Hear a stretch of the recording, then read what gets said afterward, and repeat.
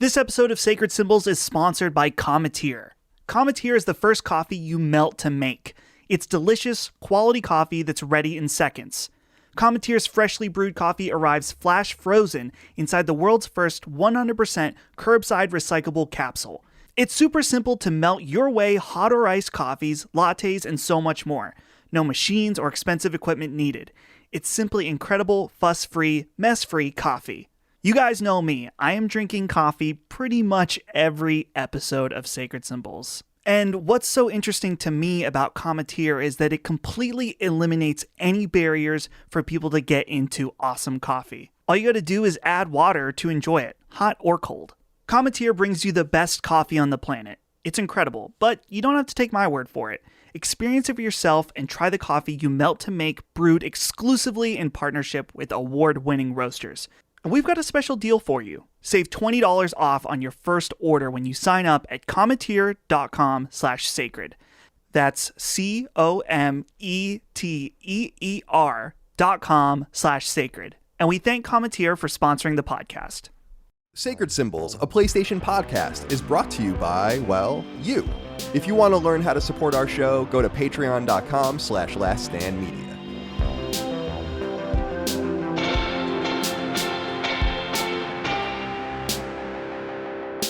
Greetings and salutations. Welcome back to Sacred Symbols, a PlayStation podcast. This is episode number 189, and this time it is really episode 189. No misnumbering. That's not my fault. Who could have done such a thing? It's not my fault.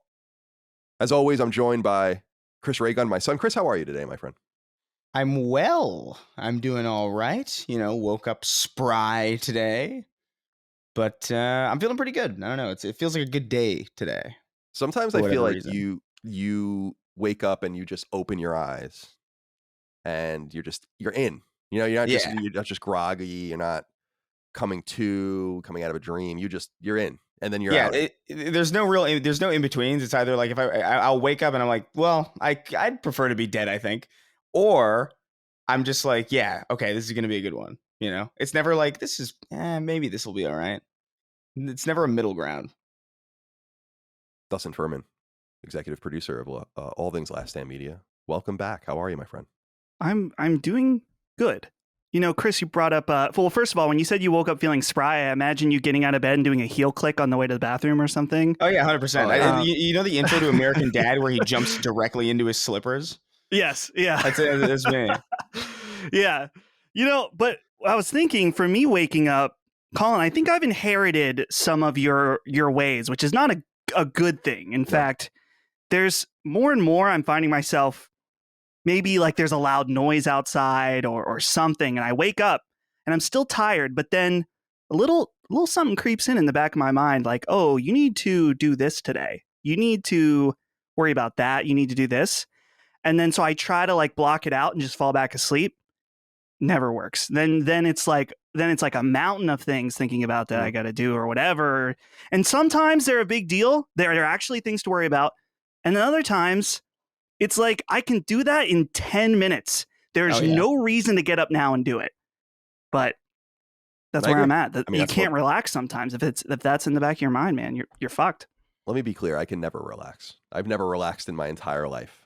Have I ever actually relaxed and not worried about something? But I totally understand that. And my suggestion about things, and I think people have their own way of getting things off their list and their agenda, things to do. I just try to always keep things in play forever. Just something is always going. That way I don't feel too overwhelmed. But even then that doesn't really help. But nonetheless, I'm sorry to hear that you're struggling mentally due to apparently osmosis. Yeah, I don't want it to sound like this, like, oh, I wake up in a cold sweat. No, it's just something I'm noticing. I'm trying to get in check. It's not bad, but it's something I'm aware of. Fair enough. I appreciate your self-awareness, and we wish you the very best. Thank you.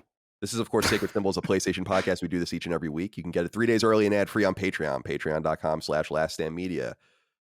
We're doing great over there. We really appreciate your love, kindness, and support. Come over and join us. Of course, a big pull in addition to getting the shows early is Sacred Symbols Plus, published twice a week. We put some of those up eventually live, but you get all of them early and ad-free. Most of them are exclusive to Patreon. And we've been doing a bunch of good ones, including one that just went live with Jeff Ross. Finally published that episode, Jeff Ross, of course, is the director of Days Gone. We talk about how Days Gone was supposed to be a Vita game. We talk about how they wanted to do an Uncharted game about Sully and all these other things. Lots of interesting information in there. Of course, we talk more about Resistance and the corporate struggle at Bend, and there was a power struggle at Bend, and Jeff Ross really goes into it, and it's very fascinating. So come check that out. We just did an episode about unionization. I had Stacey Henley, who's the editor of thegamer.com, on for a curt conversation, a nice, friendly conversation, but about games journalism, so on and so on and so on. We have good episodes coming up about China. We have an episode coming up about Sony QA. We have an episode coming up with fighting games on using Vincent Genito as our guest here, coming back to the show after a very nice response to his Me Too movement, or his Me Too, his Me Too episode. So we appreciate that. Thank you for that. Also, live show, Sacred Symbols 200, live in Richmond at the National, Saturday, April 30th, with Chris's Snark Tank podcast opening for us. Tickets are on sale now on Patreon. By the time this goes live on free feeds, let me see. Yeah, this is right? Around the time this goes live on free feeds, the remaining tickets will also go on sale for everyone. So, Dustin, how do we want to do this? Do we want to just have people go back and go to Patreon? Maybe I'll make another post when it's free for everyone, and we can try to republish that or whatever. We'll make another public post that's like, currently we have a post out for the patrons, which that's only at the dollar level. But I guess they won't. It'll be too late for those free feeds. So there will be a public free post. Colin and I will make sure it's tweeted out, so it'll be on socials and stuff like that. But if you're a patron right now listening on Friday, I'd recommend getting your ticket now. I mean, we did this special early access only if you're sure you can go. I don't want you to feel like you got to get it, but this is really you're in the limited early access section, so you might as well take advantage of that while you still can. Yeah, I mean, as of now, I think we're around half sold or something like that. I don't know, but it's a much bigger venue than last time, so we wanted to be able to accommodate more people. I felt bad that the last time we sold out in like 30 minutes or something like that. I don't know that we'll sell out this show at all because it's such a bigger venue, but we want to make sure we can accommodate everyone. So come over and check it out. Come see us.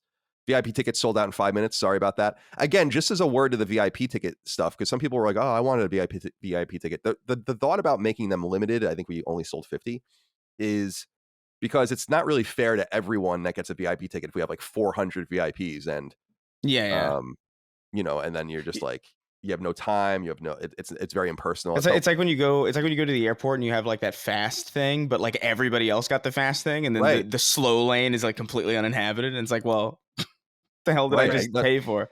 That's exactly right. I would never do that when I used to travel all the time, because you had to like talk to the Secretary of State's office or something. I'm like, I'm not doing that. I don't want to interface with the government. All right. So come check us out. Live in Richmond, April 30th. The Sacred Symbols episode 200 is going to be all about the top 25 PlayStation 4 games. We're going to rank them, and it's going to be really fun. Snark Tank, of course, will be there as well. And so come check us out. Thank you so much for all of the hundreds of people that have already bought tickets, and hopefully we'll sell hundreds more in the weeks and couple months to come. And we'll see you there. It'll be a lot of fun. Thank you.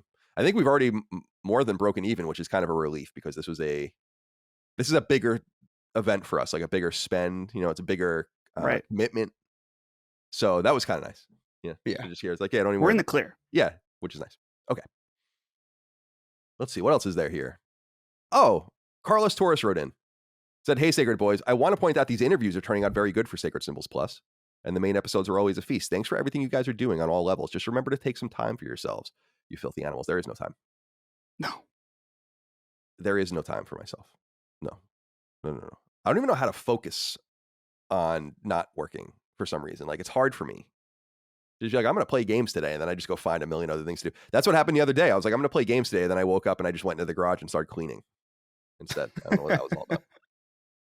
All right. Connor J. Tobin wrote into us and said, hey, boys. And remember, you can write into us on Patreon at patreon.com/laststandmedia. He says, hey, boys. So I had a dream. Or he says, so I'd a dream. I mean, come on, man. What are you, fucking Shakespeare? I'd a dream. John that's a really infuriating thing to read. Never do that again. Jeez. All right, Edmund Burke. I'd had a dream where Dustin fired me from the LSM internship I didn't know I was on. Despite this latter fact, Jesus, writing. I felt so aggrieved that I brought this issue to Colin, by which point, however, I had accepted that I was woefully unqualified for the job and that Dustin was absolutely correct in his assertion. On reflection, I realized the dream had helped me articulate something about LSM that's been troubling me. How do you deal, not so much with tensions themselves, but the threat of them? How do you deal with the anxiety of an argument arising within your wonderful group, regardless of whether it's likely to occur? Keep up the good work, and thank you for the great reference. Connor, thank you for writing in what I would only describe as late middle English. I appreciate that. Now, Dustin, I wanted to ask you about this first, because I actually think we do a pretty good job of not arguing or fighting at all about anything. Now, maybe that's my reflection as the man who owns everything, but I kind of feel like I've created an environment where anyone can say anything they want to me, and I don't really mind. I don't think we've ever had like a real quarrel or a fight. And my I guess, I don't know, what I keep in my back pocket is just to keep the powder dry. That's my technique. And when I want something, like really want something or really feel something, then I fire. And I'm like, no, this is the way we're going to do it. That's pretty rare. So Dustin, as employee one, I'm kind of curious how you think we navigate that. How do we avoid arguments, and how do we stop from fighting amongst ourselves? Well, I think that it's important, and something that I've always tried to do is just keep lines of communication open. And when there's a lot of obviously management that goes on, not necessarily like managing. I mean, there's managing of people, but managing of shows and collaboration and stuff like that. And no matter what, you are going to get annoyed with everybody at some point. I've been annoyed with everybody on this team, like at one point or another. And I'm sure that all of them have been annoyed with me. So, and that's what's going to happen when you collaborate on giant projects that literally become everyone's career. It's just bound to happen. Mm-hmm. So the key for me is always that sometimes people can misread intentions. Sometimes things aren't said the right way, or sometimes they're said intentionally and they maybe shouldn't have been said that way. But I think that it's important for us, and what I would recommend to just people overall, as far as like peacekeeping communication skills, is that we live in such a digital time where everyone talks differently via text. Some people are joyful and bubbly and put exclamation points and emojis after everything, like me. It's not necessarily a good thing, but that's I probably overemphasize. In fact, actually, recently Maddie told me that I actually sounded like very firm because I ended my sentences with periods. So I came off as very firm and sometimes cold. And I was like, oh, that's really interesting. So the key for us, I always say, is if there is conflict, annoyance, we try to take it off of text. And that's what I recommend to everybody, because and I think this goes to show also with Sacred Symbols Plus, when we talk with our voices and we actually communicate face to face, it turns out a lot of the things that felt like big deals end up not being big deals. They're just either misunderstandings, or, you know, maybe an apology happens and then everyone makes up and then it's good. So that was a very long answer, but it's something and it goes, like I said, beyond just Last Stand. This is something I'm passionate about, and something I'm thinking about with how people interact online. It's like, it's so easy to misunderstand, but it's also easy to be more mean than you should. So you got to be careful on both angles. Definitely. Yeah. I feel like, I don't know. People can interpret this. You guys can openly interpret this. I don't mind. Because I think some people think I have like puppet strings with everyone, where like people are afraid to say things to me or afraid to say things on the show. And I'm like, I guarantee you that's not true. I can pretty much guarantee you that that's not true. I've never told anyone not to say anything. We've never cut anything for content before. Like, oh, we shouldn't say that about each other. We shouldn't say this. So I try to keep that going. But I think my approach is pretty decentralized. Part of it is kind of a cop-out, because basically what I do is I'm like, that's just Dustin's problem now. I'm the CEO and I have all these things to worry about, and Dustin will run the company. And that's basically kind of how it happens. And then with I'll remember this. Well, I mean, I basically empower you. I mean, I just send everyone to you. You know, I've said before on Discord, you can't be fired. Like, I don't even know how the company would function if we didn't have you. Like, we would be in a lot of trouble.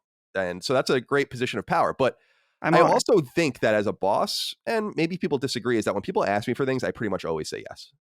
Like, I want this much money. I want this accommodation. I want to do this. I want to do that on my own. I want to do this. I'm pretty much always like, that's fine. Yeah, sure. And I think that's part of keeping the peace is just picking your battles, in my opinion. Like that's Definitely kind of been my management focus. Like we're a very successful business. We're not on a razor's edge. It's not that nerve wracking. Like we don't have to nickel and dime each other. We don't have to get mad at each other. People can take their time off. That's why I say like, we have a company where people just do what they want to do whenever they want, as long as we hit these certain beats. I don't really give a shit what anyone does, to be frank. And I tell people all the time when people write in, some people complain about things and stuff. I'm like, I'm not Dustin's father. I'm not Chris's father. Like I'm not. Yeah. If they have something, you have a problem with something they said, you can go talk to them. I'm not like the intermediary. I'm not their secretary. But I do think, and I've said this before too, I do get mad every once in a while, and I think I've said that pretty much everyone, please stop making me be the boss. Like, just do what you got to do. Take care of it. And one thing I've been trying to do as well to everyone is to tell them they're doing a good job. Got to do that. I remember there was a guy at IGN, I won't say who his name is, but everyone who worked at IGN will know exactly who I'm talking about. It was just middle management, dude, didn't do anything. All that would happen was that you would get emails from him that things were wrong. You would never hear anything was right. It would just be like, this is wrong, this is wrong, this is wrong, this is wrong. And then what I realized at some point was if you just ignored him, he would go away. So I just stopped. I started several years before I left IGN. I just ignored everything he said. And then he just went away and he bothered other people. It was great. So that's a good strategy. Yeah. I was just like, you at some point you got to feel for your power in an institution. And I definitely had a feel for my power at IGN towards the end, where I'm like, you're never going to fire me. So I'm going to do what I think is right. And ironically, that guy got fired after I left. Okay. Oh, go. You're done. Let me see here. Where are we now? Oh, okay. This is interesting. This is an interesting one. Chronicles of DJ wrote in. Dear CDC, I write in as a concerned patron. Last week on the show, Dustin talked about his Joker moment being at the hands of Colin from the Butler Live event. I would like to add additional concerns that our fearless leader Colin also has a hand in this Joker turn. Every week I tune in, and this is how a lot of conversations go. Colin presents a topic, talks, and say, let's hear from you, Dustin. Colin then proceeds to talk more. This vicious cycle repeats over and over. I say to you, Colin and Chris, repent and let our baby Dustin shine, stand down. Now, this is true, and I am self-aware of this. However, I want to let people know why I do that. It's hard in broadcast, let's call this broadcast, when someone just stops talking. Like, I know people that do this, and I'm able to work off of it because I expect it. Like Rick Hogue is one of these guys.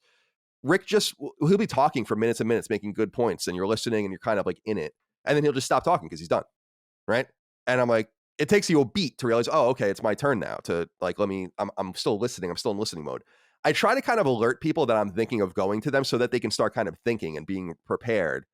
Because it's not just a one-on-one like it was when we first started the show with me and Chris. When I stop, Chris knows it's his turn. But when I stop, who knows who it is? So I'm sorry about that, Dustin, but understand the intention is done with to just prepare everyone, including Chris. I do that for Chris too. Well, and I think we've gotten I mean, this is something that we're still working on and improving, but I saw a really nice comment about this the other day, and I really wanted to capture it in my mind because it's easy to focus on bad comments. But someone on YouTube said, you guys are getting a really good flow, and it's really nice when someone other than Colin can pass it off or ask a question and stuff like that. And so that's the goal is always to make the show more dynamic. We are bound by the limits of the internet, and so we don't want to make it talking over each other and stuff like that. We hate that. It's no fun, and no one can hear each other or whatever. So we want to keep it flowing with the latency and stuff like that, and we're always working to make it better. Yeah, very well said. I just I'm sorry to both of you about that because I know I do that, but it's kind of to just be like you're on deck. That's my intention. So now that people understand that, maybe you'll stop complaining. I doubt it though. No. Yeah, they won't. James wrote in, there's a couple corrections for me, so let's get through these. Good afternoon to you all. I'm sorry to write in like this. However, I must take Colin to task with his comments lately. Mr. Moriarty, you have mentioned several times that Sony doesn't care about nickels and dimes in regard to them selling other merch items and such. However, Sony clearly cares about it because they are consistently nickel and diming their fan base with these $10 upgrades, regardless of the bad PR. Even Horizon Forbidden West is having issues again with the PS4 version, not stating anything about the PS5, but the PS5 version for $10 more references both consoles. How does this line up with your claims? Anyway, love this podcast. You are all the best at Last Stand, even with Colin having to say touche on this topic. No doubt. It's funny. Didn't I say that on this show or another show recently that I need to come up with a different term? I said it to someone somewhere. And it was about this very thing where I keep saying Sony doesn't care about nickels and dimes. What I mean by that is they don't care about merchandising opportunities. They don't care about PSX. They don't care about all these little things, but they definitely do care about pinching some pennies. So you're right. Yeah. I just don't know how to articulate that. So I'll write in, I'll think about that, James. And Jay Phillips wrote in and said, Colin, now this is an even worse one, but I have to bring this up. He says, you are by your own admission a stickler for proper pronunciation and grammar when dealing with Patreon question submissions. Yet we, the audience, have to wince in pain every time we hear you say authentification instead of authentication. Even as I type this, autocorrect is telling me that authentification isn't a word. It actually says this right here as well. It says it's not a word. Should you add a new Patreon tier where one of the perks is getting you into some remedial English classes? I'd gladly fork over the extra cash. Jay, a little harsh because my command of the English language probably better than yours. However, I will admit, this is one of two words that I've regularly screw up. The other one is kind of similar, where I would say it was desalination. That's what it was. Desalination is taking salt out of water, right? And there are desalination plants in California and stuff. I used to say desalinization, which is not necessary because that's not the word. It's desalination. This is a very similar word to me, where authentication doesn't sound right. And so I just can't say it. I want to say authentic because you're authentifying, right? So I'm not saying you're wrong. I'm trying to tell you why it is that I say that wrong. There are a few things that come out like that. So you're absolutely right. Do I need remedial English classes? Probably not. I mean, I was a professional writer, but it's true that I don't know every word. I get a little annoyed when people come up to me like, oh, you don't know that word? You use all these words. You don't know that word? What am I, a fucking dictionary? No, I don't know that word. You don't know the word defenestration? Oh, Jesus. Defenestrate? You don't use that word? It must be hard when you say a word wrong and someone points it out, you know? Jaguar. But yeah, that's true. That's true. I just don't even know how that I can't with the Jaguar thing. I don't want to do it right now. But I wanted to acknowledge that, Jay. Yes, you're right. It reminds me a lot about how I've told the story in the past, how even though I have a BA and was going to grad school for American history, I had latitude and longitude wrong the entire time I was in college. The entire time. And was so dead. I was like, oh yeah, longitude, around the equator, around the equator. Totally wrong. I don't know where I got that from. I don't know why I thought that. And I was wrong millions of times. And no one picked it up. So apparently my college education wasn't as good as I thought. Okay. Let's see here. Greg M. says, hey, CDC, I just want to take the opportunity to thank LSM and its collection of content for its impact on me over the last month. I just spent 27 days confined to my house with a seemingly never-ending case of COVID. That's so strange since COVID is fake. I'm only kidding. I didn't have the strength to sit up and play games or even watch TV. The aches and such were so bad, I couldn't relax enough to sleep, and all I could do was lay in bed and suffer. The depression from being isolated for so long, combined with the anxiety from missing work for a month, really started taking its toll. I decided to fire up an episode of Sacred Symbols. I found myself listening to episode after episode of each of the LSM shows, and from that point, you guys became my escape from the misery I was experiencing. So thank you guys for somewhat giving me some relief during these horrible few weeks. Sorry to hear that happen to you, Greg. Greg M. Maybe it's Greg Miller. I didn't know he had COVID for 27 days. But I don't know about... See, here's the thing. I don't know about the value of our show intrinsically, but I do know that it has this interesting value to people as they need it. I want to remind everyone, take care of yourself out there. COVID still rages. Do what's so comfortable. That's what we said, by the way, with like our show. We have to have I'm not mask up. You have to be vaccinated or have a test to get into our show. That's just the nature of the venue. And we said in our write-up, like, if people want to continue to wear masks and do whatever is kind of comfortable for you, this stuff is still lingering. So take good care of yourselves. Pay attention to your bodies and minds, spirits. I just did a little cross, almost like I was. Oh. Like making a little Catholic, but take care of yourselves out there, Greg. We're glad to be there for you. Okay. Oh, here we go. Oh, yeah. Boy. All right. So I put in our notes here, misrepresenting us hurts our show. It hurts us, our show, and our brand. I want to just talk about something real quick before we get into the news and what we're playing and all this. People have multiple times leaked what I say on Discord, and they do this for clout at various places. And I don't really mind, because I guess it should be expected that I'm speaking to thousands of people, someone is going to be like a bad actor, a bad character there.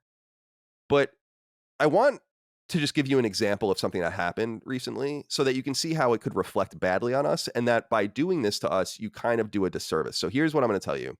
I was having an awesome conversation with people on our Sacred Symbols Discord. 4,200 plus people now. Thank you. Patreon.com/laststandmedia. And I was saying, we were talking about games that would come back, games that wouldn't. And we were talking about the early PS3 era. And I had said something like, we were going back and forth. And I said, I think you'll see Resistance in Killzone again. And I was like, Folklore, Lair, all that kind of stuff you won't see again. And those were all from the Heavenly Sword. And then I said, SOCOM will come back. Someone just took that out of context, put it on games, the Reddit for games leaks and rumors. This thing blew up into this huge thing. Now everyone's tweeting about it. People are writing stories about it, saying Colin Moriarty confirms SOCOM is coming back. Colin Moriarty says SOCOM will return. Colin Moriarty says Killzone and Resistance returns. This is completely an unfair representation of what I was saying. It was done for clout. And the reason that I care is because now people out there, whatever happens to I think SOCOM will come back, by the way. But whatever happens out there, it's like people now have this expectation, this false expectation that this is what I said, but it's not what I said at all. It's not what I said. And I wanted to just illustrate that for people, that's now going to linger in infinity forever. People are going to be, and if Resistance, for instance, doesn't come back, people are like, Colin said Resistance was coming back. He was wrong. I saw this thing on the Reddit where people are like, he's been wrong about this, and this. And I'm like, first of all, I didn't say a lot of that stuff. Second of all, a lot of those aren't even predictions. If you're talking about the things that I've leaked, then I will leak them deliberately. You'll know that because I'll leak them. If I knew SOCOM was coming back, if I knew that to a certainty, as opposed to just connecting the dots like we do on the show and saying like, well, the very first director of Rainbow Six Siege works at Guerrilla. There's clearly a project going on over there. It could conceivably be Killzone or SOCOM, and we talk about these things. But I just wanted to illustrate why that could be unfair, and that kind of sucks. So I just want to keep people, cite us for what we say and our intent. It was what I was saying earlier a couple of weeks ago about when people were pulling out this thing I said about Hogwarts Legacy out of the end of a Sacred Symbols Plus episode about our most anticipated games. I'm like, if I had something to say about Hogwarts Legacy's date, I would tell you. But I'm just I just feel like, just be careful out there, not only with our stuff, but with everyone's. It's just unfair. It's hard for people to kind of understand that when it can't possibly happen to you, because no one is, no offense, but you're just the person listening, or you're the person online, you're the anonymous person in this space. It can hurt someone when you misrepresent their takes. And as I said before, people make shit up all the time. There was this huge story on on Reset Era, like years ago, of people saying like, or this guy was saying, giving this big story about how he watched me play the Wonderful 101 at E3 and how bad I was. And I'm like, this never happened. This literally never happened. And now like people are going to read this, and some people are going to think, just weird shit like that. So just keep it in mind, my friends. Okay.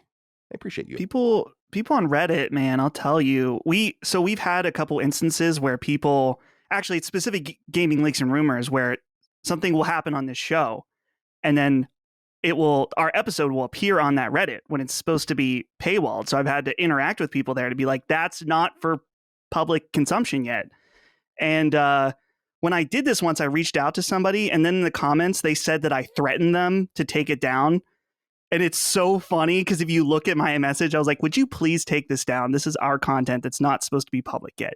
Thanks. I said, thank you. I'm like, oh, so thanks, a dude with an exclamation point? Yeah, a dude that says thanks and please is threatening you. Stand up. Thanks is a threat. Yeah, you got to put an exclamation point and a smiley emoji after it. Yeah. Speaking of emojis, I was saying on the Discord yesterday, where is the pregnant man emoji that I was promised? I'm going to abuse that thing so bad. It's going to be awesome. I can't wait to put that and everything, because it's just going to be me with my belly. Where is that emoji? I'll put that emoji after everything, and people will know I'm not serious. All right. I'll come right out and say it. I'm a big fan of CBD. CBD, or cannabidiol, is a wonderful extract from the marijuana plant. It's useful in controlling anxiety, getting better sleep, and relieving bodily aches and pains. And I believe Feel CBD is the best I've ever used. And that says a lot, because I've been a longtime user of both CBD and THC to help me manage my own anxiety and sleeplessness. And in reality, I think it's CBD most people are actually looking for. That's because CBD doesn't get you high. It works much more silently, unlike its THC cousin, which works in part by getting you stoned. That's frankly not what a lot of people are seeking, and I don't blame you. Instead, by taking a few drops of Feels CBD and putting it under your tongue, you could be moments away from relief, whether you're wound up like a top or tossing and turning in bed. I can relate to both. I also know that Feels CBD has been essential for many people who deal with bodily aches and pains I gratefully cannot relate to. Although maybe I will soon, I am getting old after all. So here's how you get going with Feels. Head to feels.com/symbols and get 40% off your first 3 months of Feels CBD with free shipping. And if you're not into CBD tincture, you can even try Feels' mints for a more on-the-go and discreet way to find relief. But for me, I'm all about that tincture. Now, even after all you may know, that CBD doesn't get you high, that it's perfectly legal pretty much everywhere, that it's not like hitting the bong with Spicoli. Not that there's anything wrong with that. You may still feel intimidated by the process. Ameliorating this is another reason why I love Feels, because they have a helpline staffed by real people, ready to answer all of your questions about CBD, dosing, solvable symptoms, and more. They've got it all covered. They're truly great, and I think you're going to love Feels CBD when you try it, especially if you become a member, so you can save some loot and get product without having to think about it. Start feeling better with Feels. Become a member today by going to feels.com/symbols to get 40% off your first 3 months with free shipping. That's feals.com/SYMBOLS to become a member and get 40% automatically taken off your first 3 months with free shipping. Again, go to feals.com/symbols today. Did you guys see this Guitar Hero fake streamer thing? I wanted to bring this up. There's this, so Kotaku wrote about this, but really the source of this is actually a YouTube channel called Carl Jopes. I don't know him, but he's got 660,000 subscribers, so he's obviously big. And this video has almost 2 million views. It's called "The Biggest Cheater in Guitar Hero History Was Finally Caught." And it's this really interesting 25-minute video or so about how this guy named Shmooey, I guess, in the Guitar Hero world has just been faking his world records. And it's this pretty intricate look at how he was doing it and stuff like that. It's pretty wild. I want to just recommend people out there to check it out. Chris, did you get a chance to look into this at all? Yeah, I looked into this a little bit. It's because I've seen this guy's videos. Like this guy comes up every now and again. I see it popped up on Twitter sometimes. I think it popped up on TikTok a couple of times when I was using that. And I remember thinking like, wow, that looks. I remember thinking it looked suspicious, but like immediately being like, I don't know. I guess people are good at Guitar Hero. Like I've seen crazier things, theoretically. So I didn't think much of it. But like it's kind of. I felt kind of good about the fact that this was kind of. This was proven, because I felt like, I have at least some intuition here, at the very least. But it's such a weird situation. It's such a long, it's a long video, so I didn't watch the entire thing, but I would recommend people check it out because I just listened to it in the background when I was like doing work yesterday and occasionally looking at what they were saying. But it is weird. It's because I agree when you're watching it, it's so fast that it seems like it's not real to me, and I'm surprised. Yeah. I don't know anything about Guitar Hero. I used to play it when I was younger, but I don't know anything about it. But it's so fast. He's playing things at like 300% speed, and it's just like moving your hands. I'm like, this can't possibly be reading all of these things. So I felt like it was obvious to me, but maybe not so obvious to the Guitar Hero fan base or the ring. It's actually what Clone Hero, whatever they call that thing now, or what is it called? Something like that. It's something like that, right? But Dustin, what do you think of this story? I think what is most interesting to me is that we're seeing this rise of cheaters that aren't necessarily, I guess it is, a lot of it's Twitch and YouTube based, where there is a demand for content of extremely high skilled players. And there's a way that you can make a lot of money by being one of these people. And so some people think that they can get away with something like this. There's an awesome clip. Chris, surely you've seen it, of this guy streaming, and he's playing Halo 3, and he just pulled up a YouTube video of some guy playing, and it's so obvious the way he's like, oh yeah, I'm just here dominating. I gotta find this video and post it because it's so awesome. Was it a joke? No. Oh, okay. The dude was trying to play off this YouTube video as his own. And so, yeah, how about this? I understand the temptation on why people would want to take this shortcut in order to potentially, be famous, make money. But listen, a lie like that, you just got to keep compounding and compounding and compounding, and eventually you will get caught. No doubt. That's why you just don't lie at all. Don't lie. I know that's obvious to say, but It's like what your parents say to you when you're kids. Like, you have to lie to cover lies, and you don't remember what's true. Just easier to not lie at all. But I'm surprised by people's callousness in this regard, guys, because it seems to me that it would be easier to catch you now than ever. It's a weird reference, but I was just talking about this with Micah a couple days ago, where I was reading about old serial killers, like old ones, like from 500 years ago, 700 years ago in Europe. And these people would kill like hundreds of people before they got caught. And it would happen because there was no way to catch them. Like, there was just, how are you going to catch the serial killer in 1400? I mean, you have to see them do it. And then you have to like compel people in and all this. And the reason I bring that up is because eventually these guys make a mistake and they get caught. But now, who's going to kill 200 people and get away with it? Unless you're, like a military or something like that. Like, it's just not possible. Too many people watching. There's too many ways to get caught. There's too many angles in the security state and all those kinds of things. And so I think about that with this Guitar Hero streaming stuff, where I'm like, you are streaming all of the evidence. The ways that they caught him are all in the videos. It's not even like anyone, like, watching the way things animate, jump frames, and all of this kind of stuff. Yeah. And I'm like, you have to have known. There was actually one interesting thing in the video where he was saying that he would increase the game speed by a certain amount of time in production, but the math was slightly off, so that if the video played long enough and you played the regular version over his version, by the end they would only be like a half a second off. But that was like enough to prove that he was cheating. So it's all the forensics are there. And I'm fascinated by why people even bother. Yep. Yeah, it reminds me of do you remember that Shia LaBeouf, like, He Will Not Divide Us thing, where like he streamed this during when Trump was running, or I think when Trump won, he had like this flag with the words "He Will Not Divide Us" written on it, and he just streamed a 24-hour feed of this video of this flag blowing in the wind, and people kept finding it and like fucking with it, and then eventually he was like, I'm just gonna put it in a random field. I'm going to have the camera aiming towards the sky. No one's ever going to find this. And people found it through like the sun, right? Like they figured out. It was like through the sun and like weather data and like tracking planes as they flew. And they found it. And it's like, you can't get away. How easy it must have been to just be a fucking serial killer like that long ago is insane. I think about that all the time, like being a highwayman or anything like that. Like, it's like, who's going to catch me? Highwayman.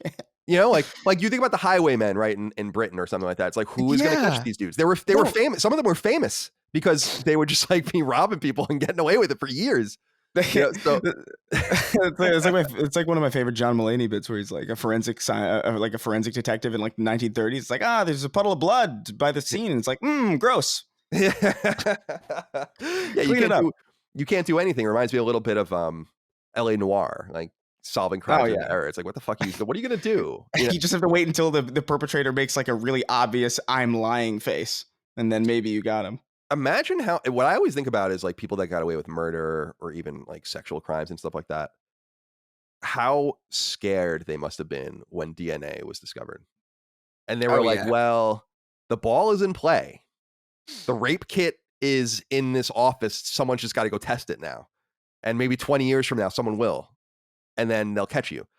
It's like the ultimate own in some way. It's like, oh man, now you got to live on a razor's edge for the rest of your life because this major advance happened when you were murdering people in the 70s, and now in the 80s they have the evidence that they need to get you. But crazy.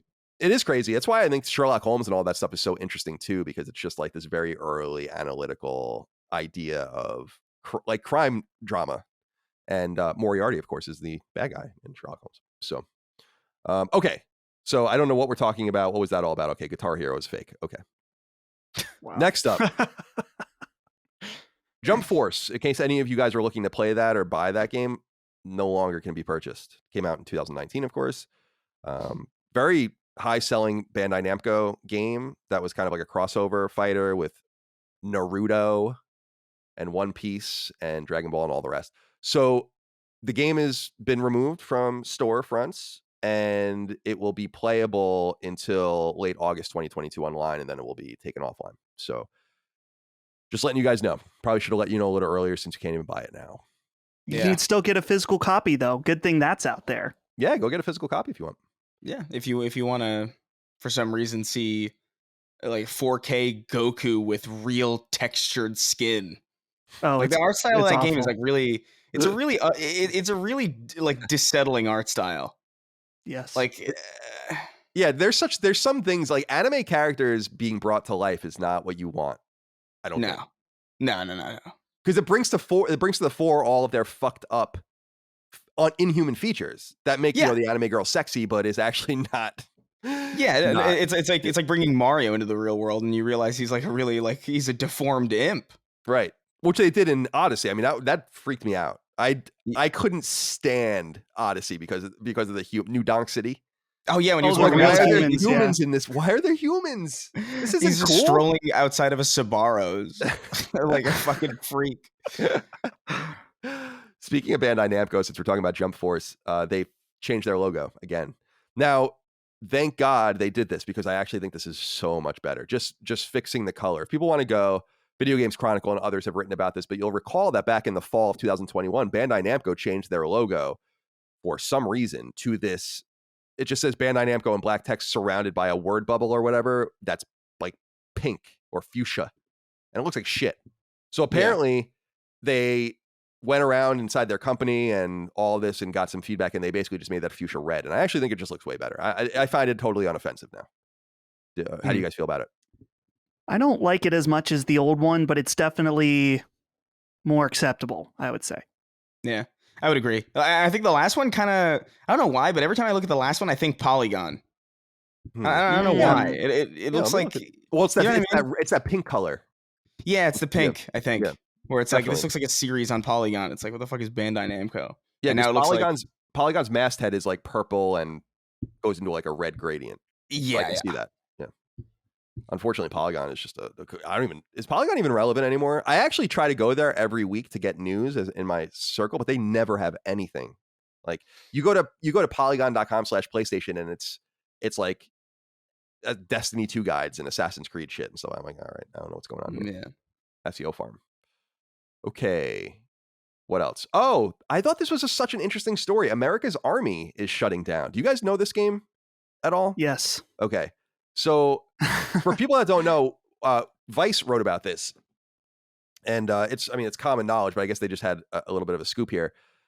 And it says America's Army Proving Grounds, a game used as a recruitment tool by the United States government, is shutting down its servers on May 5th after existing in various iterations for 20 years. After that date, the game will be delisted on Steam and removed from the PSN store. Offline matches and private servers will work, but the game will no longer track stats or provide online matches.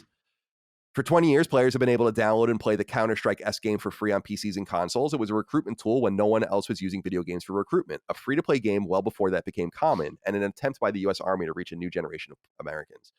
So I never played this game, but I remember it happening. It was post 9/11. Free-to-play was like unheard of.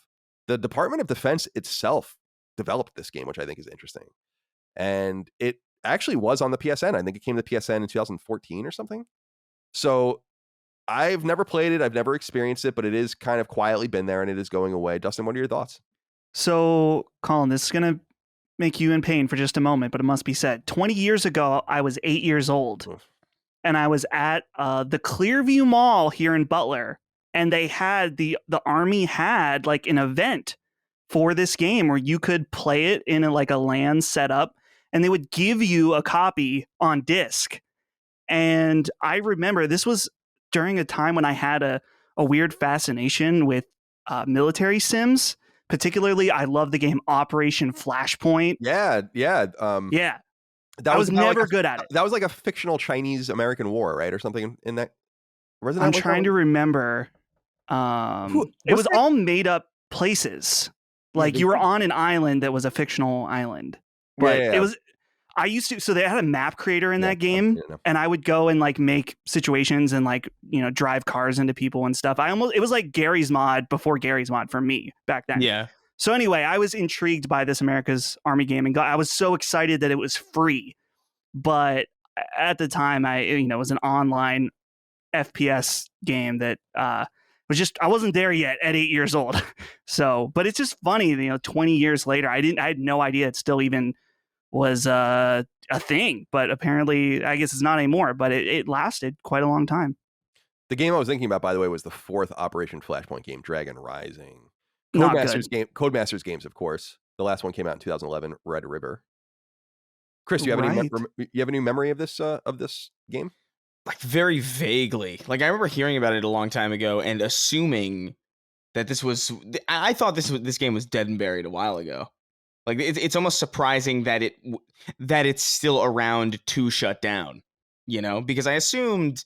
I mean, because we had heard all sorts of things about like, oh yeah, the military uses like some like video games to like kind of train to train troops or whatever in some way. And you have to assume, especially in like the advent of VR or just even just basic, just like industry-wide improvements to first-person shooters and video games in general, that like anything that was made around the time that America's Army was out was surely obsolete by even 10 years ago. So I don't know. It's very weird to hear about this again after like just not hearing about it for what feels like decades. Yeah, I'd be interested to know how many people are still playing it, and if like it's the population count. Yeah, if it's still functional as a recruitment tool and all of the rest. It's kind of interesting because I don't think the Army would get away with this anymore if they tried to do this again, because the U.S. military was on all over Twitch, and that I don't think it passed, but Congress was trying to pass a bill to stop them from using Twitch to promote. And I don't know if you guys remember, but I mean, they used to be in my high school. Yeah, no, and I 100%. imagine now I was too young. I mean, by the time this came out, I was already in college, but I imagine this was in high school as well. Like, and that's kind of fucked actually when you think about it. But especially at that time, because my you guys kind of escaped it. Not so much maybe later, but my generation was the one that was spit up and eaten up and spit out by 9/11 wars. And I feel bad I know so many people that went over, and they all got recruited in different ways. Not that there's anything wrong with that, but maybe it shouldn't be through video games. Yeah. All right. There was an interesting thing I wanted to bring up here. I love Substack. I think it's an awesome platform. It's a kind of like Patreon for writing, although you can do other things there as well. And of course you could write on Patreon, so it's a little bit redundant to say that. But there's this guy, Nathan Brown, who writes the Substack called hitpoints.substack.com. And this is really interesting because he sat down with an expert in Japanese business to basically lay out why the talk of Microsoft going in and buying a Japanese entity is ridiculous and almost would be basically impossible. It's a really interesting read. I suggest people go check it out. Again, it's called Number 93, Capital Idea, on hitpoints.substack.com. But I wanted to just direct people towards it. It basically goes into the history of Japanese takeovers and mergers. And one thing that I kind of remembered, and I said this in our Substack, was like, it is true that many of the publishers we deal with are all the result of Japanese mergers. Square Enix, Bandai, Namco, Sega, Sammy, right? Over and over and over and over again. This happens. And you never see like Western company, Eastern company, Western company, Eastern company. It's always Japanese company, Japanese company. And they go into basically, actually the guy that he interviewed, the business expert, says that he would bet his house that Microsoft will never hostily take over one of the Japanese companies, and therefore it would be incredibly unlikely that they would do business on their terms. Dustin, you have something to say? I have a question, just because I know that I'm sure there's people in the audience that will ask this, is that how would, and I'm guessing you're speaking from a publisher level, like big biz, right? Because I mean, Microsoft does own one Japanese team now in Tango. Right, but they got them through a buyout of the publisher. It's unclear. And now it is true that Bethesda got Tango as well, but Bethesda founded Tango. And I think that that's an important thing as well. I think that's how they... I didn't know that. Yeah, so I think that that's... Well, it should be noted that Tango... Obviously, it was Shinji Mikami creating his own team, but Bethesda came in and gave them the money and made them a first-party team. So that's how that all worked out. Yeah. And so it is true that there are Western hands in Japanese teams. There's no doubt. But at the publisher level, it is true. Like Koei, Tecmo. I remember a time when and I was saying this on Substack, on Discord. What I was saying, why I brought it up, was I remember a time when all 8 of those companies were individual companies, and I was playing games at the time when Koei was a company, Namco was a company. Namco did the Tales games. Koei did like the Romance of the Three Kingdoms shit. Enix made Dragon Quest, and so on and so forth. So I don't know. I just wanted to point this out, that maybe people are worrying a little bit too much. You can, of course, go read the article yourself, and we'll see what happens. But he basically says that it's much more likely that Sony would come in and take one of these companies than Microsoft. Guys, I have bad news for you. Oh, man. Digital Trends doesn't write in. Digital Trends wrote a story saying Uncharted director is working on a Jak and Daxter adaptation. Ruben Fleischer, who's the director of Uncharted, confirmed that he's currently working with PlayStation on an adaptation of the platformer. So I guess he's doing some sort of treatment for it or whatever. We haven't seen a new Jak and Daxter game like 13 or 14 years, I think. What was it, like Daxter? Probably was the last one on PSP, I would assume. Yeah. And obviously we have the trilogy on PS2, re-released on PS3. It's also on Vita. I find this incredibly strange. I don't know what the point of this would be. I know some people really have a soft spot for Jak and Daxter. I won't deny it. It's, of course, a Naughty Dog property. What's interesting is that Tom Holland apparently might be involved in this as well. I was asking people, is it common? Tom Holland seems to be becoming like a studio player, doesn't he? Like the old style, like 1950s, like I make movies for MGM Studios. It's like he's all about Sony. Whether it's Uncharted and Spider-Man, and he's at CES, and now he's talking about doing Jak and Daxter and all the rest. A little weird. Chris, what do you think about the idea of a Jak and Daxter live action film? I think it sounds horrifying. I do not want to see Tom Holland dressed as a fucking edgy elf doing backflips across a saturated wasteland. Like I don't know. Like I feel like Jak and Daxter. I'll admit firmly that I kind of missed out on that era of like most of my PlayStation 2 time was spent on fighting games. Like it was mostly just or Dragon Ball Z Budokai, that type of shit. So I missed out on a lot of like Ratchet and Clank and Jak and Daxter and the big mascot platformers of that era. But I did go back and play, I think, Jak 1 a little bit when it came to PS4 natively. And I remember thinking, this is pretty cool. I could see why people enjoy this. It was especially noticeable when I was playing Psychonauts 2 that I was like, oh, this is very, like, I understand the DNA that people are seeing here. But narratively, I don't know what you could possibly do in like maybe an animated movie, maybe that could work, possibly. I could see that being some kind of, pseudo edgy kind of like almost like Teen Titans-esque kind of animated series or a film. I could maybe see that, but even that is kind of assuming a lot because Jak and Daxter is just not a relevant IP right now. It just isn't. I don't know if you can really force that through a movie. I feel like you need to make it.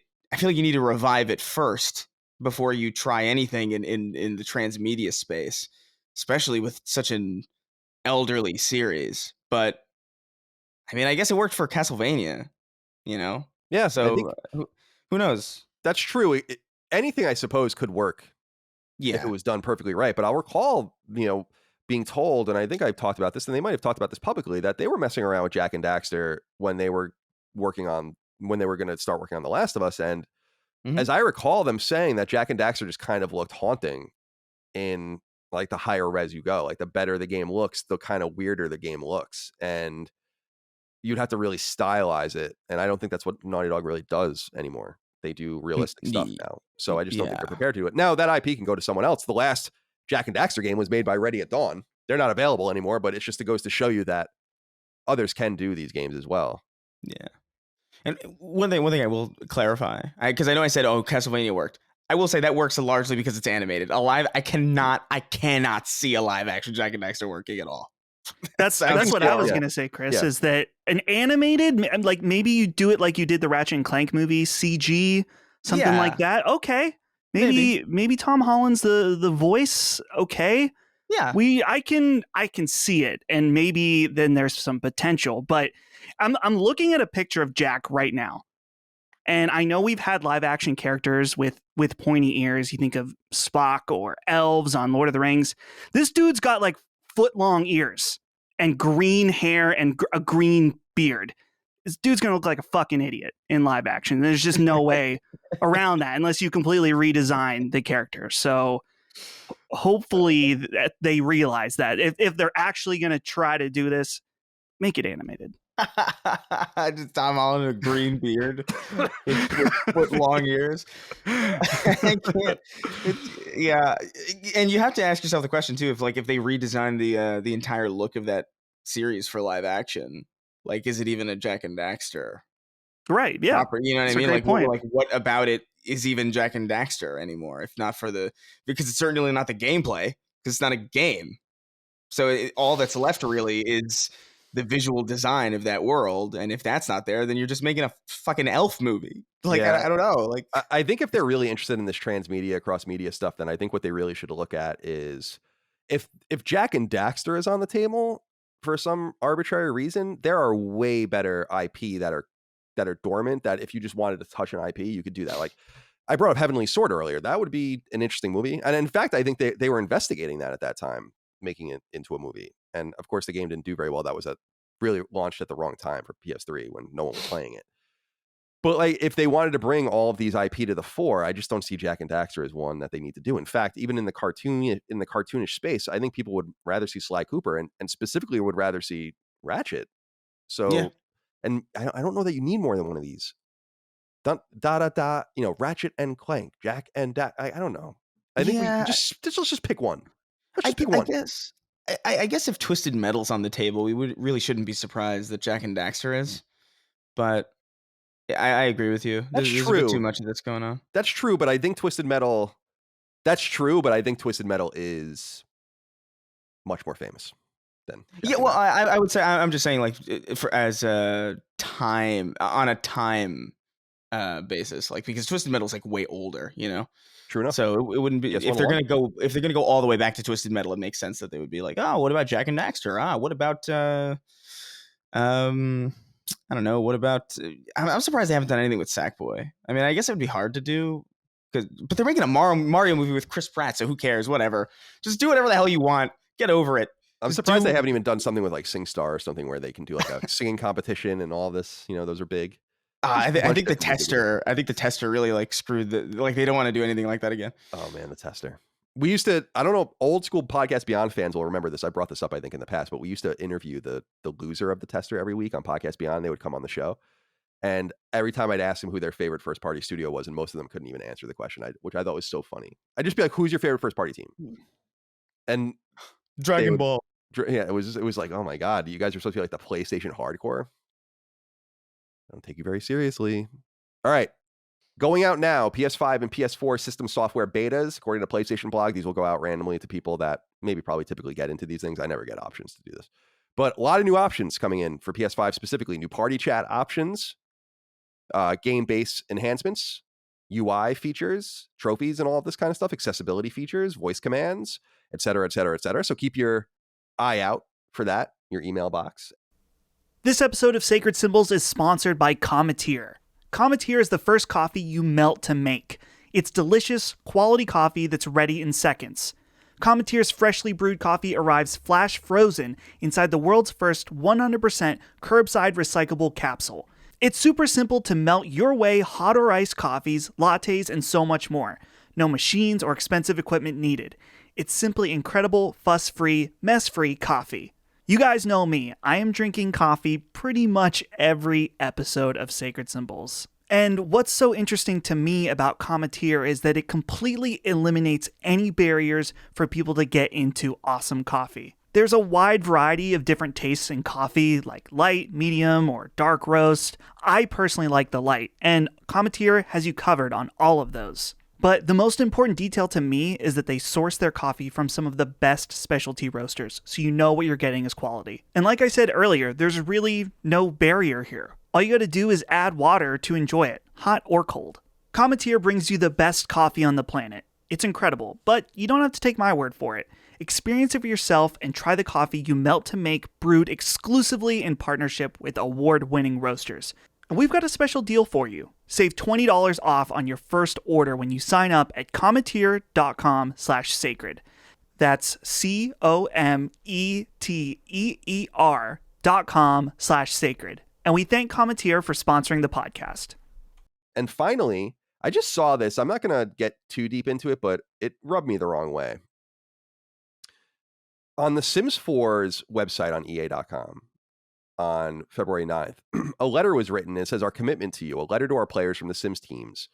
Yesterday, we introduced you to Sims 4 My Wedding Stories game pack, and along with it, to Dominique and Camille, a couple whose love knows no boundaries." So this is a lesbian couple. "Today, we want to explain the decision we've made to not release this pack in Russia. So they go on and kind of set this flowery bullshit up where they don't want to change their story and all of this, and it's admirable. But they go on to say, because of all of these things, like they never say the reason why. And the reason why is because it's illegal in Russia. And to have that in imagery, like in entertainment. Yeah. And I find this kind of weird because I appreciate that they're just saying, like, we're not going to release it there. We're obviously not going to edit it elsewhere. But it just is another illustration of the sign. It's an illustration of what the price is you pay when you do business all around the world. And it's incredible how lucky we are in Western countries to not even have to think about this or worry about this. We have Russian listeners, hear from them sometimes, and Russian players. And we were unable to release our games at Lilymo in Russia because there's all these different hoops you have to jump through to get them on PSN. And we're just like, it's not really worth it to us. But Chris, how do you feel about this? Do you think that EA is... What do you think about EA here? Because in one way, it's like, cool, yeah, you're not releasing it in Russia, and you're going to release it everywhere else unedited. But on the other hand, we really have to start asking ourselves tough questions about why we do business in some of these places if we have to even have these conversations about something as, meaningless, basically, as a lesbian relationship. It's 2022. Yeah, I don't know. I'm not necessarily as antagonistic here towards EA right now because, again, like I said, the worst option could have been very easily, oh, it's just gone, and the entire, you know what I mean? Then it's gone for everybody just to appease one market. Now, I'm glad that's not the case. This is definitely like, the good ending for this scenario. And I do understand that there is this kind of feeling. It's like, oh, well, do we even do business here? But at the same time, there are people in these countries who, I just think of it as a way for them to say, you know what, hey, your country's kind of fucked, but here's a game for you anyway. Like it's a little gimped and weird, but it's our game and we want as many people to play it as possible. It sucks that we have to make compromises on this in these stupid markets. I would just not be there, but I do understand kind of the desire to kind of get things out in front of people because it's not the player's fault that that's a law in their country. You know what I mean? They should still have access to games to play, even if their laws or their government is stingy and weird and creepy and authoritarian. So I don't know. I'm a little bit mixed about it. I do think this is a better alternative than what we easily could have gotten, which is, I still can't. I always think about the Activision Call of Duty trailer when they edited out Tiananmen Square, and it's like, and then they changed the trailer for everybody. They didn't change the game, I guess, for everybody, but that still sticks out to me. Where it's like, that's insane that happened. I agree. But it's horrible. It's horrible. It's a horrible thing. But yeah, I think you have a very balanced view of this. What do you think, Dustin? So I think that there's multiple ways they could tackle this. They could do the Disney thing and edit the content and then hope that no one notice. And then if someone does, they brush it under or whatever. Kind of like we talked about in the past, how Disney completely diminished Finn on the poster because he was black, and they knew that would not go over well in the Chinese market. Yeah. Not cool. So their options were to edit it in order to appease the Russian government or just not release it. Now, I think, Colin, what your argument, if I'm understanding correctly, is like, well, maybe they shouldn't release the game at all in Russia if they don't agree with the values of the government there, which I think to Chris's point, it's like, well, not everyone in Russia agrees with everything the government says. So, you're walking a line of like, are you punishing everybody there for something that their government is holding up? And, it's a delicate line to balance. And I would much rather them say, we are not releasing it in that territory than release a version that is compromised in order to make $1 at the end of the day. Yeah, I think you're right. And thinking about this, I think somewhere in the middle where it's a DLC pack for a game that's older and well established in the market. So you can't really go out and say, well, we're going to take the whole thing away now because it's not going to be within our vision or whatever. So it's not a new game. Yeah. And I think that maybe the expectation there would be different if it was a new game and they had to compromise it, as you said. And maybe the players shouldn't be punished as well. But the status quo is also not acceptable. And I wonder if and when any big company, probably not ever, but if any big company will say, like, this game is about living your best life or living how you want within your parameters. If you can't accept the totality of the package, then we're taking it all away. And that would be a bold move that would probably not hurt EA a whole lot. I mean, obviously they would lose money, but how big is the Russian gaming industry? Not very. And it would allow them to say, like, listen, we have some sort of value system. We have some sort of line in the sand. We don't want any of our stuff here if you can't accept all of it. And it's not above and beyond whatever reproach. And that's why I just think I'm grateful to be in the United States or in other places like where our stuff is protected by the Constitution, for freedom of expression. So I don't know. Just wanted to bring that up. I don't see anyone really talking about it. Okay, let's get into what we're playing. Chris, you're not playing anything. We can start off with that. Yeah. I've been kind of busy lately, and also I've been away from my PlayStation for a lot longer than I anticipated. I was supposed to be back yesterday, but then some interesting conversations happened, so I'm here for a little bit longer. I think I'm just gonna start downloading shit on Sweeney's PlayStation 5 because I've been itching to play stuff, and I have like codes for shit that I just want to get out of the way. Especially with Witch Queen coming up, I know I gotta like really. Oh man, I have a lot to digest, but I've been really excited to get my hands on Sifu, which I'm excited to hear about because I know Dustin's playing it. Well, before we get into Dustin, and you'll go next, Dustin, since you brought up Destiny, I did want to read this from Cool Beans F, who says, Hey, CDC, with all the Bungie talk lately, it's got me wondering, why does Colin always get persuaded to skip out on Destiny? Seems like he has shown he loves FPS games and also has enjoyed playing a few games as a service like The Division and Outriders. I think the best part of Destiny is the multiplayer content, but the gameplay is so fun and enjoyable, I can't help but think that he would like it in the same way he does those other games. Chris, what do you think about that? So I think he's probably right. I do think it's a game that once you sink your teeth into and once you learn the ropes of it, it is a really compelling game to play. I think, especially with just the new stuff coming, it's like really exciting. But at the same time, it's such a difficult game to get new people into at this point because there's so much established lore, there's so much established story, and I would argue that even just the world building and what's going on in universe is the most compelling part of the experience right now. Granted, that might not be the case in next week when the Witch Queen comes out and you got these like new weapon classes and all these like different RPG mechanics and all this like class building stuff that will add a lot of depth to the gameplay, but I just find that even when I take a break from Destiny, like when I step away from it and then I come back, I'm just totally lost. I have had many, many years to learn this game. I have had many, many years to learn what currencies do what, where to go to get what, like what quests will give me what items are worth getting. And still, I have to just message. I have to message my friend Sweeney, who's like constantly on it. I was like, "Hey, how do I get this thing? I'm too tired to figure it out myself." And then he'll tell me, and I'll do it, and it'll be fun. I'll have a great time. It's just it's just not a very friendly game for people who are just getting into it. Even though I do think what is there after you get over that hurdle is something that is really pristine and immaculate, and I think one of the best examples of a live service game that we have to date. It's the biggest hurdle that game has is its approachability to new players. I do think, Colin, that you would like it, but whether or not you'll get to that point is a whole nother story. Here's the thing, though, Chris, is that so I think everything you said is right. It is difficult to. For me, specifically, I really do want to go back when Witch Queen comes out, but I just know that I'm going to be completely lost, which luckily our friend of the show, Jimmy Champagne, he's been in there this whole time, so he's going to help me out. But in Colin's case, I want to lead with this analogy. This is my new thing, is good analogies. I had the taco pizza analogy last week.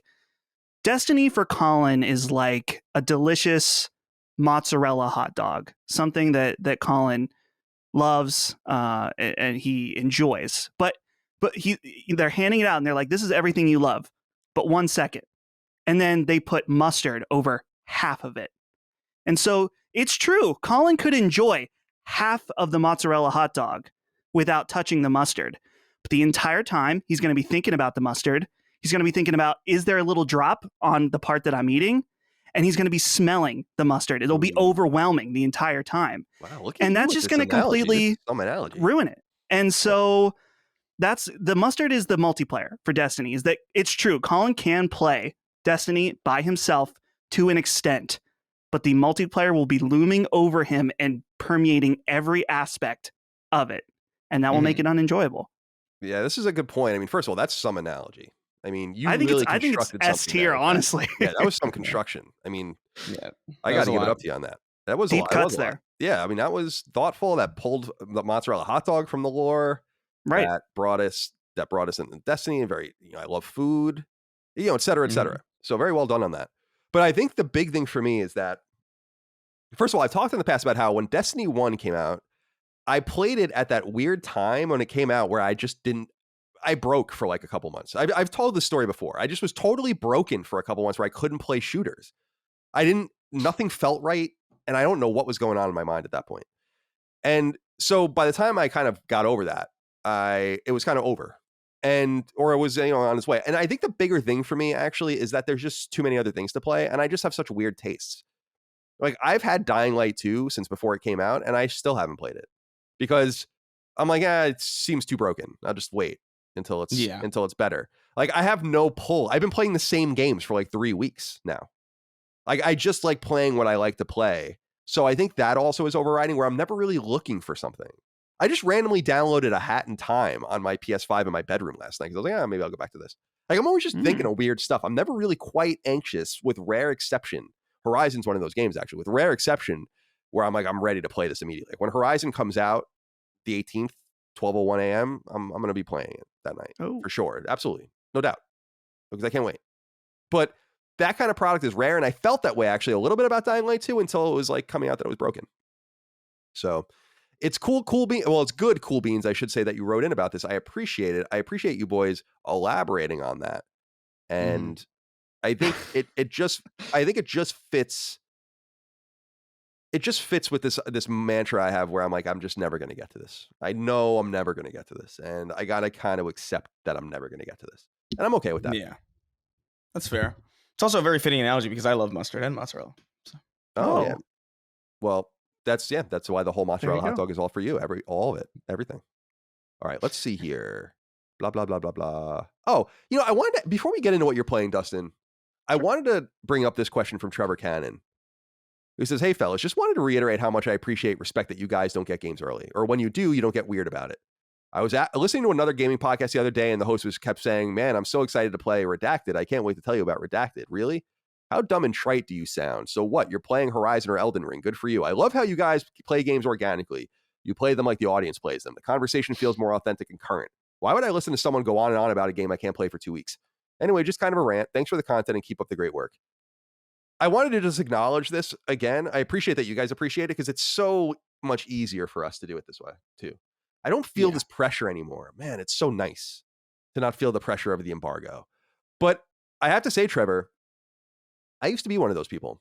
And it wasn't until I was outside of IGN probably that I realized how lame that was. Because at IGN, we would get games really early.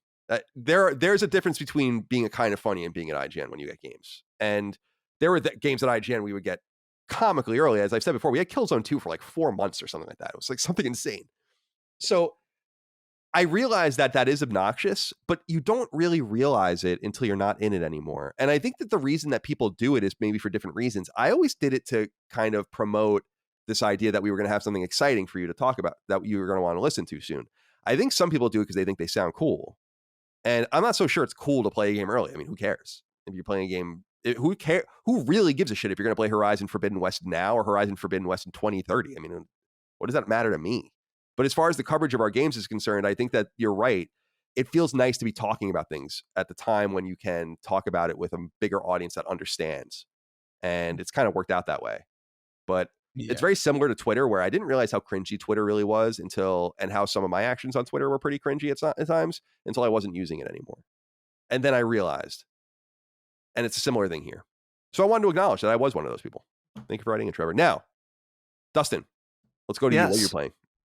I'm still playing Pokemon Legends Arceus. And the only thing I want to say this just for this is that I'm 6 million still sold in the first week, by the way. 6 million sold. Yes. Yeah. Insane. In fact, I think think Ben was looking for a copy, and it was like sold out at our Target and Walmart, and it was only at GameStop, and even then it was limited. So it's like, just print the games, guys.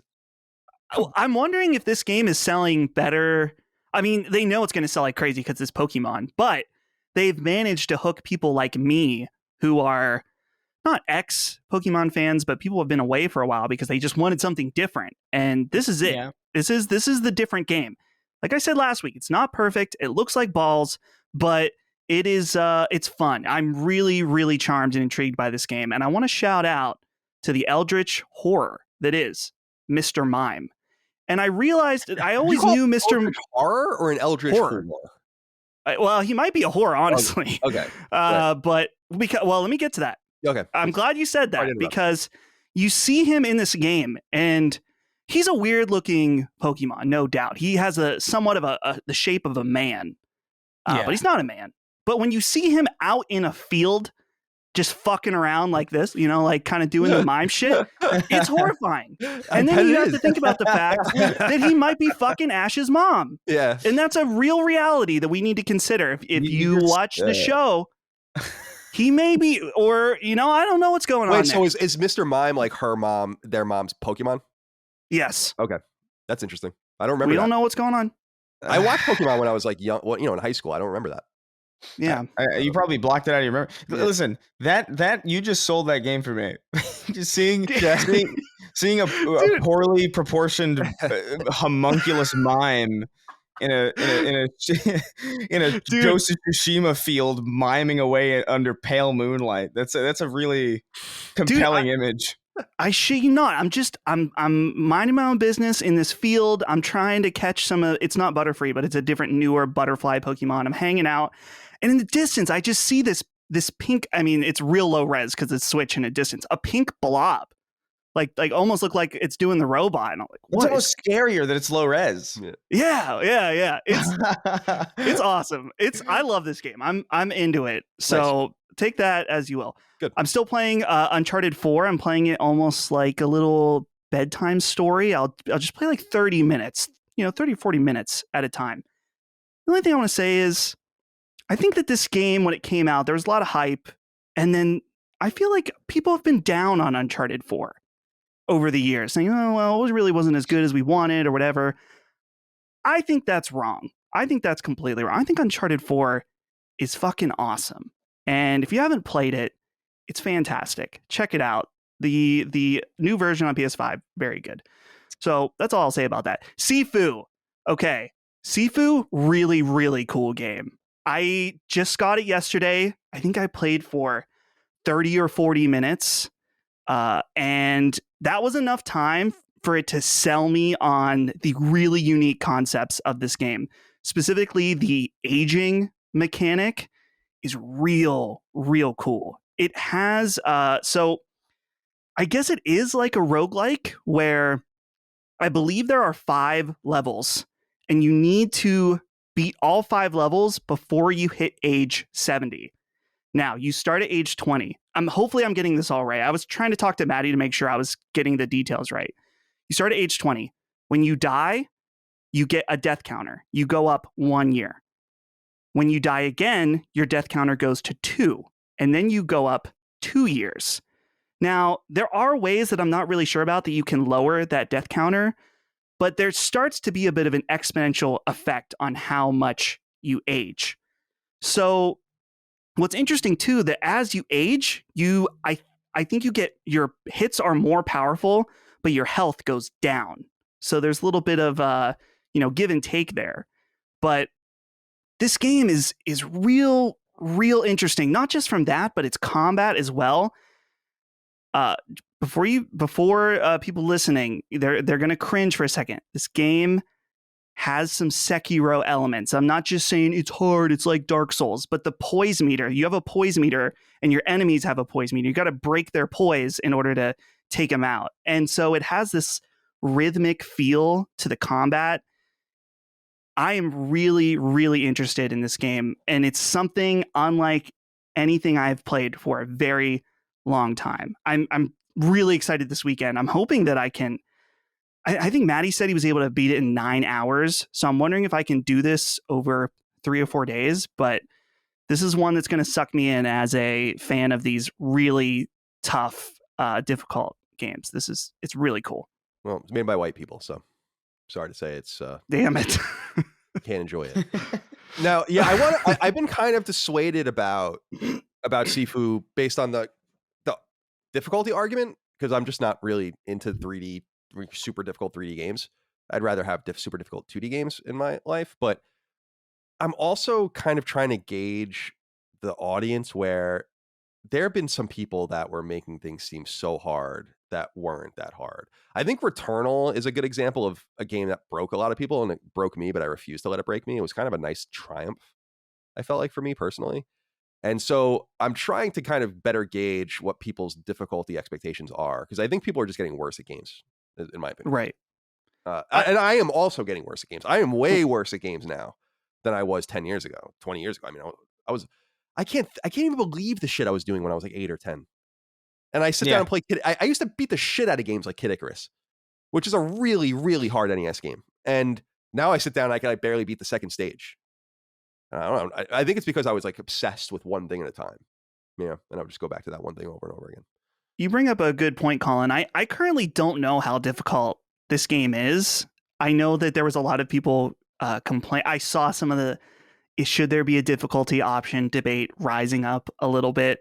I can't verify that yet. I know that for people playing the game, I think halfway through the second level before I hit age 70 and died. So then I had to you go back and you restart, but we don't have to talk about it too much further. But I think you're right that it's hard to gauge what games are actually difficult based on word of mouth right now, because it seems to be kind of all over the place. All right, let's see here. For me, same games. Mercenaries Rebirth. I'm at the last stage. This game's got a little bit of a balance problem, because I sometimes I feel like I'm too powerful, and then there are times where I just hit a brick wall, and I'm fighting the last boss now, and I'm just getting beaten to shit. So I think I have to grind a little bit in that, but I'm almost there. Persona 4 Golden, I'm in February, so and I don't want to spoil it too much, but the game's going to end soon. So I can probably enter the last dungeon imminently. Now, I'm disappointed to report something. I fucked up one of the social links, and I cannot complete all the social links, and I am really mad about it. And it's kind of stopped me from proceeding. There were times in the walkthrough I was following where I got lost and didn't do something I was supposed to do, or something didn't happen, so I kind of had to like kick it down, and I was trying to like keep my notes in order, but I couldn't do it. And so the fox I'll only have level 9 with, and everyone else I'll have level 10 with, which is really, really annoying to me. But you can't get all the trophies in one playthrough anyway, so it's not the end of the world. But I have nothing more to say about that. But I will say that it is the 10th anniversary soon of Persona 4 Golden. And I think that with us me beating the game, Dustin being a big fan of it, Micah being a big fan of it, Maddie being a big fan of it, that will do like a retrospective Sacred Symbols Plus about Persona 4, I think soon, within the next month or two, probably. I think we'll at least record it. Maybe we'll just publish it later. But I really want to talk about this game. And I have so much positive stuff to say about it. It's so endearing and enjoyable. I was actually on an Atlas podcast, a pretty popular Atlas podcast recently, talking about the game and talking about Atlas and all of that. And it's just one of those titles that I really just didn't get.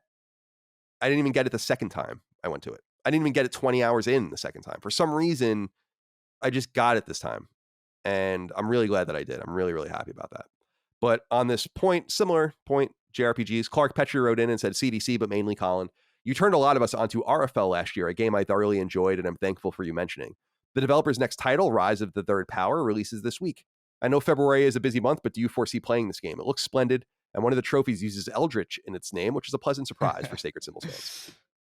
Yeah, this game looks awesome. It looks a lot like RFL, but it's just another old school JRPG, really pretty, vivid colors.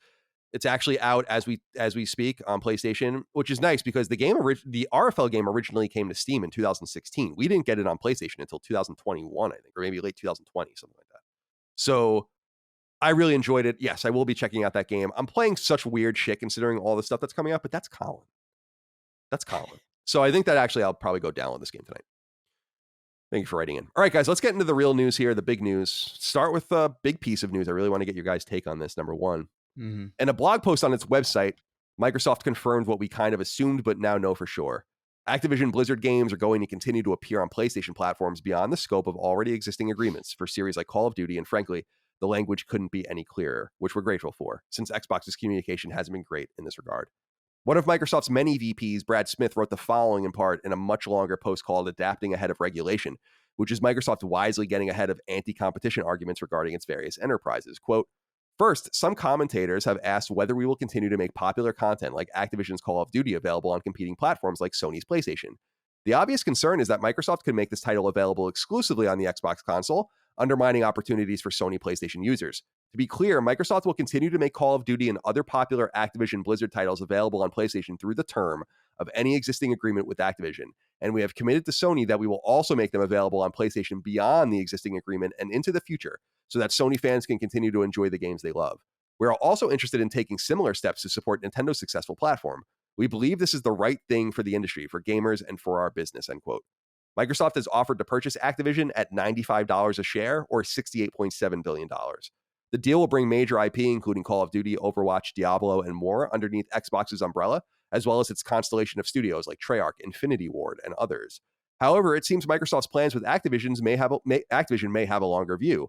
After all, and it's almost certain, all Activision-associated games will appear on Game Pass as part of the subscription, but only available a la carte on PlayStation. Now, I want to make sure you guys understand the logic. Microsoft spent $2 billion in change for Mojang. That was to be multi-platform. They spent $7 billion on Bethesda, but that was to be exclusive. They spent $68.7 billion, but that's to be multi-platform on Activision. In other words, everyone's logic on this has been broken from the very beginning. And I think we all know that, which is why there's deafening silence from so many people that just days ago were talking about how bad it was going to be and how catastrophic it was going to be for PlayStation and all these things. And what did I say at the time? I said that the major games will remain on PlayStation and that they will probably remain on PlayStation even past the agreement, because it would be suicidal and stupid to buy something like Call of Duty and then limit it to one platform. I do personally believe that Microsoft will have Activision Blizzard make exclusives. I do believe that. I do believe that a lot of new things will become exclusive or timed exclusives for Game Pass and Xbox. But I think all of the things that exist right now, including Overwatch, including Diablo, and including some others, are all going to stay on PlayStation. And I think it goes way beyond that. And I was kind of interested in the hoops people were trying to jump through and the contortions to try to make this sound like they didn't say what they just clearly said, Chris, which is Call of Duty is not going anywhere. And that's all that really matters on PlayStation. I don't think Sony really gives a flying fuck about most of the other games. I think that solves a lot for them. And I'm wondering what you think of this announcement. Yeah, I mean, I think it's. I was kind of always of the mind that like Call of Duty was too frequently of an occurring series for them to get away with just the second an agreement ends to just get it. It's like, oh, by the way, next year and for the foreseeable future, forever, Call of Duty is suddenly just not available on the platforms that you've been playing it on for years. Like I didn't see that going over as well as something like Elder Scrolls, which comes out once every 25 years. Or Fallout that comes out once every like 10 years, it feels like. There's a lot more leeway with those types of games that people don't necessarily expect the cadence from them. And also, Fallout and Elder Scrolls have a bit more of a history with Xbox anyway. Like there's reason to believe, just for that reason alone, that those games would have more likely been exclusive than Call of Duty would have. But I think this is good. Sony keeps their best-selling game, and Microsoft gets to make 70% of every sale of that game on their platform. It's kind of it's a strategy, and I don't know. I do think the Mojang to Bethesda to Activision kind of like trying to parse out the logic between like how you delegate exclusivity. I think it's pretty clear to us now, if it wasn't already, that this is publishers and corporate entities trying to feel their way around this space and feel their way around this mergers and acquisition space and just see like, what can we do and what can we get away with? I think there was no way they were getting away with exclusifying Call of Duty. No way in hell was that going to come out good. No way were they going to come out looking like the good guys in that regard. Mojang was even trippier because that was so long ago. It was, and that was, and I remember saying at the time that based on historical relativism, let's say, that the view of the time itself, where I was surprised that they didn't pull it off of PlayStation. If I were them at the time, I was saying at the time at IGN, why are they keeping Minecraft on PlayStation?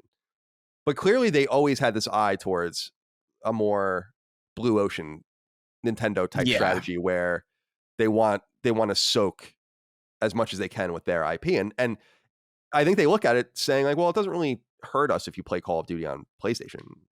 We'll just make 30% of the money now. Or we'll just make 70% of the money now instead of 0% of the money. And Call of Duty, or PlayStation's 2 best-selling games in 2021, as we noted, were PlayStation on PlayStation 4 and PlayStation 5. I can't speak today. Are Call of Duty games, which now Microsoft itself will receive much of that money. So there's no doubt. I do want to reiterate that I think that Activision-Blizzard will, like, if Singularity comes back, let's say, or the old Raven IP, or that's exclusive, probably. Right. I would imagine that would be exclusive. Or if they have, I think they are having Blizzard make something new. I think that that's going to probably be exclusive too. But it's funny you say that trying to follow the logic of the Bethesda deal and the Mojang deal and all of that. I think it might tell us more about the Bethesda deal than we think, which might confirm what I've said all along, which is I think Elder Scrolls 6 is coming to PlayStation. And I think that Starfield is the new IP, but Microsoft has been, to their credit, somewhat consistent in saying games with a legacy somewhere will remain there. And we just saw them release Elder Scrolls 5 on PlayStation 5. They didn't have to do that. And mind you, the only reason that Psychonauts 2 came to PS4 was because it was already promised there. But we did get a next-gen version of Psychonauts 2 that was Xbox exclusive. So I do think that there are two forks. There's a fork in the road here. And they are walking down both of them. And I don't think that changes this. But Dustin, to throw it over to you, I think it's been interesting to hear the total change in tenor from Xbox fans who were screeching and squealing not days ago about the ownage on PlayStation and all of these kinds of things. And I just, it makes you wonder, like, what was the point of all of that? It seems like what I was saying all along was quite true, which was that this seemed exciting to people because it was something that was getting taken away from others, which is, again, something we've never experienced in our own ecosystem, and therefore still not, never.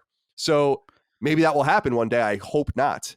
But even with the Bungie deal, no one loses anything. And I think that confused a lot of PlayStation fans as to why that would be. But I liked that because I was like, oh, cool. You're just building up a repertoire of games and studios, and then you're going to make them available to everyone. So maybe this is the logical move. I'm curious what you think about this, and what you particularly think about people kind of tying themselves a notch trying to explain that this doesn't say what it does. And just to reiterate, CNBC had an interview with a Microsoft person last night that was circulating where they specifically say, like, even more clearly than it is here, that they're going to continue to put Call of Duty on PlayStation and other games on PlayStation.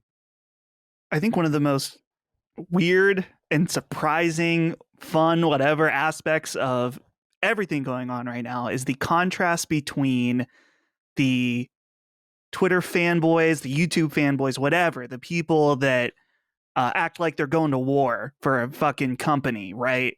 Those people. And the contrast of them having to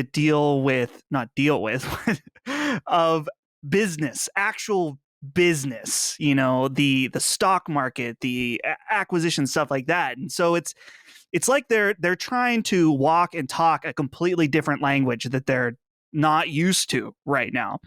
And one of the most eye-opening things to me, because this is something that I don't know. Maybe I should listen back and see if I said something on this, but I didn't feel knowledgeable enough to say anything. Is that when this deal got announced, there was so much pushback. No, this isn't a monopoly. They won't have any problem closing this deal. No problem. Well, since then, we've seen Microsoft kick up a PR campaign, basically, to make sure. Oh no, we're regulators, stand down. You know, we're going to make sure it's available. In fact, we're going a step further. We're going to release it on Nintendo. Right. We're going to make sure. So they take a step further. But here's something that was really interesting to me yesterday that I saw our friend of the show, great friend of the show, Rick Hogue, tweet. And so I believe in a video he talked about he had an 80-20 estimate on the Activision deal going through. So 80% yes, 20% maybe something might be on here. So I want to read his tweet here from yesterday. He said, folks, I heard you complaining about my 80-20 estimate on the Activision deal going through. But all I can really say is if you think it's a guarantee or 99-1 as one offered, You can always put your money out there. The deal price is $95. And then there's a screenshot of Activision-Blizzard's their stock price, which is at $80 right now.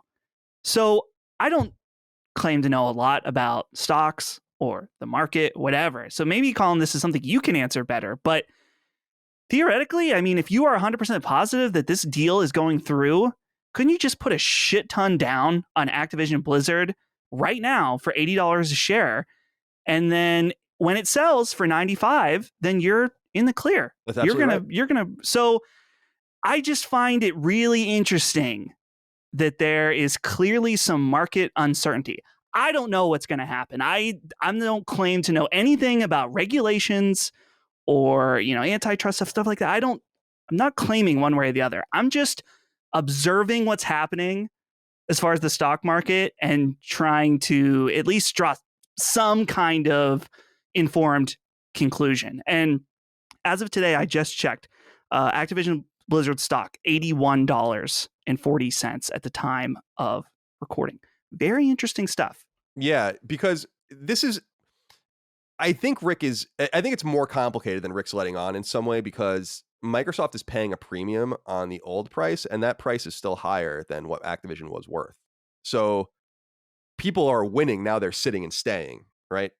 And I don't think people are interested in getting in anymore because I don't think it might work out for them. But it's true that the literal bet can be taken. If you believe that this is going to go through, then you can make your bet right now at $15 surplus per share and make a little bit of money. But he's right. The market doesn't seem to be totally convinced, because I think it would be closer to that inflection point of $95, not $15 off the mark. But I'm no stock, I do trade stocks, but I'm not a financial consultant. I'm not going to give anyone advice, but I do think that it's interesting that Microsoft feels the need to do this. And I'm never surprised by people's just complete ignorance about how things work. I mean, there were PlayStation fans saying that Sony owns Halo now. It's like, what are you, fucking stupid? Yeah. Yeah, I Oh saw my that. God. So it goes both ways, but I've not been impressed with people's financial knowledge, how business works. Like when people were writing about, wow, and we talked about last week, Bungie's spending all this money on retention. It's like, wow, like every buyout ever. Okay. We can talk about why that's a lot more money than usual, but no one buys a company and then just says like, all right, everyone can do whatever they want. Everyone would leave. That's typically when you're buying the talent, you save the talent. So a lot of people are over their skis in analyzing this, which is, there's no surprise and there's no doubt about it. But the fanboy furor is such a turnoff to me. And I found there are times when PlayStation fans just make us all look bad. And man, Xbox fans have made Xbox fans there have been vocal Xbox fans make Xbox look so dumb the last couple of weeks with just their reactions. A lot of them, we have a lot of new audience members watching the show now because they want to hear what we have to say, which we appreciate. But people need to stand down a little bit and maybe not take the company stuff and the personal, the box stuff so personally, and analyze things more dispassionately, which is what we do on the show. Which why I always find it so funny when people can accuse us of being fanboys, but they can never point to what it is that would make us seem fanboyish. But I will say this, that the Activision deal is more about Game Pass, obviously, and we're going to talk about that in a little bit. But make no mistake, and if people want more reassurance, or just go to Tom Warren. Tom Warren, who works at The Verge, tweeted out a video from CNBC. It's 100% clear what they're doing. I don't want anyone to write in and say, well, it doesn't say this. And actually in that blog post itself, you brought up Nintendo, Dustin.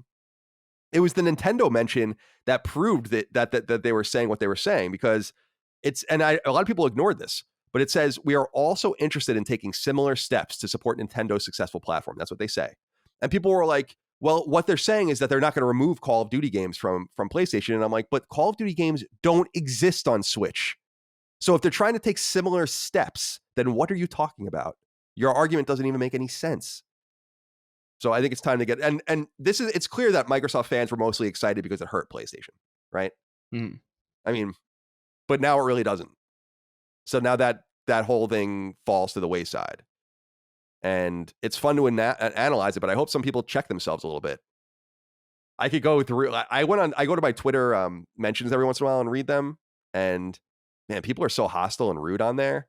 And I could just go back and own so many people that were just saying just complete nonsense. Don't know what they're talking about. But dude, when some of this shit goes down, for example, I have to share this because it's so funny to me. I think when one of these acquisitions happened or some kind of news came out, we posted knockback on public feeds, and there were comments on knockback that were like, "Take that, ponies." What? Like this is a Battlestar Galactica video or so. I don't know if it was that one, but you know what I mean. It was like not relevant at all. It's like, guys, calm down, please. Xbox, so much Xbox coverage out there must be so bad if people want to watch this show. Go play Game Pass. Number 2. And a welcome surprise, developer Rockstar has acknowledged that the next mainline Grand Theft Auto game is in development. While this doesn't come as much of a surprise, GTA is gigantic and a new iteration only makes sense. Publisher Take-Two and its Rockstar brand rarely talk about things before they're ready. In an outline of what's happening now and into the future with Grand Theft Auto 5 and GTA Online, Rockstar wrote the following on its site in part, quote, "With the unprecedented longevity of GTA 5, we know many of you have been asking us about a new entry in the Grand Theft Auto series. With every new project we embark on, our goal is always to significantly move beyond what we have previously delivered, and we are pleased to confirm that active development for the next entry in the Grand Theft Auto series is well underway.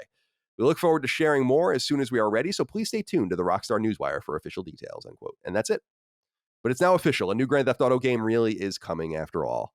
Grand Theft Auto 5 first launched on PlayStation 3 in 2013 and PlayStation 4 in 2014 is due to come to PlayStation 5 on March 15th. Before GTA 5, Rockstar released Grand Theft Auto 3, Vice City, and San Andreas on PlayStation 2 in 2001, 2002, and 2004, respectively, and Grand Theft Auto 4 on PlayStation 3 in 2008.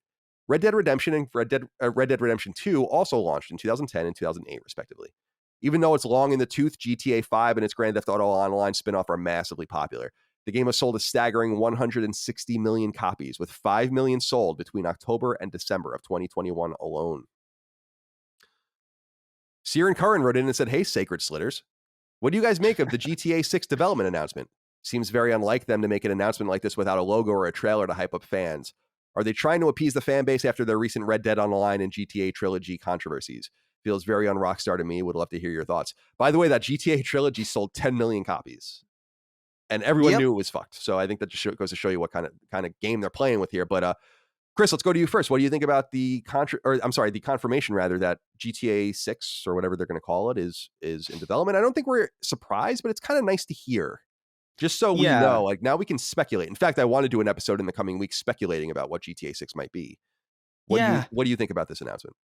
I mean, I agree largely with what you said. It's kind of we could always assume that this was going to happen, but with, again, the unprecedented longevity of GTA 5 and just how successful GTA Online is, it was a pretty reasonable, it's a pretty reasonable alternate path to suggest that Rockstar would just sort of continue to add onto GTA 5 until it was just something completely new. Like we talked about maybe like some narratively focused multiplayer packages that would maybe come out for GTA Online just because of how successful and how profitable that that vertical of that game is.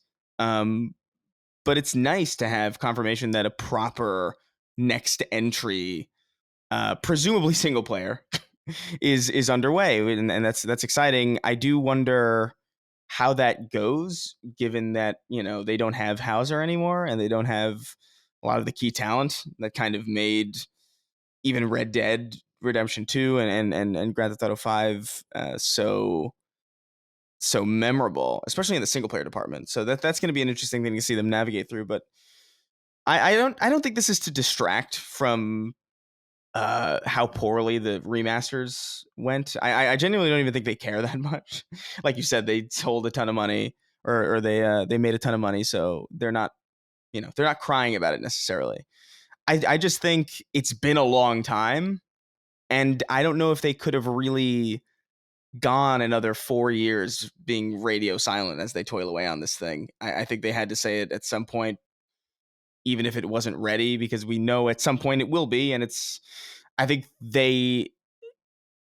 feel like they have to be self-aware enough of their community to know that people were a little bit concerned about the potential reality of GTA 5 just living in perpetuity forever with no chance of a new entry. And so I think it makes sense to kind of maybe come out and be like, hey, by the way, this is happening, because it's not.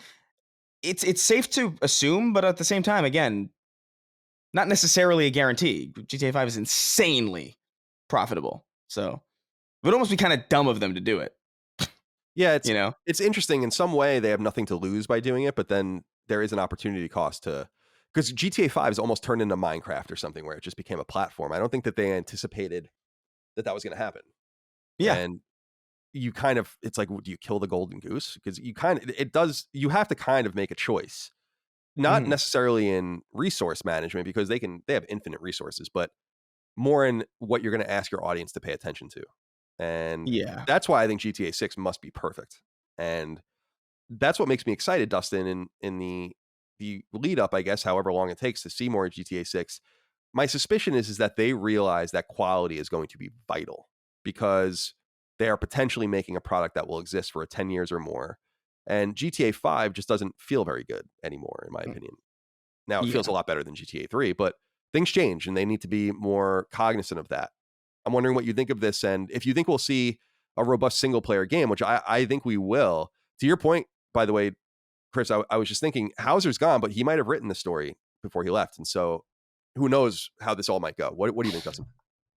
So I think that the most confusing thing to me is just the intention behind the statement that it's coming. I agree that it is nice to know that this is being worked on. In some ways, it kind of feels like, oh yeah, water's wet. They're working on the next GTA game. But to make this official statement without really anything other than it's coming, it does feel very un-Rockstar like in some ways. But I think that it will have single player, no doubt. But I think that the design of the game will serve multiplayer first.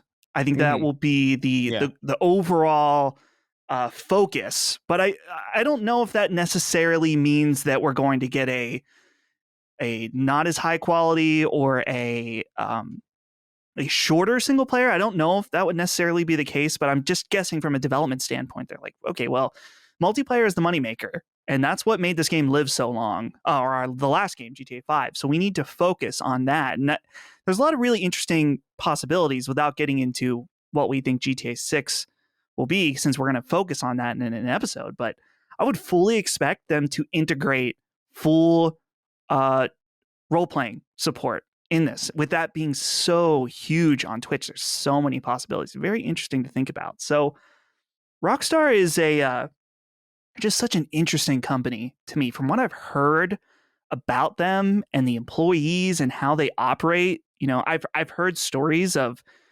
a lot of devs talk to one another. They share what's going on.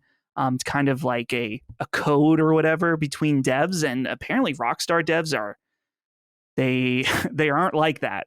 They are very, very secretive, which when you're working on games of this caliber and this high of financial stakes, it makes sense. But like I said, a move like this to just make a blog post basically and say we're working on this was just a little strange. I'd love to know what the strategy was. The only thing I can think about is maybe they might want to get word out for investors just in the lead up to the end of the financial year at the end of March. So that might be one thing. They might be afraid that it's going to leak. There could be a possibility. See, this is a real problem when investigating things, and I know this as a person who used to be a journalist, is there comes a time when you have to let the subject of an article know that you are doing an article on them. Like, there comes a time when they're going to know, and because you have to ask them for comment. Now you have like to Ken Levine, right? Right. Exactly. Yeah. Right. And so, and I've known this. I know people are going to write stories about me when they're talking to people around me. It's kind of like you have to be very deliberate about how you'd start rolling out your questions to people, how you present things to people, because eventually the subject itself will find out. And that's necessary and fine. But by the time the subject finds out, you want to make sure the train is already going and can't be stopped.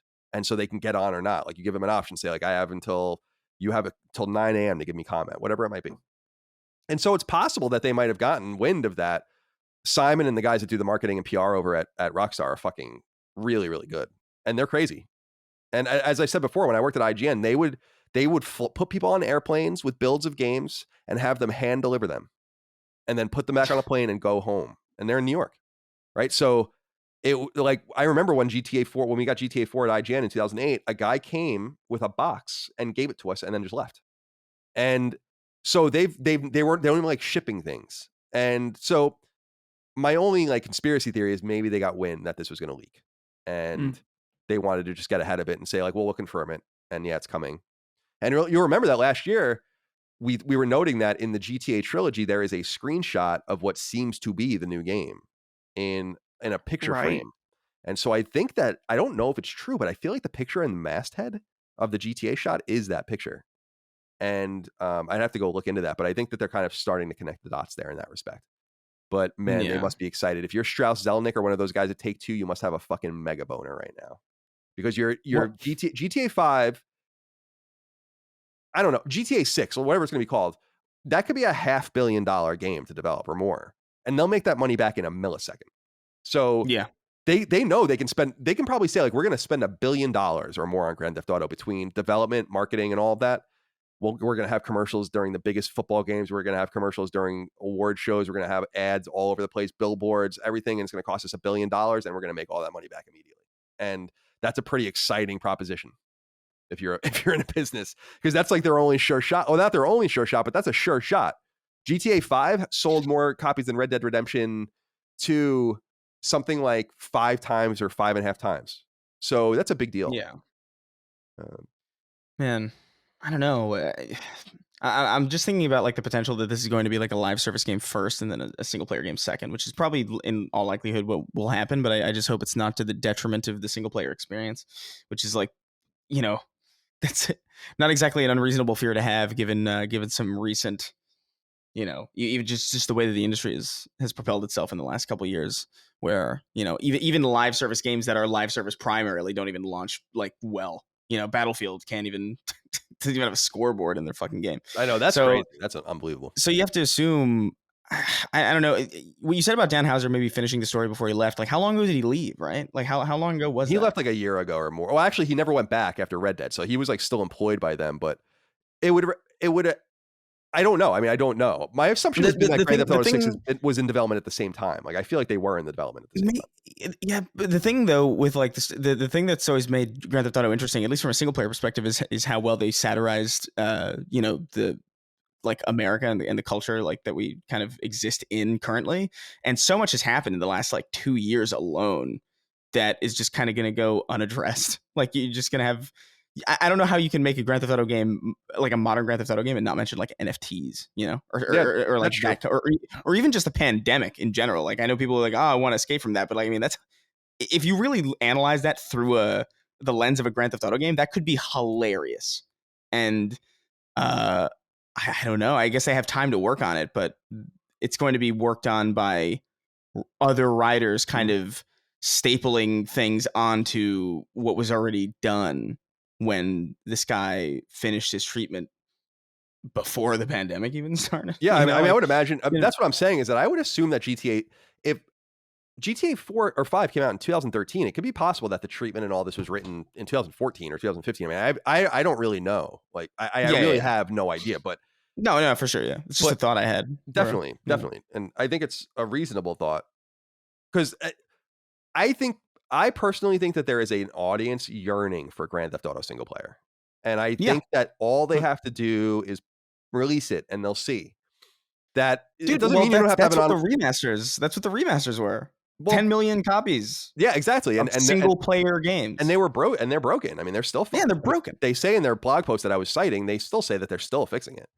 And I feel like there are people out there. That's why I'm excited about Saints Row and a few of these other games, because I'm kind of yearning for something like that. And it's not to say Saints Row is Grand Theft Auto, but it's kind of close. I mean, it's pretty close. And I don't know. I feel like they've walked away from that in such a way that they have not satiated the demand and the hunger for the kind of game they made. People, to your point, lampooning society, over the top gameplay, lots of melodrama and corniness and campiness. It's great. And I'll save a lot of it for the show we do about Grand Theft Auto 6, but I feel people yearn for it, and I feel there are so many potential opportunities for them to do something fun in the past, nonetheless presently. And I was looking behind me because I don't know where it is, but I still have the GTA 4. I don't know where it is, but the the Statue of Liberty from GTA 4, which was the statue holding a cup of Starbucks or whatever instead of a torch. And I loved that. I used to think that was so cool, and I remember having that little statue, but I don't know where it is. It's somewhere. So we'll see, but it's fun to see Rockstar kind of engaged again, although I'm sure that they have been the whole time. Remember, Red Dead Redemption 2 was in development quietly for a long time. Yeah. And so I think that the potential is there for them to, like, one day we'll wake up one day and we'll have a shit ton of information about this game, what it looks like and where it takes place and all of that. We'll see. My guess is Vice City, but we'll see what happens. Okay. Number 3. About a year ago in March of 2021, PlayStation made a rather random announcement, one that frankly seemed half-cocked and too early. It was working with a brand new Canadian studio called Haven, led by Ubisoft, EA, and Google alumnus Jade Raymond, on a second-party PlayStation exclusive. The timing was dubious for obvious reasons. Raymond had left Google literally weeks earlier, and there was clearly no firm plan in place beyond a rudimentary idea and the funding behind it. As we noted at the time, the team didn't even have a logo or website. But fast forward to right now, and we finally have more details, although they're still scant.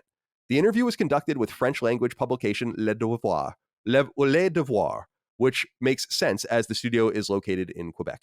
In that interview, translated and relayed by website Video Games Chronicle, Raymond says in part that Haven's game will be one that takes place in, quote, a persistent, scalable online environment, end quote, and that to build the game, Haven has tripled in size since the team's existence was announced, not necessarily an impressive number, considering the state of the team when it was revealed. The title will only be on PlayStation, not only be on PlayStation 5, but on PC, and as noted by VGC, it's almost certainly one of the 10 live service games PlayStation intends to release by 2026. Here's what she had to say about the game itself in part, quote, the pandemic has proven that gameplay is the social glue that binds communities. Especially for the younger generations, this is what you do and how you make friends and hang out.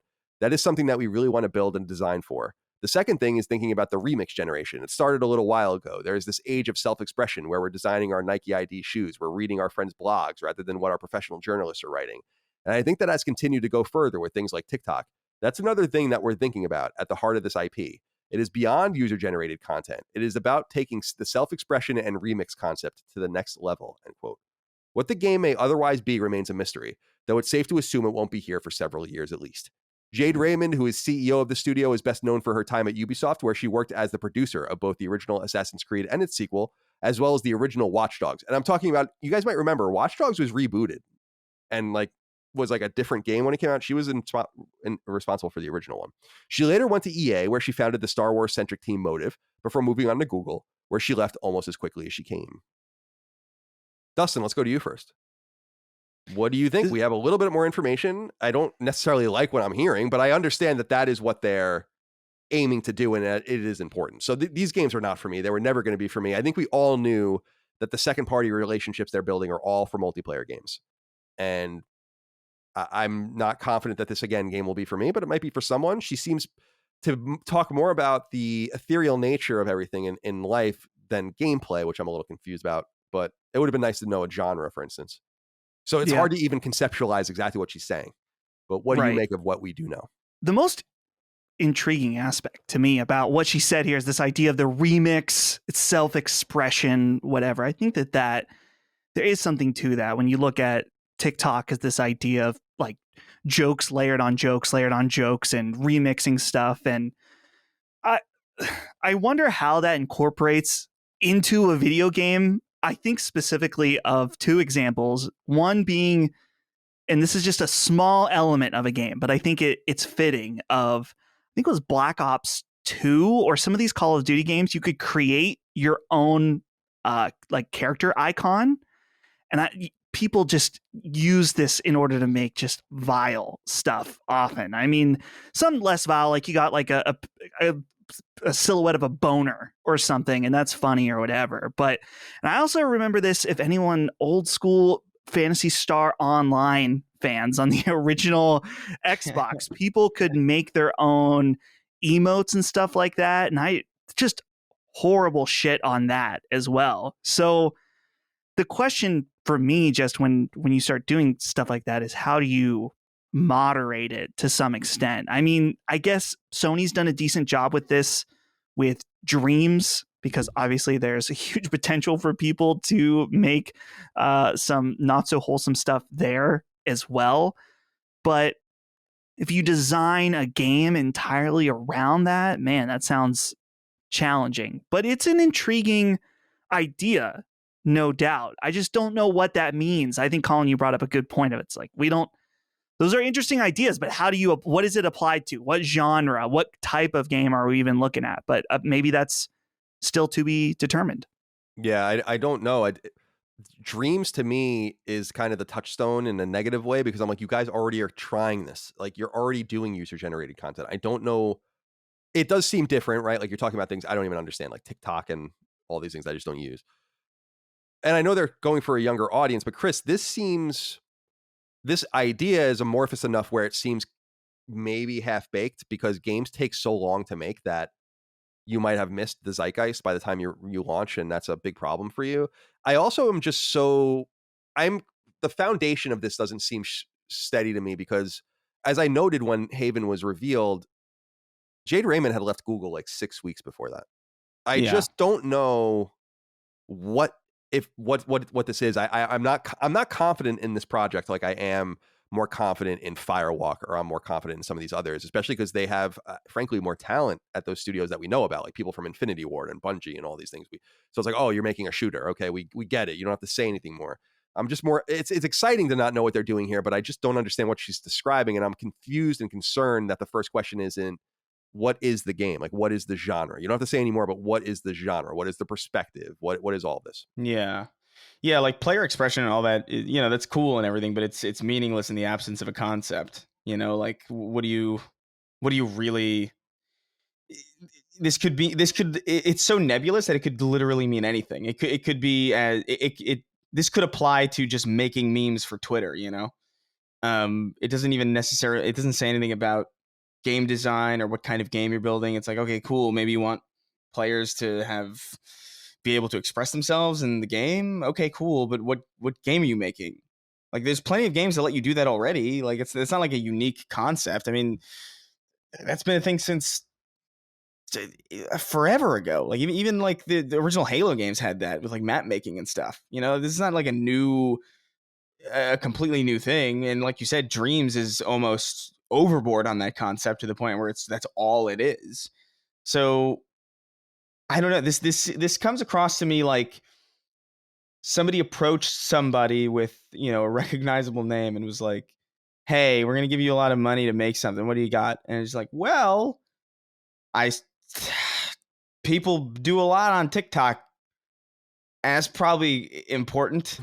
It's, it doesn't seem like an idea. Yeah. You know what I mean? Yeah. Like, it doesn't seem like an actual idea. Like, yeah, cool. Like, modern, millennial and Gen Z culture is a lot of like remixes and jokes and references to other jokes. And it's like that empath meme where it's like, oh, me an empath sensing that everybody in this house fire is feeling scared. It's like, it's funny, but like, okay. Yeah. What's the game? Like, it's very weird. Right. And again, we don't, it's easy to kind of beat up on it. We don't know, but the reality is that this game can't even really have a structure yet. It's less than a year old at best. And yeah, but then don't say anything, Yeah. I wonder, I feel like she gave a interview with Le Devoir because maybe they're trying to see getting more talent in Montreal and in the Quebec scene. And so it's French language and all that. But I don't know. I don't know why you would say something, but I'm also, and I've said this before, and I think people think I'm hard on her, but I'm just skeptical of Jade Raymond. Like, I don't think Jade Raymond is like all she's made out to be. She's the executive producer of the original 2 Assassin's Creed games, which is really big, and that's basically it. I mean, when you really look at it, she rose to kind of not the C-suite, but she was in the executive. She was in the executive level at Ubisoft. She went over to EA. She didn't really do much with Motive, and then she went to Google, and they didn't do anything, and now she's here. So I'm going to wait and see approach. I don't think that Jade Raymond is an especially huge talent. She's also not a creative. She's a producer. Yeah. So no offense, but I'm a little concerned about having your lead base be the producer of the game. Yeah. It does sound like producer speak as well. Right. No, I definitely agree. I definitely agree. Yeah. So we'll see. But I wanted to read this out from XT, and he says, hey, CDC. In light of the news where Sony is looking to release 10 live service games, do you guys think this gives us insight into their future plans? I've been thinking if they'll try to dilute and devalue Game Pass using high-quality free-to-play games. Why would a casual gamer pay each month when they can play the same 3 games year after year, a battle royale, an MMO, and sports games, and they are free? Curious to see if Sony's next acquisitions will confirm that. Maybe MiHoYo, Genshin Impact, Grinding Gear, Path of Exile, Pearl Abyss, Black Desert, and Roblox. All are live service, have big player bases, and also on mobile. Sony is starting to move the chess pieces, and it's fun to speculate what their game plan is. Dustin, what do you think? Do you think we have any more real clarity? It's kind of fun to try to figure out what these games are. Presumably Factions is one. Is MLB The Show a live service game? Maybe. So you have maybe this game from Guerrilla that I think is probably SOCOM or Killzone that's being made by the director of Rainbow Six Siege. Then you have the 3 games they announced last year from Haven, Firewalk, etc. that I think are all live service games. So it's kind of interesting. I think that what we're seeing is that maybe with the exception of Factions and some limited others, that Sony is trying to delineate first party single player PlayStation games, big single player games, and then have a second party that is no longer Quantic Dream and Supermassive and others, but are now a series of new multiplayer studios that will make these various games. And I think that the structure is becoming a little more lucid now. What do you think? Yeah, I'm wondering, man, I still want to, I have to say that I think that whatever Sony London is working on is a live service VR game, whether that's PlayStation Home or something else. I think that's one that's we can probably count on. But I think you brought up a lot of the ones that make sense, and I just want to reiterate the point that I made last week is that a live service game doesn't necessarily mean a bad multiplayer only experience. There's a lot of fantastic live service games that integrate multiplayer and single player, and you don't have to do the multiplayer stuff like that. So I'm curious how I think what you're saying, Colin, about it being relegated to second party mostly makes sense, but I wouldn't be surprised to see some upcoming first party games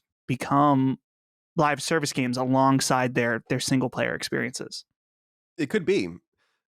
I wonder if they're trying to limit both the risk to the greater first party these games represent, because these games are huge investments and require lots of time and lots of resources, and you don't want to kind of siphon that out of your main stable, I don't think. So I think that there is that. And I also think that they might be afraid of losing sight of, or at least having the poor marketing of losing sight of what they are, which is the teams that bring you Spider-Man and The Last of Us and all that. We don't give a fuck about battle royales and all that. And you can deliver that. And we understand as a fan base that you must attract those gamers, but just make sure it doesn't affect what you do already. I think, Chris, that this might be their intent, which is to just try to create different silos now for these different structures of games.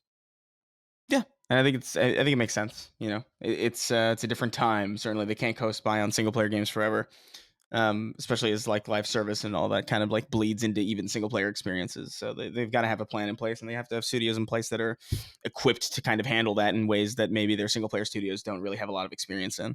And I think that's obviously why they put a lot of money down for Bungie as well. You know, not necessarily just for the transmedia potential of Destiny and that IP, and just like kind of like the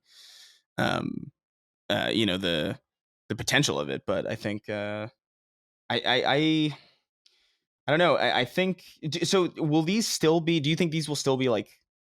I feel like they must, right? Because will they be PlayStation Studios games? Like, will they be marketed that way? Yeah, I think they'll be. Yeah, I think they will be. But I think that's just the publishing arm, though. It's gonna get It's gonna get more confusing, I think, because we see that on Returnal, for instance, and that was a second party game. It's not now. Returnal is technically a second party game. So, and the same thing with Demon Souls and all that. So yeah, I think they will be marketed as that and they will be branded as that. But I feel like it seems more than deliberate that they're not doing any of these with their teams as we know them. And maybe we'll learn that they are doing much more advanced multiplayer stuff with all of their teams. But I don't know about that. I think they realize that they can't tie an albatross, like an anchor, around these guys' necks again, like they did with Vita, like they did with VR and all this shit. Like, just let them make their games. You know? Do you think that the next Ghost of Tsushima, because that multiplayer mode worked so well, do you think that could potentially be one of these live service things? Because like clearly that multiplayer mode went over really, really well. Yeah. Maybe. And it would be kind of dumb to just sort of leave that on. That's their best received multiplayer offering in a long time. Yeah, since Factions, I think. It's interesting because you would assume that I would have assumed that Factions would have been part of a part of the suite of The Last of Us Part 2, and then we learned that it wasn't, right? That they split it off. And so I think they realized that they can get away with that so long as the single player experience is robust enough, and also expectations are different. We never really wanted multiplayer tacked onto everything to begin with. That's not something we really ever asked for. They really did that as a kind of shitty way to stop you from selling your games. I mean, that was it. That was the long and short of why BioShock 2 had a multiplayer mode. I mean, that's it. So they didn't really exist with much reason. And now that I think that multiplayer games exist with reason and intent, it makes more sense to split them up. And so why not explore Ghost of Tsushima as a movie? Why not explore Ghost of Tsushima from their perspective as a single player game and then as a multiplayer game? And you can have the best of all those worlds. And in fact, Sucker Punch might not even have to do the multiplayer. Now you can just have some other studio do it and have them focus on one thing at a time. But I don't know. This is all speculative. That's why I think it's fun, but it's also frustrating. We really don't have a lot of clarity. We still don't. I've been saying this for 6 months or more. Like, we have no idea what comes after God of War. None. Zero idea. Yeah. God of War's coming out this year. Gran Turismo 7's coming out soon. Horizon is imminent. That's literally it for us. And so it's exciting because there is so much to learn. It's not like we need to know a little bit. We need to know everything. We have zero with a 2023 release date, or after that, zero in the first or second party announced. So I think it's going to get crazy at some point. I believe that my theory here is that Sony will have some sort of press conference type thing this year, like more than a state of play. And I don't know what that looks like or where that happens. Maybe it's at Gamescom. I think even Comic-Con, San Diego Comic-Con is an interesting place to do it. But I don't know. Yeah. We'll see. Dustin, I want to know what you think of this next one. Number 4. Everything from the NVIDIA GeForce leak keeps coming true, not surprisingly. The most recent example is a welcome announcement from the recent Nintendo Direct presentation, where publisher Square Enix made a shocking reveal. Chrono Cross is coming to PlayStation 4. Indeed, it's coming in a somewhat special format known as Chrono Cross The Radical Dreamers Edition, and it's due out quite soon. It'll launch on PS4 on April 7th. Now, what is Chrono Cross? Well, old school PS1 gamers will remember it as a late release JRPG from what we then knew as Squaresoft. It launched in 1999 in Japan and in 2000 in the West, and was technically the third release in the so-called Chrono series, though it's the second mainline release, following 1995's smash hit SNES JRPG, Chrono Trigger. The other game in the middle was a text-driven downloadable game on the Japan-only Super Famicom service, Satellaview. It was called Radical Dreamers, and it launched in Japan in 1996. This is key, as it'll be included alongside Chrono Cross, making it available in the West for the very first time, and all in one package. This remaster does tote some graphical sound and other updates, but is otherwise true to the original. This is to be expected. We knew that GeForce leak is real. We'll go into all of the games we can expect in a minute. I like to visit that every so often. But Dustin, I was pleased to see that they're going to give Radical Dreamers love, because this game was not only captured in Japanese only, but also on Satellaview, which is like a very early internet connectivity thing that was only in Japan for SNES or Super Famicom. And I was reading about this because I remembered there being a game called Chrono Break. Do you remember this? That was like being bandied about, and then it never came to fruition. Chrono Cross is the end of the series. It's the end. It's the last game. And my only concern here, not concern, but confusion, is like, where is Chrono Trigger? Yeah. Like, why are you not just releasing Chrono Trigger? And I wondered, Dustin, do you believe? I mean, I have this outside theory that they're going to drop Chrono Trigger, like in the weeks before this game comes out, maybe, because you don't need to play them both, but they are connected. And Radical Dreamers, I think, is basically an epilogue to Chrono Trigger. So it feels like something is conspicuously missing here, and I'm frustrated by that, because I'd love to go back and play it with trophies, but also, what are you waiting for? Why Chrono Cross before Chrono Trigger? I feel like Chrono Trigger is the game that they're saving for something bigger, just because Chrono Cross has its following, but it's nowhere near, I feel like, the absolute legendary Chrono Trigger, of course. But it is worthy of asking questions. Why this one first? What's going on? Are you thinking about doing something with Chrono Trigger? I think that would be awesome. do you think that it's I don't know, actually. So Colin, I've never played Chrono Cross before, but are you satisfied with this level of release? Just because I believe, discussed that Square Enix is all over the place with to what level they bring something back. We originally saw them poop out that Final Fantasy VII version that they totally baited everybody on stage. Oh, a PSX with. Yep. Yeah, and then we have stuff like the one of the Mana games that came out that was it was a remake. Oh yeah. Well, it was Heroes of Mana, right? Was that the one that was? Yeah, because yeah, and they're making like a lot of cell phone kind of remake style games. Obviously, Final Fantasy 1, 2, 3, 4, 5, 6 are all in this weird format now. Mm-hmm. I don't know what. Some people are disappointed, to your point, about the level of not remake this is, basically. That. Right. But I'm like, why would you? Chrono Cross is not. I got to go back because I really don't remember. I owned it and I played it, but I really don't remember it. It reminds me of my friend Corey, who is really into it, actually. But I don't know. I just don't. I don't recall if this is even worth the time and the effort. But I think I'm going to play it when it comes out, or maybe later. I don't know. I'll be happy to buy it and support them. But I'm more excited about the Radical Dreamer stuff because I've just never experienced that. I've never even looked at the translations of that before. I think that's cool. The fact they went out and translated a text only downloadable game, and they're putting it on there. That's cool. That's a neat little piece of history that they're adding. Yeah.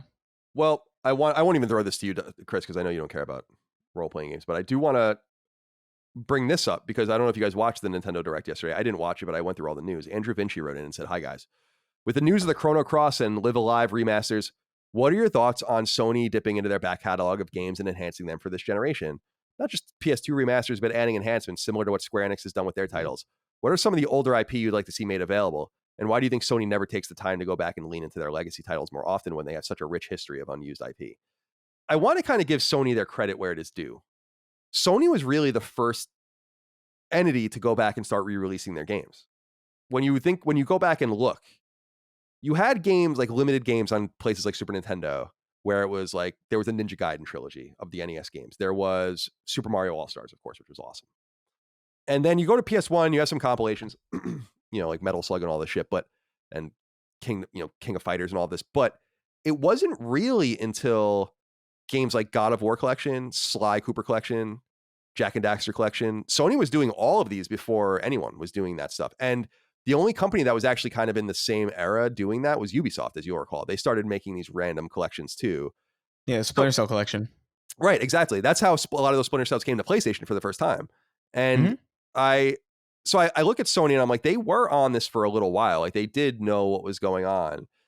I think that they're kind of stopping now because it's a resource management issue for them. I don't know that Sony has many valuable IP that are not tapped already. That's the honest truth. Like, I think that Twisted Metal could live again. I do think that there are games like Siphon Filter that could live again, but you could probably count on one hand the amount of IP they have that are truly, really valuable that they own that they are not exercising right now. Chris, is there anything that you'd want to see them go back to that they haven't already? Yeah, that's kind of the thing. It's like I feel like I don't know what was going on through like 2017 through 2020, but like somebody at somebody in the industry had my exact childhood and was really, really feverish about getting that back onto modern consoles because I got everything that I wanted. I got my Spyro, I got my Crash, I got my Crash Team Racing, I got my Medieval. These are like very bizarre things to get back. Like, I mean, Crash is a little bit more understandable, but never in a million years that I think Medieval would happen again. And I kind of got mine. I struggle to think of like the only one that comes to mind right now as I'm thinking about games for the PS1 that I just want to see again are we're getting Klonoa too recently, or super soon. But Legacy of Kain, Soul Reaver is the one that's just kind of sitting there off in the distance that I don't know if we'll really ever see that. I'm hopeful for it. I would love that to be the case, but I don't know, man. Like I think they've done a lot with what they had available, and I'm always going to scream about Ape Escape, but that's just me. Yeah, because I love Ape Soul Escape. Reaver, I think, is what Square Enix now. Who is that? Yeah. IDOS, so Yeah, but that's what I mean. Like a lot of those old IP don't even belong to. I mean, Crash doesn't belong to. Crash is Xbox now, right. so Yeah, a lot of those definitive IP just aren't even in the family anymore. So they're just gonna have to, I think there's an argument to be made that PS1 classics should be playable again, and they should do their best to get those licensing agreements as fleshed out as possible. But as far as utilizing old IP from the past and like rejuvenating them, I don't know.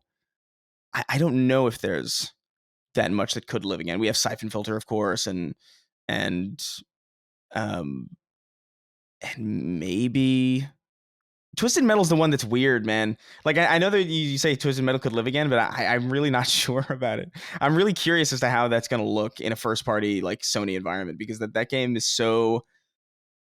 There's a man who has wheels attached to his hands, and he's just starfished out like this, and he wheels around on his arm wheels.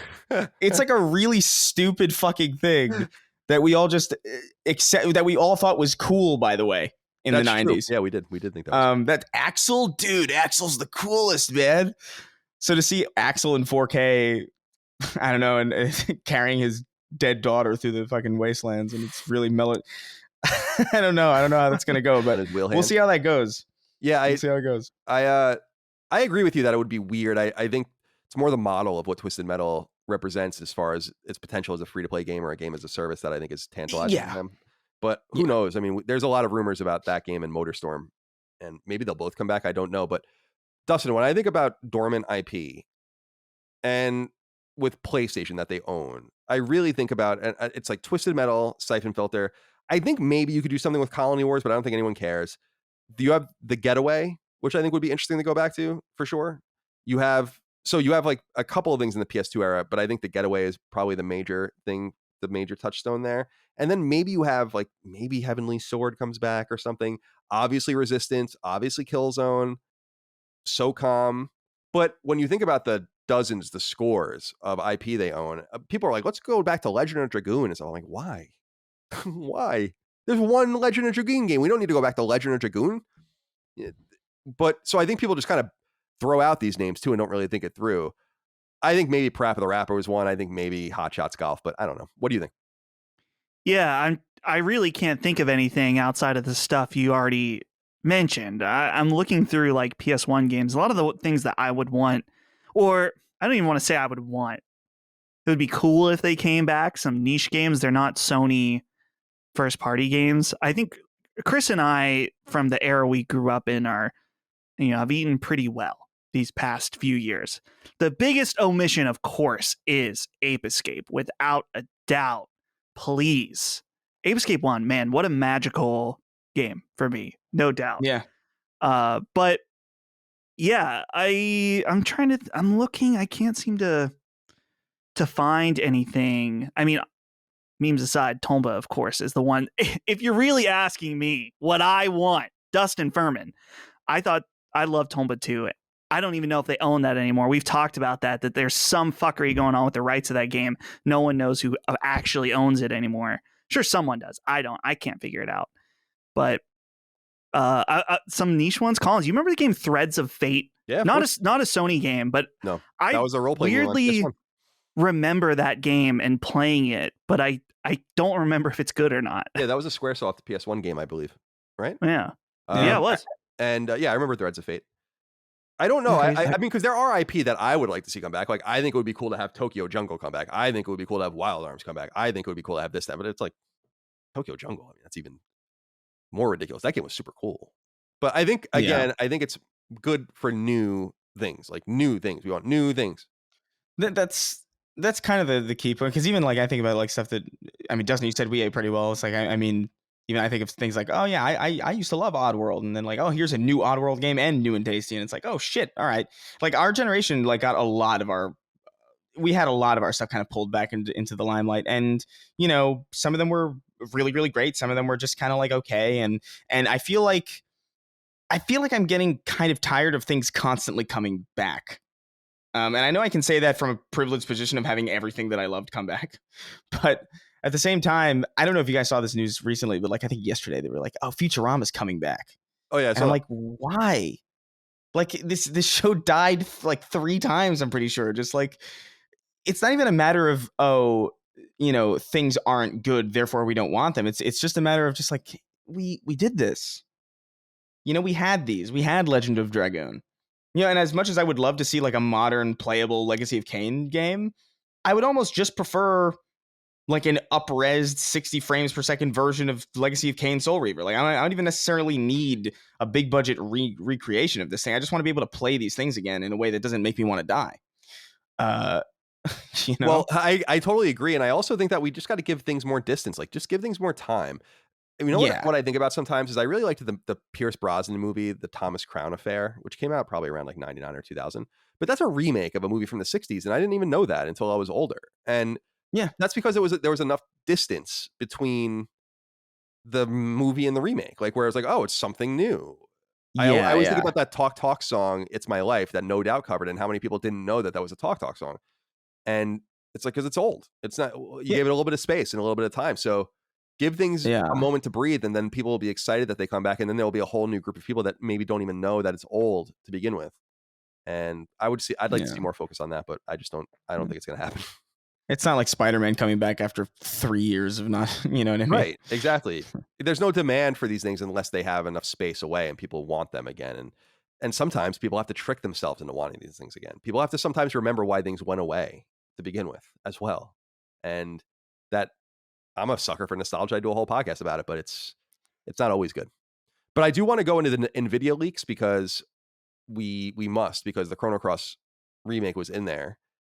Now, these games were all leaked by NVIDIA last year, and it's for PC releases. So on that list was stuff like Uncharted Legacy of Thieves Edition, which is now real. We know that. But Helldivers 2 hasn't been announced yet, and so on and so forth. Nothing interesting there. On the Microsoft side, games like Avowed and the Perfect Dark game were leaked. Contraband was leaked. Fable was leaked. Square Enix, Final Fantasy VII Remake PC port was leaked. Chrono Cross Remaster leaked.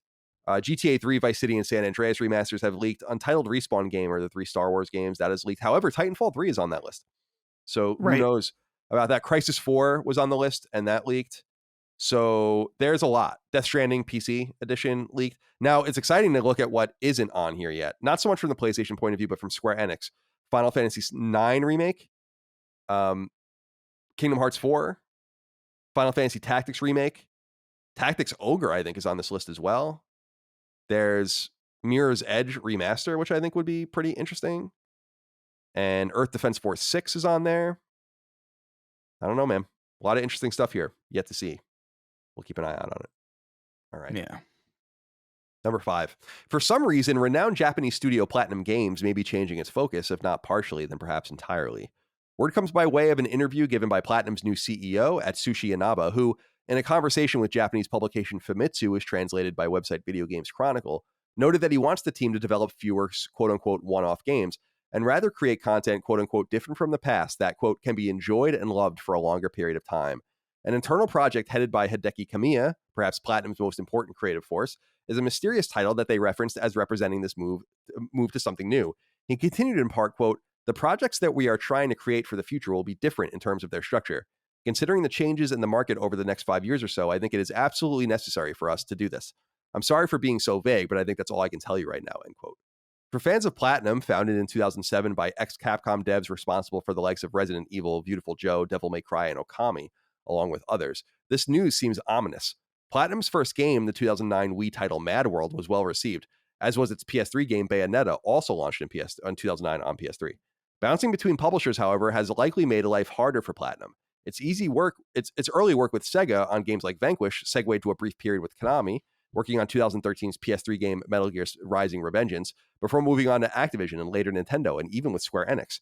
During this time, hit games like 2017's Nier Automata and 2019's Astral Chain came out.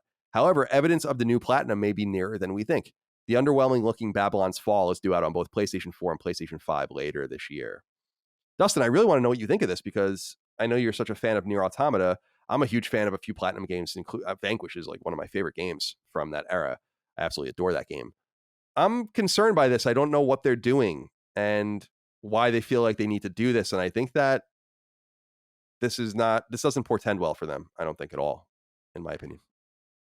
I feel like it's a strange move that the current game they're developing is this live service type game that he's talking about. And currently, no one seems to be that excited about it. And it doesn't seem to have really very much hype. And when the beta came out, people had a lot of issues with what they played.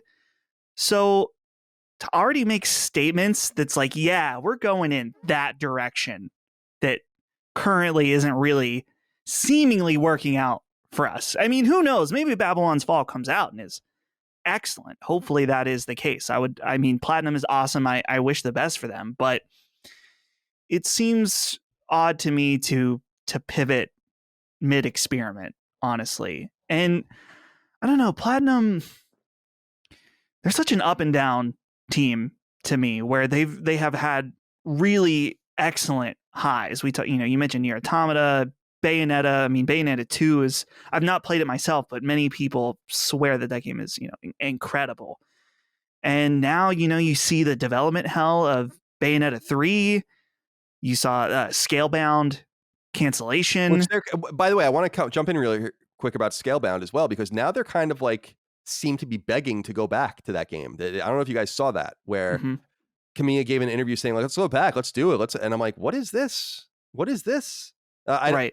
It seems there's a little bit of a desperation coming out of there, I think. Right. And the other down point that I was going to mention is when they were doing all those horrible licensed games that were just right with Activision. Terrible. So I don't know. They seem to be for a team and a company that has a clear identity in its gameplay, right? Seems to have no identity in its direction. And that's sad to see, because I think their games are often great. So I'm a little confused by this move. Yeah, me too. I think studios change. They change all the time. I mean, look at Naughty Dog. Completely different studio now than they were 20 years ago. And that's okay. But I don't think the thing is that when they went from Jak and Daxter at Naughty Dog to Uncharted, we were like, oh, cool, this is great. But when Babylon, or when Platinum goes from Nier Automata to Babylon's Fall, everyone's like, well, no, this looks awful. And so it's not like it's something strong where they're saying, no, we've got it. Look at our game. We're changing. We're evolving. And Platinum to me seems like a studio, and this is just an outsider's perspective, but it just seems like a studio that it was chasing a lot of work and wanted to get in bed with a lot of different partners. And what that ends up doing to you is stretching you thin and making you a contract studio where you don't own anything. And I think that that's put them in a difficult position. Sega owns a lot of their early work. Nintendo owns a lot of their recent work. Square Enix owns maybe their most famous work. And that's a difficult position to have put yourself in. And Insomniac, I know 10 years ago, was trying to get out of this. That's why they went and made Fuse. And that's why they went and made Sunset Overdrive, to at least try to make some sort of IP for themselves. So I understand that Platinum is maybe trying to do that. But Babylon's Fall seems like is going to be a very mediocre game. I couldn't imagine that game succeeding. It gives me, it's like when Battleborn was coming out, and I was like, Battleborn's going to fail. I mean, there's just no doubt Battleborn's going to fail. I just get that feeling like you might not even bother with this game. And if you can't entice your existing fan base over, then you have to start again.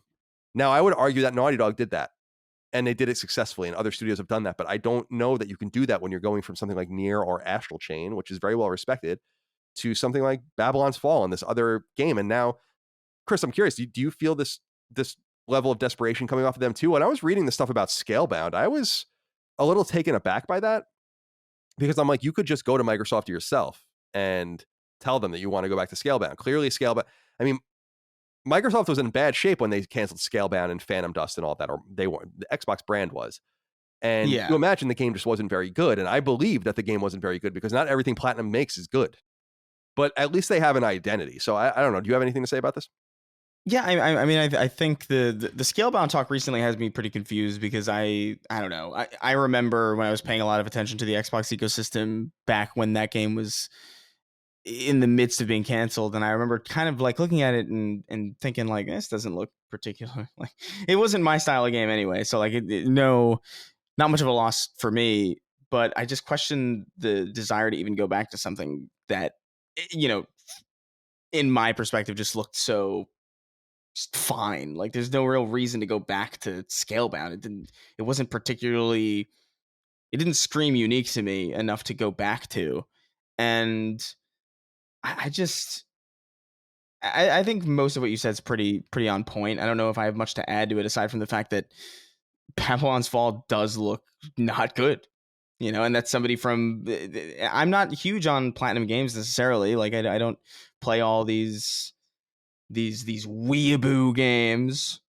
Although I looked at Astral Chain and I thought that looks pretty cool. You know, like I looked at obviously Metal Gear Rising Revengeance or whatever. That was ridiculous and a really fun time. But this, I can't even give this one surface level praise, you know, from across the room. I can't even, like, this looks like a mess, you know. Yeah, it looks so slow and sluggish and weird. I don't understand why they would make a game like this. And if it's really they're pushing the live service, then it's not going to be a good one. Yeah, I don't know. I don't know what's going on here. I'll recall too that they kickstarted the PS4 port of Wonderful 101. Remember that? So Yeah, that was a weird thing too. And they don't need to have 300 people at Platinum Games. If you can't afford to have that many employees, then maybe you should scale down and make one game at a time. But for every Vanquish we got a Star Fox Zero. And so I think Platinum Games is in trouble. I mean, that's my personal opinion. I don't think it's like an imminent thing. They're obviously working on Bayonetta 3 for Nintendo, and they have some external investment going on. And I don't know. They strike me as on a razor's edge right now. I think they need a parent, unfortunately, and I wonder who that will attract. They would be, where they would be right at home is with Capcom, which is where they all came from. And they should just go back and get some security from one of these publishers, but I digress. Number 6, something I guarantee you no other podcast will tell you about. In a continuation of the disturbing trend of games industry titans being willing to work with unsavory organizations, Japanese publisher Capcom has quietly accepted an investment worth 5% of the company from none other than the Saudi Arabian Sovereign Wealth Fund. As noted by business publication Bloomberg, the move re-secures the fund's position in global gaming markets, as it will be losing its investment in Activision upon that company's acquisition by Microsoft. So they'll make a profit, but they're losing out. There's little else to say here, apart from the fact that the company that owns and creates games in the Street Fighter, Resident Evil, Mega Man, Monster Hunter, and other series now has a substantial obligation to a wealth fund operated by a totalitarian theocratic autocracy. Saudi Arabia's so-called public investment fund was founded in the early 70s, is worth nearly $500 billion, and invests in companies across the world across all conceivable sectors. Right this second in Saudi Arabia, the population lives under Sharia law without meaningful elections. The ruling party is a family that has set itself up as a dynasty. Saudi Arabia has no freedom of speech, freedom of expression, freedom of religion, freedom of the press, freedom of association, and more. Women are second-class citizens who must conceal their entire body when in public and often have their lives completely dictated by men. It is illegal to be gay or trans in Saudi Arabia, and both so-called crimes can be punished by beheading, though it's more common to merely be imprisoned. The Saudi royal family also has a substantial investment in Japanese company SNK. Nick Goggis wrote in and said, "Good day to you, gentlemen.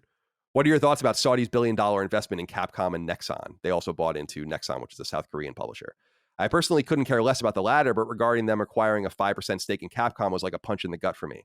As much as it disgusts me, I'll have to eat shit. I'll only be hurting myself by refusing to not play Street Fighter or Breath of Fire or Devil May Cry or Resident Evil and many other Capcom favorites. It seems we are coming to a point where some undesirable investing in our favorite companies is going to be a normal occurrence. What are your thoughts on the matter?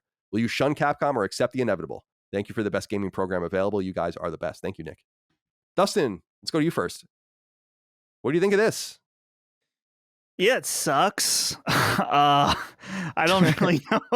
It sucks big time, and I'm glad that we can talk about it and highlight it on the show. As you mentioned, a lot of shows out there will not mention this and what it means, and I'm glad that you wrote up about what it means what the Saudi Arabian government does. And we want to be clear. I think it's worth, as it's important to note the Saudi Arabian government, it's also important to note that we have no problem with Saudi Arabian people, right? Yeah, Saudis are fine people. We have a lot of Saudi fans. Exactly. Listeners. So I don't know. I think it's important to make that always clear, is that, our problem is with the government and the way they treat their own people. And the question always comes down to, every time we have this conversation, and I think it's worth having, is what do we do about it? Is there anything that we can do about it? Do we, like Nick said, eat shit and just keep playing Capcom games? Does us choosing not to play them have any difference? Is it our job to just be very loud that this sucks? Maybe that's it. I don't know the answer. So I don't know. What, Chris, are you feeling the same bit of aimlessness that I am? It's like this, and this permeates every aspect of our lives. And we talked about that as well.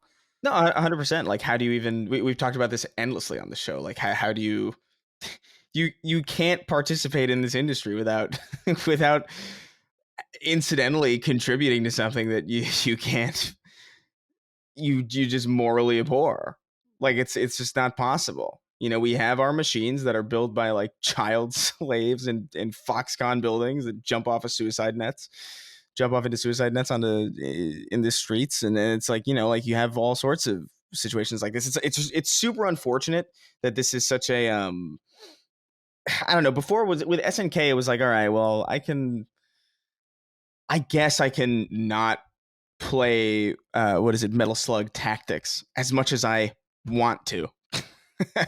But Capcom's a bigger entity. Like, we're not going to be able to go through this show without talking about Devil May Cry or Resident Evil when those games come up. Like, those need to be, like, we need to talk about those because those are big parts of the industry. Those are those are series that we on the show love and have a long extensive history with. So it's just one of those, again, these new situations where how many degrees of separation do you need from unsavory people and unsavory contributors to feel comfortable engaging in a hobby that ultimately brings you a lot of joy? And that's a big question that a lot of people are probably going to have to start answering themselves, especially as Tencent grows and especially as like mergers and acquisitions continue to kind of sweep across the industry. What are you okay with? And does playing a Capcom game mean that you're okay with it? You know what I mean? Like, there's a lot of levels that we can go with this conversation, and a lot of it is kind of introspective and a little bit nebulous because, we talk about the Saudi Arabian government and like what they do, and it's like, all right, well, we don't support the Saudi Arabian government, but there's things that the American government does that I don't support at all either. Like, and I'm not saying that we behead gay people in the street, but we certainly don't not throw drone missiles at people who probably don't deserve to have drone missiles like dropped on them, so as long as they have gay pride flags on them. I love those memes. Yeah, right. Yeah, as long as it says and it says BLM on it. Yeah, as long as the missiles have they them written on it, it's fine. Oh my god. I love those. But I don't know, man. No, for real though. Like, I just feel like you're just kind of in a rock and a hard place with this kind of thing, and we, it's our job to cover these games, and we can't just, at a certain point, we can't just, all right, well, I guess we're not going to play anything. Colin, what are you playing this week? Oh, I'm playing chess. Yeah, but that was made. That's a foreign game. Yeah, oh shit. I think you're right. It's what I say over and over again. Like, I simply choose not to really participate with this level of moralism. However, I want to just talk about things like I often talk about from a corporate standpoint, and I'll just use us as an example again. Although it's not as obviously Capcom's much bigger than us. We make choices as a business to ensure in some way that you don't have to make difficult choices. And one reason we do that is with merch, right? Like, we just won't get things made in China. And I'm not opposed to foreign manufacture, but I want to make sure that when people come for our merch, they know, like, you don't have to even make a difficult decision. You're going to do the right thing if you're interested in this merch as far as where it comes from. And so when I look at Capcom, and I see just a 5% investment, so that's like a $500 million, or that's probably like what, I don't know, $500 million or something for Capcom. I don't really actually know their market cap. My question is, did Capcom need to take that money? And if they needed to take the money, then they need to take it from the Saudi Wealth Fund. And that's what I'm saying. Like, just make the right decision. And you don't have to put your people in this position to even make this decision. Because obviously I'm still going to play Mega Man. I mean, I'm never going to stop playing Mega Man. They would have to make Mega Man games literally in Uyghur concentration camps for me to stop playing Mega Man, right? And I understand that. And I understand that in many ways we're all part of the problem by our compulsion to consume in certain ways. But I am trying as a business owner to make certain decisions so that you don't have to make that choice. And I often wonder why big corporations can't do that. Why they can't say, like, we don't want your fucking money. We don't want your money. We don't need it. We don't want it. Isn't it in 2008? Capcom isn't in trouble. They're doing better than ever. Yeah. They're completely revitalized in business. And I know that that's why they want the 5% because they're getting it at the top of the market. But that to me is part of the problem. It's impossible for me to believe that if they just didn't go to the market or they didn't go through their peers and go through their C-suite and say, like, let's start talking to some people about, we want to sell little pieces of the company. There's no one interested in 5% of Capcom, just the Saudi family. Those are the guys. Yeah. It's not every bag is a good bag, you know? Right. Like Hog says. I agree. I agree completely. And so that's my problem with it. It's not about consumerism. It's about why companies won't make the right choice. And why it's therefore not incumbent on us to make that choice, but why I think that once you give a place at the table to some of these entities, it's only going to grow. And you're right, Dustin, to say that we don't have any problem with Saudi people. We don't. But I will say again, Western society and our mores are superior to what is going on there. And companies should note where they're doing business and why and with whom and to what end. Right? Yes, I was born the same way as a Saudi man, free and unbridled in this world. But the societies we were born into are not equal. And I'm not ashamed to say that. We don't throw gay people off of rooftops. We're not a theocratic autocracy. We don't make women dress like fucking ninjas when they go outside. Right? I'm sorry. That to me is an inferior way of life that subjugates innocent people. And that's where the political rubber hits the road in games industry. We're so worried about, oh, this game is saying this and this is that, and Far Cry is about Trump and blah, blah, blah. And I'm like, but what about the government's investment in Capcom, the same government that disappeared a journalist a couple of years ago in front of everyone? Yeah. The Khashoggi situation, we all saw that. It's the same people. So that's all I want to say. It's the same people. Yeah. So and we're gonna let you guys know about that, and we're gonna give you all the information that you need to make an informed. I think ultimately, like, the best thing you can do is just be knowledgeable about where your money goes, even if that might lead to some like uncomfortable decisions on your behalf. Like, if you still want to play Mega Man, like there's nothing morally abhorrent about you wanting to play Mega Man. You know what I mean? Even if you know this information, but I do think it's important that we are here to tell you this information, because I think we all here, everybody on the show knows that this information is not going to be talked about in a lot of other places. Like, you won't see if you follow a bunch of gaming content YouTube creators, like this is not going to be a video for a lot of those people. This is not going to be a headline for a lot of people, and it's not going to be a viral Twitter post. You're not going to see this. So the best that we can do is inform you guys so that you know what the situation is and be clear about our positions on it, and then just move forward from there, because you can't be a 100% moral contributor in any of these hobbies. You just can't. Right. And we have to kind of face that in a globalized society, for better or for worse. It's okay, I think, for countries to live within reason the way they want to live. I don't believe for 1 second Saudi women want to walk around dressed like that. I don't believe that. I don't believe that Saudi women until 2 years ago didn't want to drive a car. They can't even go anywhere without an adult male. You don't think they want to wear a black cloak in a sweltering desert? No, they don't. The whole time? No, I don't. So there are certain things I'm happy to call out. And American society and Western society isn't perfect, but it's far superior to that. And I can't not say that, because it does matter when our money is all mixed up. It does matter in our relativism to each other. And I think gay people should be allowed to live their lives to the extent that they want to live them freely and openly and safely. The Saudi society largely is fine with them getting their heads cut off. Whoops. Number 7, you've waited long enough. The long-anticipated sequel to the Telltale adventure series The Wolf Among Us, first launched in 2014 on PS3 and PS4, is due to come out in 2023, this time on PS4 and PS5. Word comes by way of a post on the official PlayStation blog, which notes that the game created by the reborn Telltale will again be episodically delivered, but this time by what appears to be a better run studio.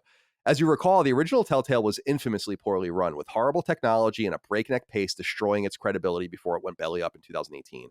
A new corporate entity acquired Telltale's branding, tools, and some licenses in 2019, and since then, following the disastrous launch of The Walking Dead's final season, assisted by Skybound in 2018 and 2019, they've been toiling away on The Wolf Among Us' sequel. They're also working on a game inspired by the science fiction show The Expanse. The original Wolf Among Us, which is based on a graphic novel series called Fables, acts as a prequel. The next game will take place 6 months later. Rares Kondratov wrote in and said, "Hello, Mondays. We finally got some info and footage of The Wolf Among Us 2, and I have to say that it looks incredible. Between the vastly improved lighting, animation, and game performance due to the use of Unreal Engine 4, this is shaping up to be a truly generational leap over previous Telltale titles. The first season was, in my opinion, their best work, and I was wondering, what are your thoughts on it and this trailer?" I don't know if either of you guys watched this, but Micah, our coordinator, my girlfriend, is a huge fan of the first series and a season, and she's super excited about this. It's just nice to see Telltale doing something functional again. And I was really happy to read in a blog post that, to Raris's point, they are using Unreal Engine. So they've finally abandoned that proprietary garbage that was running their games earlier. Just absolute trash. And just trash. I don't know what the fuck they were thinking with that thing. It would eat saves, and I remember when Game of Thrones came out and it was just totally broken. It was just like, oh my God, I couldn't believe it. That was an omen. Yeah, it was just horrible. And I like some of their stuff. I like The Walking Dead season 1. I liked Batman season 1, but technically they're just horrible games. Dustin, what do you think about this Wolf Among Us 2 re-emerging? Looks like it'll be released episodically beginning next year.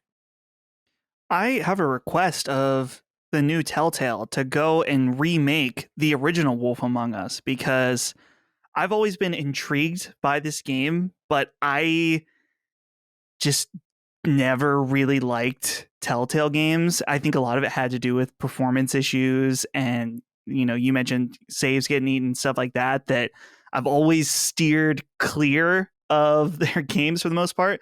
I think I played maybe a little bit of the first one, but I'm watching the trailer right now of Wolf Among Us 2, and man, it does look like stunningly really beautiful. And so I'm intrigued by this, but I don't know, maybe I can just jump into the second one without any issues, but I don't know. But it's cool to see this coming back. I'm happy for the fans. I think this is like 9 years in the making, so I'm happy for you.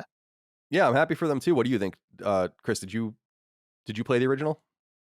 No, but I actually do like some of these Telltale games. I actually played through The Walking Dead season 1 kind of recently, just out of curiosity, because it was back compat on Series X. And I was like, oh yeah, I'll play through this again, and it was good. It was as good as I remember it, a little bit better actually. So, maybe I'll just jump into the first season just ahead of this and just expect the jank and kind of expect that terrible performance and just sort of deal with it, because this does kind of look, it does look incredible.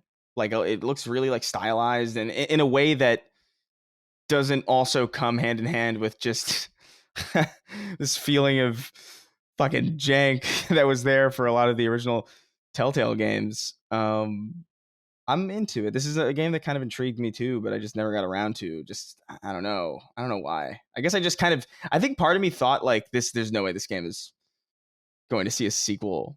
I think I just kind of knew Telltale was kind of on their way out, because they just refused to update that engine. And like, when you're getting like 10 frames a second in a narrative based game that shows one screen at a time, it's like, how is the writing on the wall isn't good for that. But this looks stunning, in my opinion, like visually and performance wise. Like, even just this video looks like it runs way smoother than the original games do. So I'm all for it.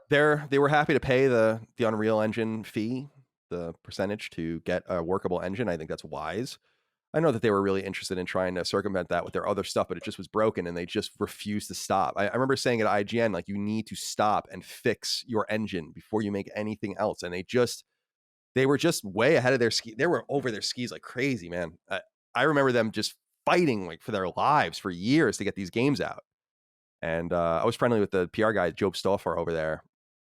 And he was always full of interesting stories because they were always just flying by the seat of their pants. One thing I must say, though, and to be perfectly honest, is that I was only half turned off by the technology. The other reason I was turned off is because I hate episodic releases. I hate them. And I was disappointed to see that they're doing this again because it turns me off. I don't want to play 3 hours at a time and then wait a month. That's stupid. Who wants to play a game like that? I just, that's like the antithesis of playing video games. It's the antithesis of the way, with the exception of Hulu, any streaming service even rolls out their TV shows. It's like, why would you want me to wait this long? And then by the time the 5th episode comes out, I'm like, okay, now I'll play it. It's too late. The only reason I played The Walking Dead season 1 was because it was nominated for Game of the Year. And I had a moment to play it at the end of the year. So I was like, all right, I'll sit down for a day and play it. But I was always turned off by playing their stuff because it would come and I'd be like, oh, I'll get to it when the 5th episode comes out. And then I'm not interested by that point. They could have captured me in the original with the original thing. I know that they want to have those multiple points of popping, but I don't think it works. We'll see. Number 8. Today on this podcast, we can confirm what has already been reported by website Bloomberg. Assassin's Creed is coming back with a smaller standalone game called Rift, one that was originally designed to be DLC for Valhalla before being switched up, apparently to fill in a gap in Ubisoft's upcoming schedule. Bloomberg reports the game will launch later this year or early next year. However, Last Stand sources tell us that it will be out in the first 2 months of 2023. It will star Basim from Assassin's Creed Valhalla, and according to our source, will take place in a Middle Eastern setting. Valhalla, which came to PS4 and PS5 in 2020, is widely liked but also considered exceptionally bloated. It appears that in spinning off this DLC, we may get an Assassin's Creed game more in line with the length of the original 3 games, which launched in 2007, 2009, and 2012. And of course, there was interstitials. Before Valhalla, the last Assassin's Creed game was Odyssey, which launched on PS4 in 2018. It's funny, I had the story. I had it for weeks, and I just couldn't corroborate it. Mostly because I just didn't, I care, but I also am just like, I'm not that motivated to break an Assassin's Creed story. But when I saw Jason write about it, I was like, ah, damn it, I knew this. So yeah, I can confirm this. My source tells me this as well. I didn't see in Jason's reporting the Middle Eastern setting. That's apparently true. Jason suggests the game will come out at the end of the year. My source tells me it will not come out this year, but we'll see what happens. And then number 9, Sony Corporation has announced a new breakthrough in artificial intelligence technology, and it's all thanks to PlayStation first-party studio Polyphony Digital and their 2017 PlayStation 4 exclusive racer Gran Turismo Sport. The so-called AI breakthrough is called Sophie. That's SOPHY. According to a blog post from Sony, in part, quote, Gran Turismo Sophie is a revolutionary racing AI agent that has learned to master the PlayStation game and driving simulator Gran Turismo Sport. Through training, Gran Turismo Sophie acquired racing skills to challenge and outrace some of the world's championship-level GT drivers. This breakthrough has been one of the key challenges Sony AI has worked on since its inception in April of 2020. Over the past 2 years, our team has been working closely with Polyphony Digital, the creator and developer of the Gran Turismo franchise, and the cloud gaming team at Sony Interactive Entertainment to develop Gran Turismo Sophie. Gran Turismo Sophie learns through novel, deep reinforcement learning techniques to race at the highest level. It is trained using the cloud gaming infrastructure managed by SIE for massive scale training, end quote. Sony notes that this breakthrough is significant because unlike other AI engines that can play chess, Go, shogi, or even other video games like StarCraft 2, the rule set of racing is so dynamic and complex that it's a much harder problem to track. And yet they've done it. This month's issue of Nature, the famous science magazine, is adorned with this breakthrough on its cover. I really recommend people go read this blog post. It's super fascinating. They're basically explaining how this is actually like a massive AI breakthrough that it seems like no one is really talking about, because they're saying like chess, and I play chess, the greatest grandmasters in the world can't beat the best chess computer anymore. Now, Go was considered even harder to do because of the many more moves. Like chess has like millions of possibilities, right? And Go has even more. And so they solved that problem. And then, as you guys might recall, I got really into watching the videos for StarCraft 2 playing computers for some reason. I just got really into that. And this problem apparently is just even more complex because it's dealing with live players, which is the others deal with, but it's dealing not with one other live player, but sometimes like 15 other live players in a live dynamic track with all of its different turns and twists and environments, dynamic weather, the actions of the other racers, which is not turn-based, but rather constant. And then they designed this AI so that it was beating the other racers. Anyway, That's insane. And that's why the highest level players in all of these different games, Street Fighter, Gran Turismo, all these, they need to play each other because they can't play the computer anymore. They've created an AI that will womp anyone now in the game. And I don't know if we have much more to say about that, but I just wanted to throw that out there because it's super cool. And it's on Nature's cover, and you guys can go check it out if you want. And finally, number 10 is a wrap up. The official PlayStation blog reports cute co-op action game Conan Chop Chop, which looks really neat. Comes to PlayStation 4 on March 1st. Sequel RPG Salt and Sacrifice comes to PS4 and PS5 on May 10th. Fast-moving FPS Post Void, which I think you will like, Chris, comes to PS4 and PS5 at some point this spring. TMNT Brawler Revival Shredder's Revenge is confirmed. Yes, for PlayStation 4, finally, for launch by the end of 2022. That game looks fucking awesome. Oh my God, that game looks awesome. 2D horror game Animal Well comes to PlayStation 5 either late in 2022 or early in 2023. And one-hit kill game Samurai Gun 2 comes to PlayStation 5 at an undetermined point in the future. Also, a beta for so-called social horror game Hello Neighbor 2 will come to PlayStation platforms on April 7th. Publisher Electronic Arts revealed that the Hazelight-developed co-op game It Takes Two has now surpassed 5 million copies sold. Website Push Square reveals Tennis Sim Matchpoint Tennis Championship comes to PS4 and PS5 at some point this spring. FPS Atomic Heart, which looks dope, and I think you'll like that one too, Chris, comes to PS4 and PS5 in the last 4 months of 2022. And mech game SD Gundam Battle Alliance comes to PS4 and PS5 at some point in 2022. Website Gamatsu reports survival horror game Tormented Souls comes to PS4 on February 25th. 2D adventure game The Cruel King and the Great Hero has been delayed and now comes to PS4 on March 15th. Action adventure game The Serpent Rogue comes to PS5 on April 26th. Action game Zorro the Chronicles, the license game, comes to PS4 and PS5 in June. And adventure game Eurokill the Calumination, I don't know how to say that game. I think it's NIS, comes to PS4 and PS5 on July 5th following a short delay. During the most recent Nintendo Direct, Disney revealed Speedstorm, a kart racer coming to PlayStation platforms at an undetermined time, while Square Enix revealed live-action adventure title The Centennial Case, a Shijima story, which will come to PS4 and PS5 on May 12th. The previously rumored Klonoa Fantasy Reverie series was also confirmed for launch on PS4 and PS5 during the event, though the release date for the PlayStation ports, is unknown.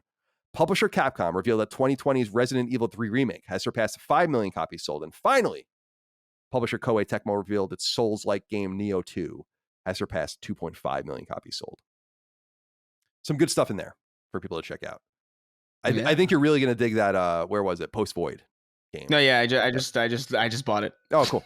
It looks perfect. It's exactly what I was thinking of. All right.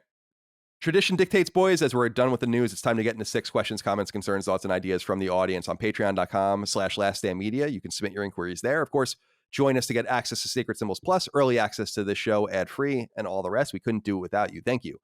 Kurt, a.k.a. Big Juicy, wrote in and said, hello, Slitterheads with a hard R, he says in the parentheses. Easy so Slitterheads with a hard R. Easy. The question is for Bully Furman. I was wondering if you have ever dabbled into any of FromSoft's previous work before Demon Souls. I picked up a copy of King's Field 4 on PS2, and it's a great first-person immersive dungeon crawler. The combat is a little slow and different at first, but the atmosphere and music really sucks you in. There are hints of modern FromSoft in it, and was curious if you ever dabbled in any of these titles. If you end up trying it, please give it a fair chance. It clicked with me after 30 minutes to an hour. I hear both Shadow Tower games are great. The second one even has an English fan translation. It's true that From Software is a very, very storied company with a history long before Demon Souls put them on the map with many people. Now, of course, we know Armored Core, but King's Field was the other of the major franchises that they were working on. I think going all the way back to PS1. Have you ever played these games, Dustin? No, I haven't. I've learned about them here and there through watching videos about Dark Souls and Demon Souls, stuff like that. I've never played them myself, and honestly, they always look a little too janky for me to want to go back to. Like, I can appreciate them for what they are and see them in videos and stuff like that, but I've never had a strong desire to go and play them. And I also don't know if there's any easy way to go and play them because they're PS2 games. I mean, maybe I could get an emulator or something, but I think King's Field 3 came out here. The first one definitely didn't. The second one, no, the second one did too. So yeah, but no emulate. You need to emulate them, I think, or put them in original consoles.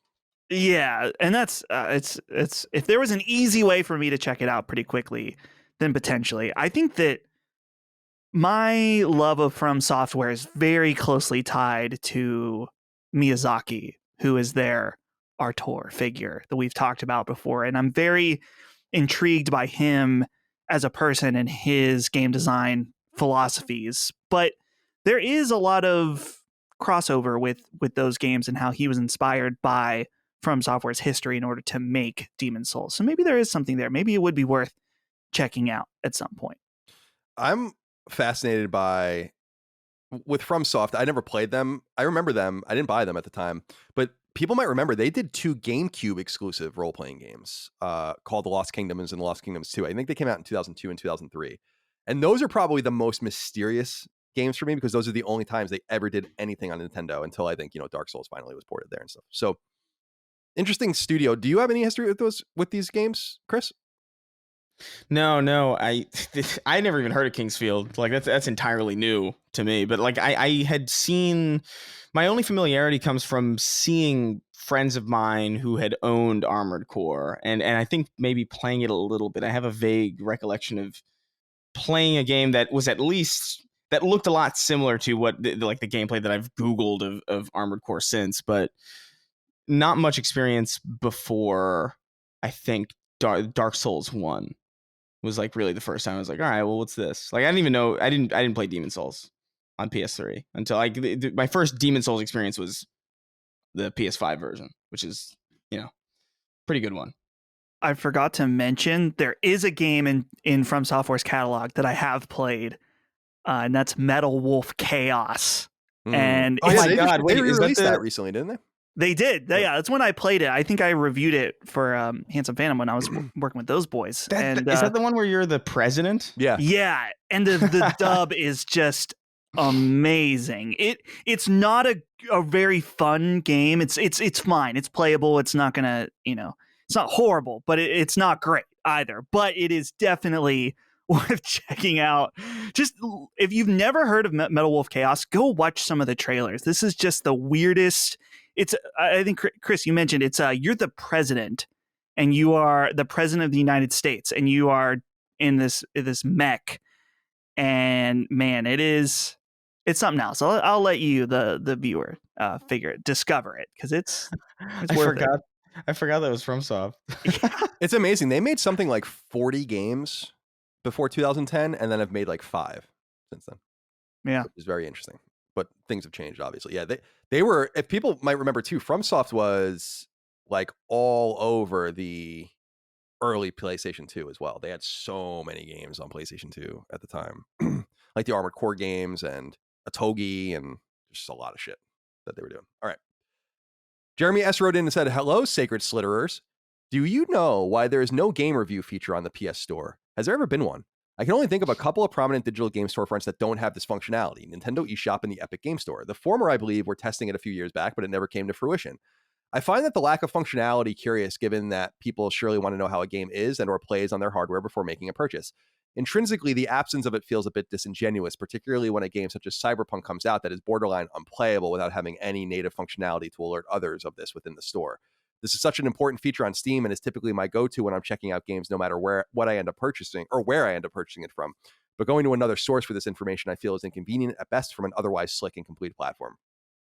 Let's go to you, Chris, with this one first, because I completely agree. And he brought up Steam. I go to Steam all the time because I don't buy shit on Steam, but I just go on the browser and go to Steam because they have like a great forum and a great for each game and reviews for each game. It tells you exactly how long someone played. And I love they even have a thing where it's like a person writes a review and it says how long they played before they reviewed it and then how long they played since they reviewed it. There's a bunch of very small L libertarian things going on Steam that I think are so awesome and so pro-consumer, but for some reason, PlayStation seems reluctant to institute this, and I'm not really sure why. I feel like having a robust thing like Steam, like having an object for every game on PlayStation Store would be so cool. Like a real object where people can talk and review and get help and do all those kinds of things. Do you feel like Sony could do something like this, and would you want them to have specifically user reviews? Yeah, I think that would benefit them greatly. I the only reason that I could think of that it might not be there as is because there is a philosophy in web design specifically where you don't necessarily want to overwhelm a user with like a ton of information all at once. And I think that rule especially gets more and more important when you're working with input methods that have less flexibility than a keyboard. Like when you're working on like, an app store on a console where you've only got so many buttons on a controller to do so many different things, and there's no keyboard to type things in. I imagine that because Steam is so PC centric, they kind of don't have to worry about that. Like Steam is very, very focused on information, giving you information. How long has this person played? Like what, how many years have they been playing? Like there's a lot of information that they can kind of throw at you, and it's a lot more digestible because you're on a computer versus, I don't know. I don't know if you guys have ever tried to use like the browser on PS3 or like the browser on modern consoles, but it's a fucking disaster. You have to man. trick the PlayStation 5 to show you the browser. I think it won't even let you do it without tricking it. Yeah. so it's, I think it might have something to do with just the fact that it's on a console. And so maybe a lot of these features, people are assuming that, hey, if you're looking for reviews for a game, we've all got smartphones, we've all got computers, we've all got laptops. You're probably like looking for that on your phone as is. And then when you decide to get the game, you'll come to the platform and buy the game. And then you'll do what you need to on our platform.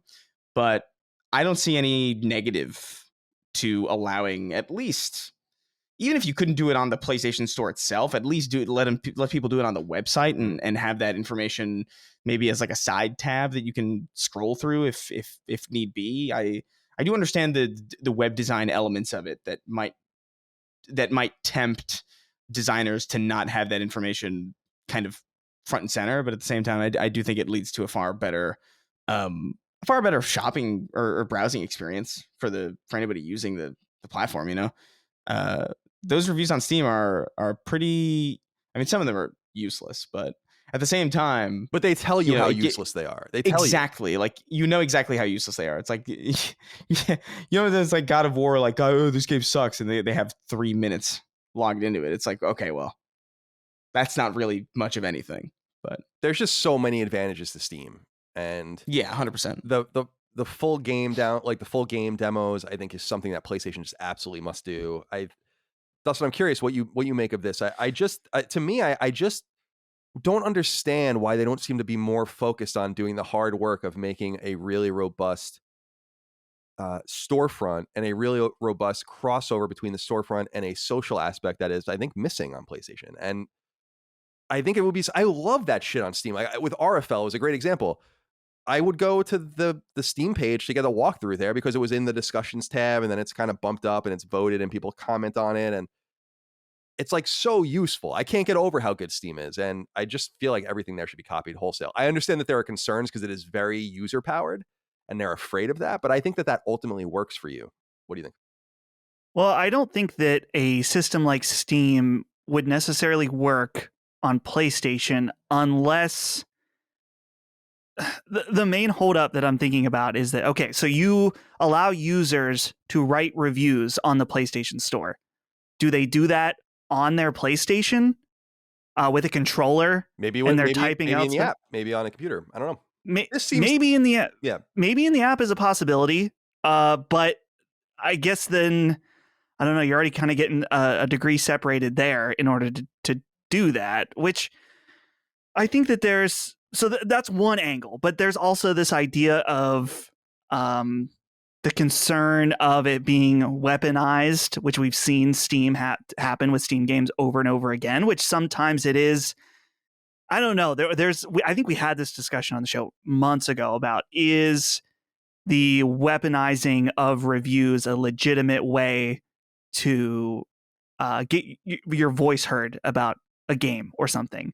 Like, for example, let's look the Metacritic score of Metacritic Last of Us Part 2. Last of Us Part 2. The user score is 5.7 for that game. I'm sure that Sony looks at that and is like, yeah, maybe we don't need to have our own user score because they're not necessarily fair. But I agree with that. But I also think that if I was sitting with them and they brought these up, I'd be like, okay, but you could do this. Okay, but you could do that, right? Like ultimately the inexorable trend is to empower your audience to be able to speak to each other, and that they care more. The audience cares, I think, more about what they collectively would on average think about a game than what I care about a game. And for some reason, like my voice is empowered, but their voice isn't. And when I was at IGN, it was really powerful because I had a Metacritic score that weighed more than everyone else's, right? Because I was at IGN. There's something unbalanced about it, but I think you're right. You see, my argument back about this though is people can argue, well, and I think it might be true, that the critical reception of games is sometimes so detached from reality that this is the only way we can actually communicate is to bomb your game. And I don't agree with that. And I'd be afraid for that to happen to one of my games. But I also wouldn't release a game broken like that. But I also just feel like the problems can be overcome with a thoughtful approach where it's like you have to have beaten the game, or you have to spend a certain amount of time with the game. Like, is someone going to bomb The Last of Us Part 2 if they have to have proven with a PSN metric that they beat it first? They probably would, and they probably will like it. It would be hard for me to believe that someone's like, I'm going to play 30 hours and then leave this game a 1. But they might, but it kind of filters that shit out. Like, I think it filters out those bad actors. I would just like Sony to say, like, we're going to really fix this. We're going to figure this out. The major counterpoint though is you mentioned the mechanic of, in order to review it, you need to beat it, but that completely negates the idea of, oh, don't buy this game because it's broken. Yeah, that's true. So that's true. It's a complicated issue. Thank you for writing in, Jeremy. Frank T wrote in and said, hey boys, Variety just announced that the film and game rights for Lord of the Rings and other Tolkien IPs are for sale. Would you want Sony to make a push on this? I feel like Amazon might try to get it after having the Amazon Prime Video Lord of the Rings TV show and now 2 games that were in the top 10 best Steam launches of all time with New World and Lost Ark. Yeah, Lost Ark was apparently murdering. Although I am skeptical of their streaming numbers because they own Twitch and they pay people to stream the games. But nonetheless, those games are no doubt doing well. Finally, Amazon Games is coming to fruition in some way. Now, the Lord of the Rings license would be mighty valuable and mighty expensive. Big entity would have to come in and grab it. Amazon is spending more than $1 billion on that TV show.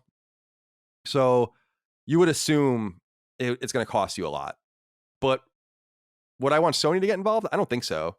See, I think Sony really did a nice job and is doing a nice job with Marvel, right? Like, it made sense. Like, I think Marvel benefits from Sony being involved. I don't know that Sony has anything in the works or any studio that really fits with a fantasy, what would probably be a action or traditional role-playing game. So I'd rather see the Lord of the Rings go somewhere else. I don't know. What about and Dustin, I'll go to you first. What about Monolith? Going back to WB. Everyone loved that game, or those games, right? Those Lord of the Rings games? Right. I would prefer a system that's more akin to what they're doing with Star Wars now, that they're kind of just, there's no one publisher that has an exclusive rights to it, that they can kind of be pitched different games. And obviously I think that would be the way to go. As far as giving it to someone or having, I mean, I guess Sony is specifically what was written in about, is that this idea of Sony getting it. And I think that you're right, Colin, that Marvel is their way to have a popular IP that's not theirs, that they can take advantage of its market popularity and release great games. I don't know if Sony wants to focus too much of its attention on IP that it doesn't own unless it's extremely to their benefit. And I feel like Lord of the Rings market value as far as a pop culture element is questionable right now. I mean, always that trilogy is going to be loved forever and ever, no doubt. This Amazon one, the jury's still out. I mean, yeah, they spent a shit ton of money on this series, which is not indicative of its final quality at all. It has some promise, but we'll have to see when it actually comes out if it reignites a pop culture moment around Lord of the Rings. So it's hard to say. Honestly, if I would maybe, I think that Amazon makes the most sense for them to try to get it, but I don't know. It's a risky bet, because if this Amazon show comes out and sucks, then this license, the value of it would potentially go down. Yeah, I that is a good point. Diminishing returns. I assume Amazon must know that they cannot fuck this up. It's just too much money. It's just too much of an investment for them to screw this up. I'm hopeful that it's not bad, but I don't really care one way or the other. Chris, what do you think about Amazon potentially getting the Lord of the Rings game rights after the success recently of New World and Lost Ark, or do you want someone else to get their hands on it? I think I have the same kind of view as Dustin, where I don't want to see a series like that just kind of locked behind just a handful of studios or just one entity kind of control, because we saw how negatively that impacted Star Wars and how positively the lack of something like that is affecting Star Wars now. Star Wars in the game space has a lot more promise now than it did when it was exclusive to EA, and I see no good reason to believe that Amazon's exclusive rights to Lord of the Rings would yield anything else but that exact same result. Which, I think it sucks, because I think there's a lot of ground for Lord of the Rings to be explored. Like, I think people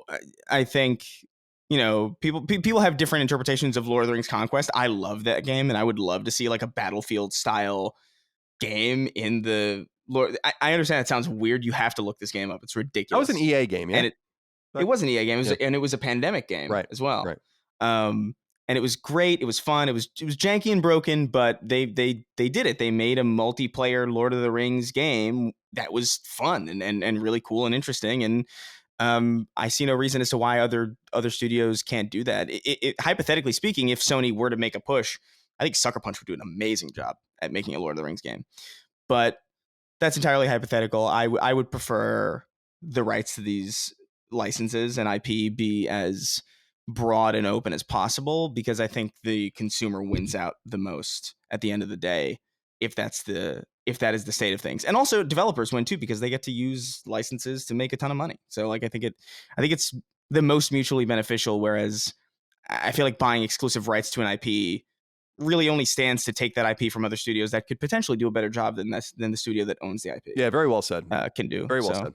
I think the Electronic Arts point is very well taken with Star Wars, and again, I just don't think Sony has the pieces to even make this work for them. So that doesn't make any sense. And then see, I wouldn't mind Sony going in with and get licensed games exclusively like they did with Spider-Man, if the game probably wouldn't exist without that.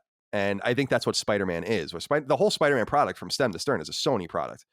And I don't think that would have ever happened outside of Sony and Insomniac. So I don't really have a problem with that. And then when a game like Wolverine comes out, and obviously I said famously, someone told me about the Wolverine game and I didn't believe them. So I didn't leak it or whatever, or report on it. And but when that was announced, I was like, oh, this is a surprise. Maybe another game that wouldn't have existed without this very specific combination of people. But when you have Lord of the Rings or Star Wars and stuff like that, you don't need that, because there are a million people that would fall all over themselves to make a good game in that universe. So maybe what you should instead do is have people pitch you. Yeah, exactly. That I think is the best outcome. You get you get to cycle through all the bad ideas before it's even. It's way better to be like, hey, than it is to be like, hey, we got this IP, do something with it, and they're like, what? Right. One comes before the other. In other words. Yeah, you have to want to do something in a space like that, and there's a good case to be made. I mean, we were talking earlier about. I know this is a key component of the discussion where it's like, oh well, you don't necessarily want studios to be working on IPs that they don't technically own, like, oh, Insomniac is working on Spider-Man, but they don't own Spider-Man. So what value is there in that aside from the short term, outside of the short term?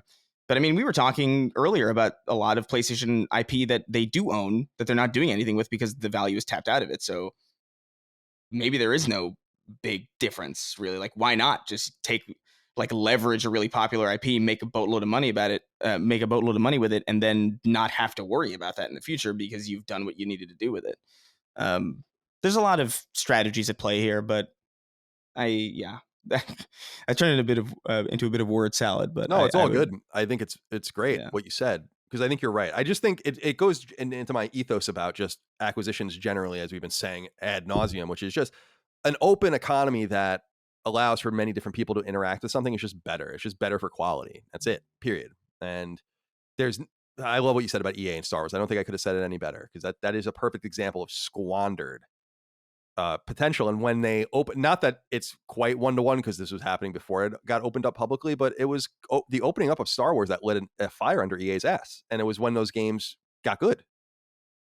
Fallen Order and Squadrons and all these games were getting Fallen Order 2 and maybe another Star Wars, or three Star Wars games from Respawn. So now they have a fire lit under their ass because they can no longer be complacent. And I think that comes from having an open market. Thank you for writing in, Frank. Lorenzo Camarado wrote in and said, hey gang, I feel like nobody's talking about the fact that Sony is selling the PS5 at a loss.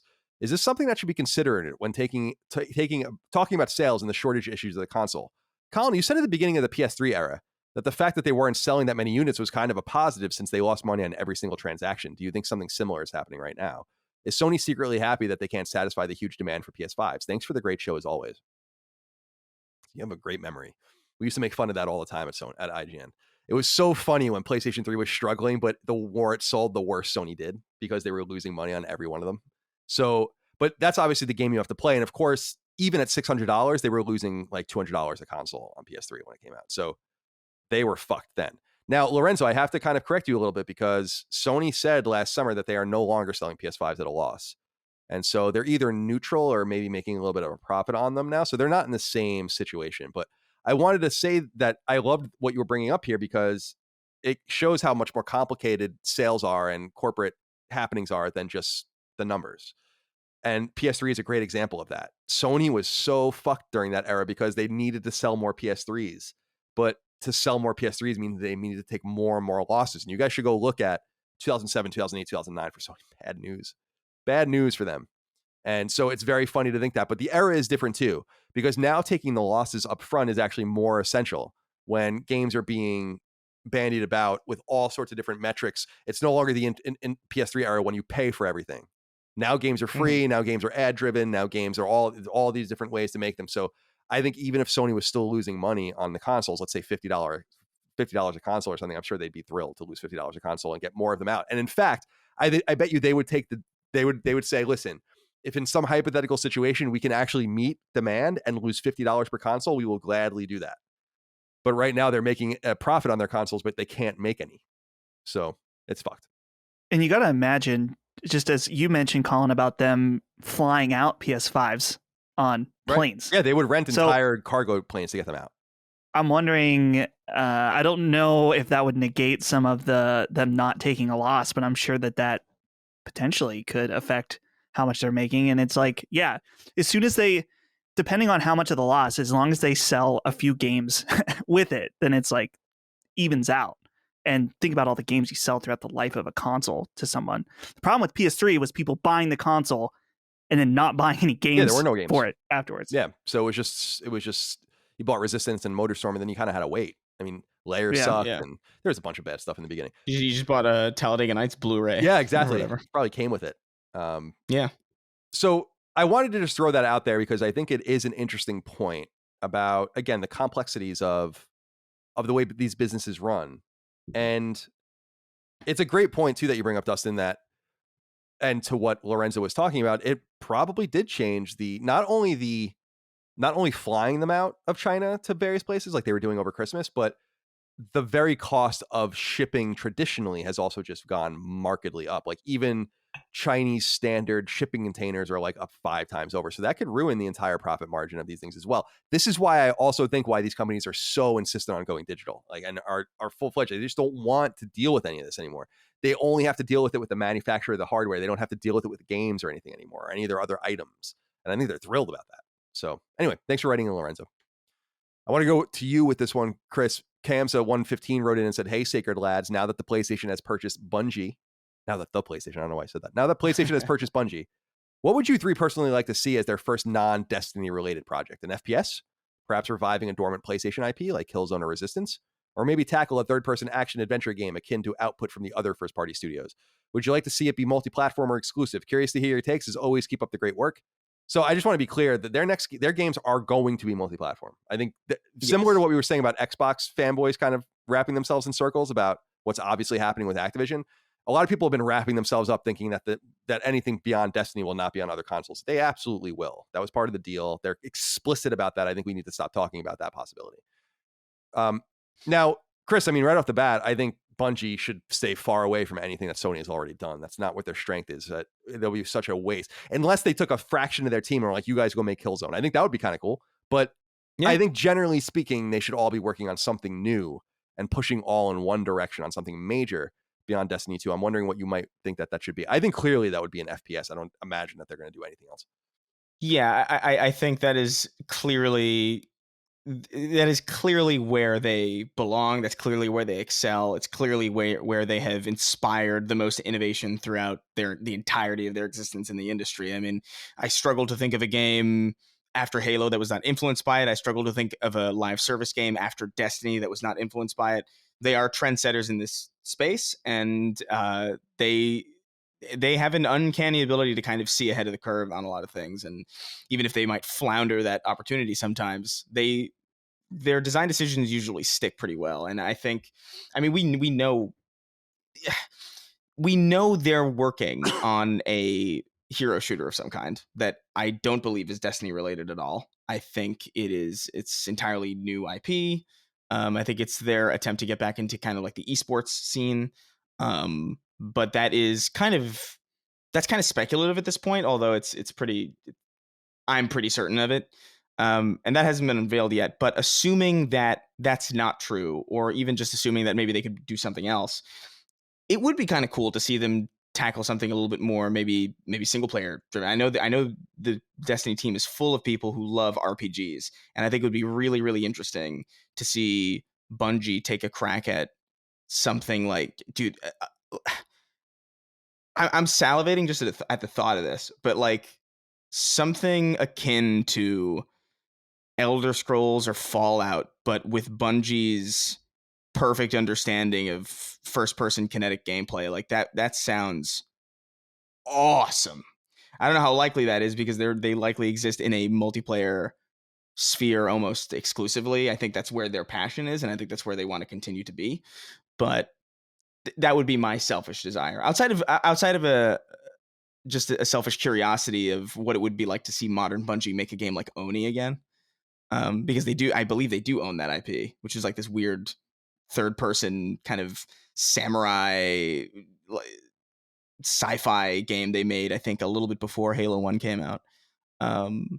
But I would like to see something like that out of them. But I'm also just curious about what this hero shooter is going to be, even if that's not my preferred genre of FPS. I think if anybody could make me curious enough to dive into it, it's definitely Bungie. What do you think, Dustin, with Bungie's potential? Yeah, I would love, I mean, from a just personal perspective, is that right now I'm feeling kind of down about Halo Infinite, in just that it seems to have there wasn't enough at launch, and I understand it launched in beta, but it's kind of fallen off, and they've delayed their roadmap. And that's the frustrating thing. It's like, here's a live service game, and we'll get back to you on that live service part. Right. So it's like, just can't really do that. I wonder at the possibility of Bungie making an arena FPS game, and they're able to use their live service muscles to support it in a way that we wish Halo Infinite was supported.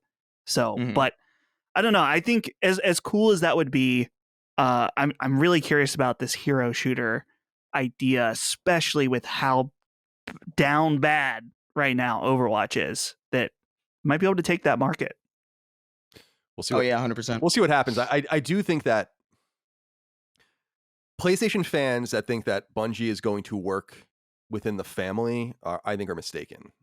And I think that that's good, that they stay away and just do their own thing. And then whatever they learn and their lessons and their tech and all of their knowledge and know-how can help. But I think that I would rather see Killzone made by an all-new small team of people that used to work at Guerrilla or something than ever come from Bungie, because I just think it's a waste. And but I no doubt going to be an FPS, I think, and we'll see what happens. And I think we're years away from seeing it. All right, this last one's a little long, but I wanted to read it. I usually wouldn't read ones this long, but I like this one. Ot Apps wrote in and said, "Hey CDC, is Game Pass becoming a bit of a cult? Earlier this week, the BBC published an article with the headline, 'Microsoft's mega deal worries small video game makers.' It's a great article. I actually read it. The content of the article had comments from various smaller developers who voiced concerns about having a harder route to market because of the aggressive expansions taking place, coupled with Game Pass potentially shifting a change in consumer behavior, where they move away from buying games individually. This article intrigued me, as I haven't seen many developers outwardly communicating their concerns about where things are headed." Well, this one has. I saw various takes and reactions to this and was struck by just how defensive people were about the subject. Many shifted immediately into corporate defense mode, declaring virtuous statements about how consumer-friendly this model was and that the developers should make good games like Death's Door, or that you're stupid if you think any of these theories would come true. I'm a member of Game Pass and have been since its inception, thanks to various promotional offerings that have let me stack multiple years of memberships for very cheap. I understand and appreciate the value this offers me as a consumer, but can't help but feel a little nervous about where things might end up. Last year, I didn't spend a penny on Xbox. I bought various games on PlayStation, PC, and Switch, but just played whatever was available on Game Pass and nothing else. I know many others like this. With Sony clearly gearing up to enhance their subscription offerings and Microsoft expanding their already beefy service, I wonder whether in the future years it will make more sense to spend even less. Yes, I could take a righteous stand and declare I will only ever buy games or launch at full price, but let's be real. Why would I spend more of my hard-earned money if I don't have to? Or am I part of the problem? Some unforeseen consequences might be on the horizon for all, and I am puzzled why people won't even open a discussion about where we might end up in the long term. At the moment, I can't help but think of the famous term of "this is too good to be true" and be careful what you wish for. I wonder if you've been listening to the recent episodes, because I've talked a lot about this, and I was really happy to see your letter referencing an article that I was actually going to bring up at the beginning of the show and delete it and put it down here because you mentioned it, which is this BBC content, which is amongst the first I've seen of people saying, wait a minute, we are skeptical of this. And I've been saying that for a long time. And I feel like people have been kind of just picking at me and like making fun of it, but it's true that there is a major concern amongst smaller and mid-sized developers and publishers, as I've been saying, behind the scenes, and they're afraid to say it because they don't want to risk their relationship with Microsoft or tick gamers off that think that they're being picked on themselves. I don't know what the answer is here, but I think you make something really an interesting point, which is something that I said earlier about Spartacus in an earlier episode, which is I don't want Spartacus and I won't get Spartacus unless it offers day one games, in which case it would kind of be insane not to. You've basically put me in a position where I will spend less because you're asking me to. And it would be kind of insane to not do that simply because you're letting me. It's the same thing with Game Pass when I signed up for it for $1 and then canceled it and got my $1 back when I was done. It's like, well, you let me do that, you know? And there's no doubt that Game Pass's numbers are buttressed in some part by people that are stacking subscriptions and doing things to get it for cheap or for nothing.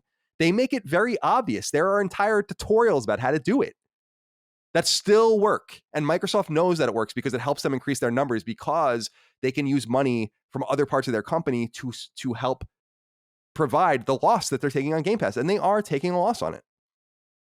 So, Dustin, let's go to you first. Do you share this concern? He says Game Pass becoming a cult. I don't know about that, but I will say that I am concerned, as I've voiced in the past, that Game Pass is forcing everyone into a situation where games will no longer be purchased, and that is bad for game developers. We can't survive. Now, some people might say, well, Lilymo should just make better games, and maybe we should. But I think our games are really great. They're simply not made for subscription services. They're made for a la carte consumption. And it's not to say that that won't exist anymore, but it is to say that we all hear constantly, I'll just wait for it to come on Game Pass. I'll just wait for it to come on Game Pass. I'll just wait for it to come on Game Pass. You might think that that's a good thing. That's certainly pro-consumer. But when developers and publishers hear that, they shiver in fear, man, because they can't make it work. And you might be sorry what games industry you end up with as a result. That's my take. What do you think? Yeah, I think there's definitely legitimate concerns. In fact, I remember specifically when Death's Door came out, I remember conversations of people saying like, well, this is an Xbox exclusive. At launch it was, but it's not on Game Pass. And usually these type of indie games come to Game Pass. So maybe I'll just wait, which I think that game still sold decently well anyway. But I think the angle that I really want to input on is just this idea of the corporate defense mode that strange name, or Atapus? How'd you say OTTAPPS, all capital? I don't know. Yeah, the corporate defense mode thing, and I don't know. We've already been sounding the alarm on the fanboy aspect over and over again, but I do find this corporate defense mode thing, especially with Game Pass, is really, really strange. And I don't know if it's just Microsoft's masterful marketing work and that they really emphasize that we're gamers, we're on your side. Phil Spencer, he's a gamer. When we play, when everybody plays, we all win. They want you to feel like they're looking out for you.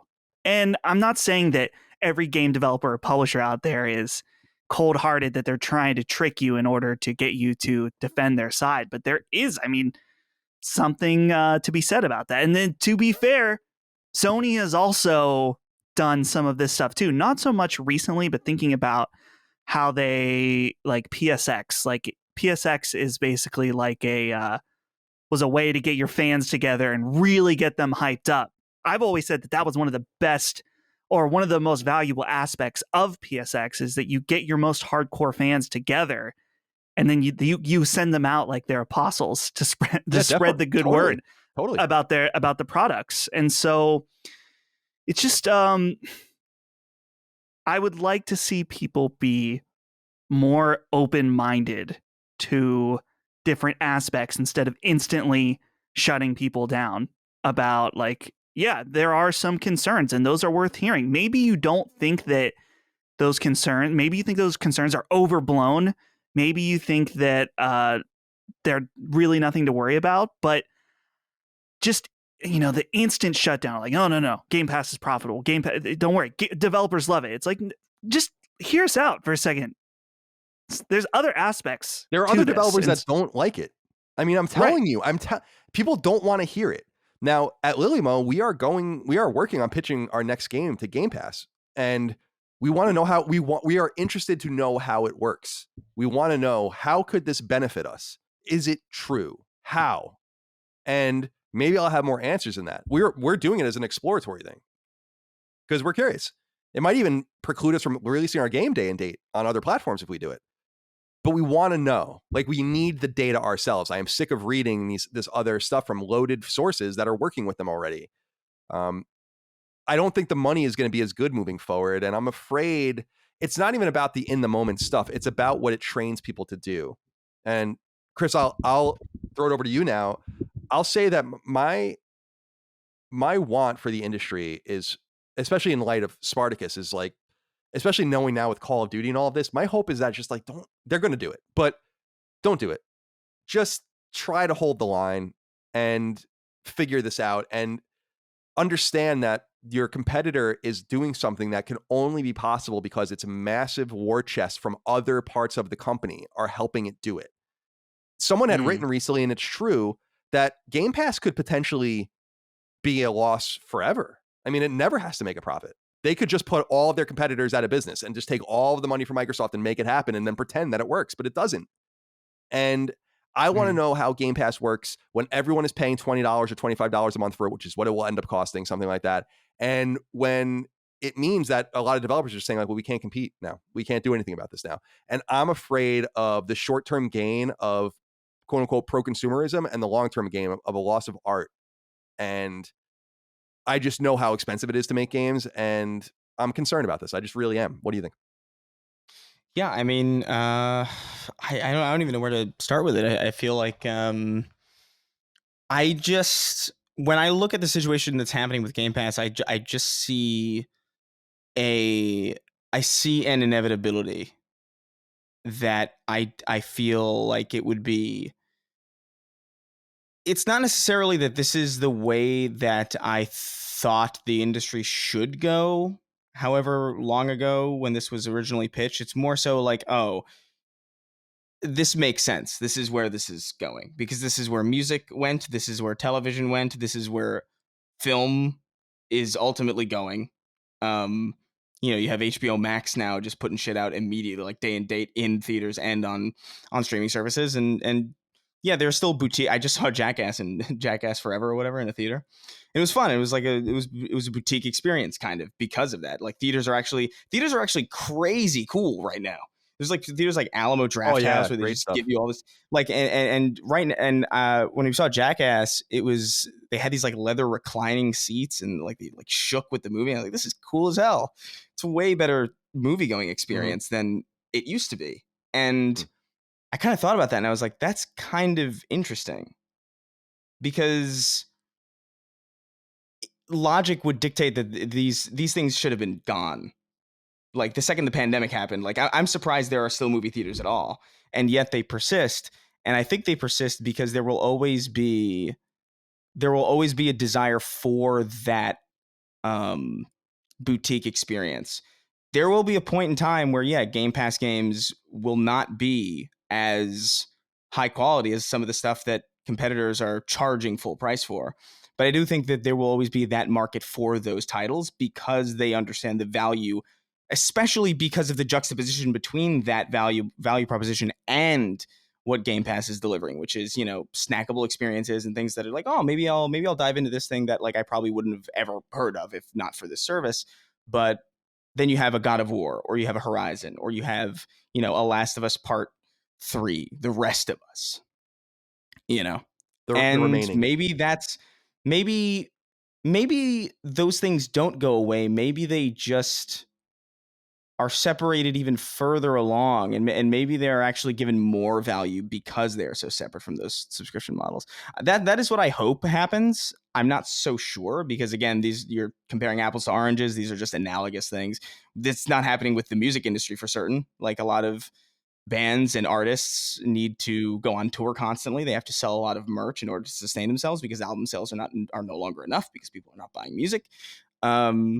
So I understand that, and I think it's a complicated environment to be in, especially with games, because games are so dynamic and so demanding of time and so demanding of patience, and they are not passive mediums like everything else is. There's a lot of variables here, and I feel foolish predicting, because I really have no idea where this is going to go. This could just as easily destroy the industry as it could give us some of the craziest things that we've ever seen.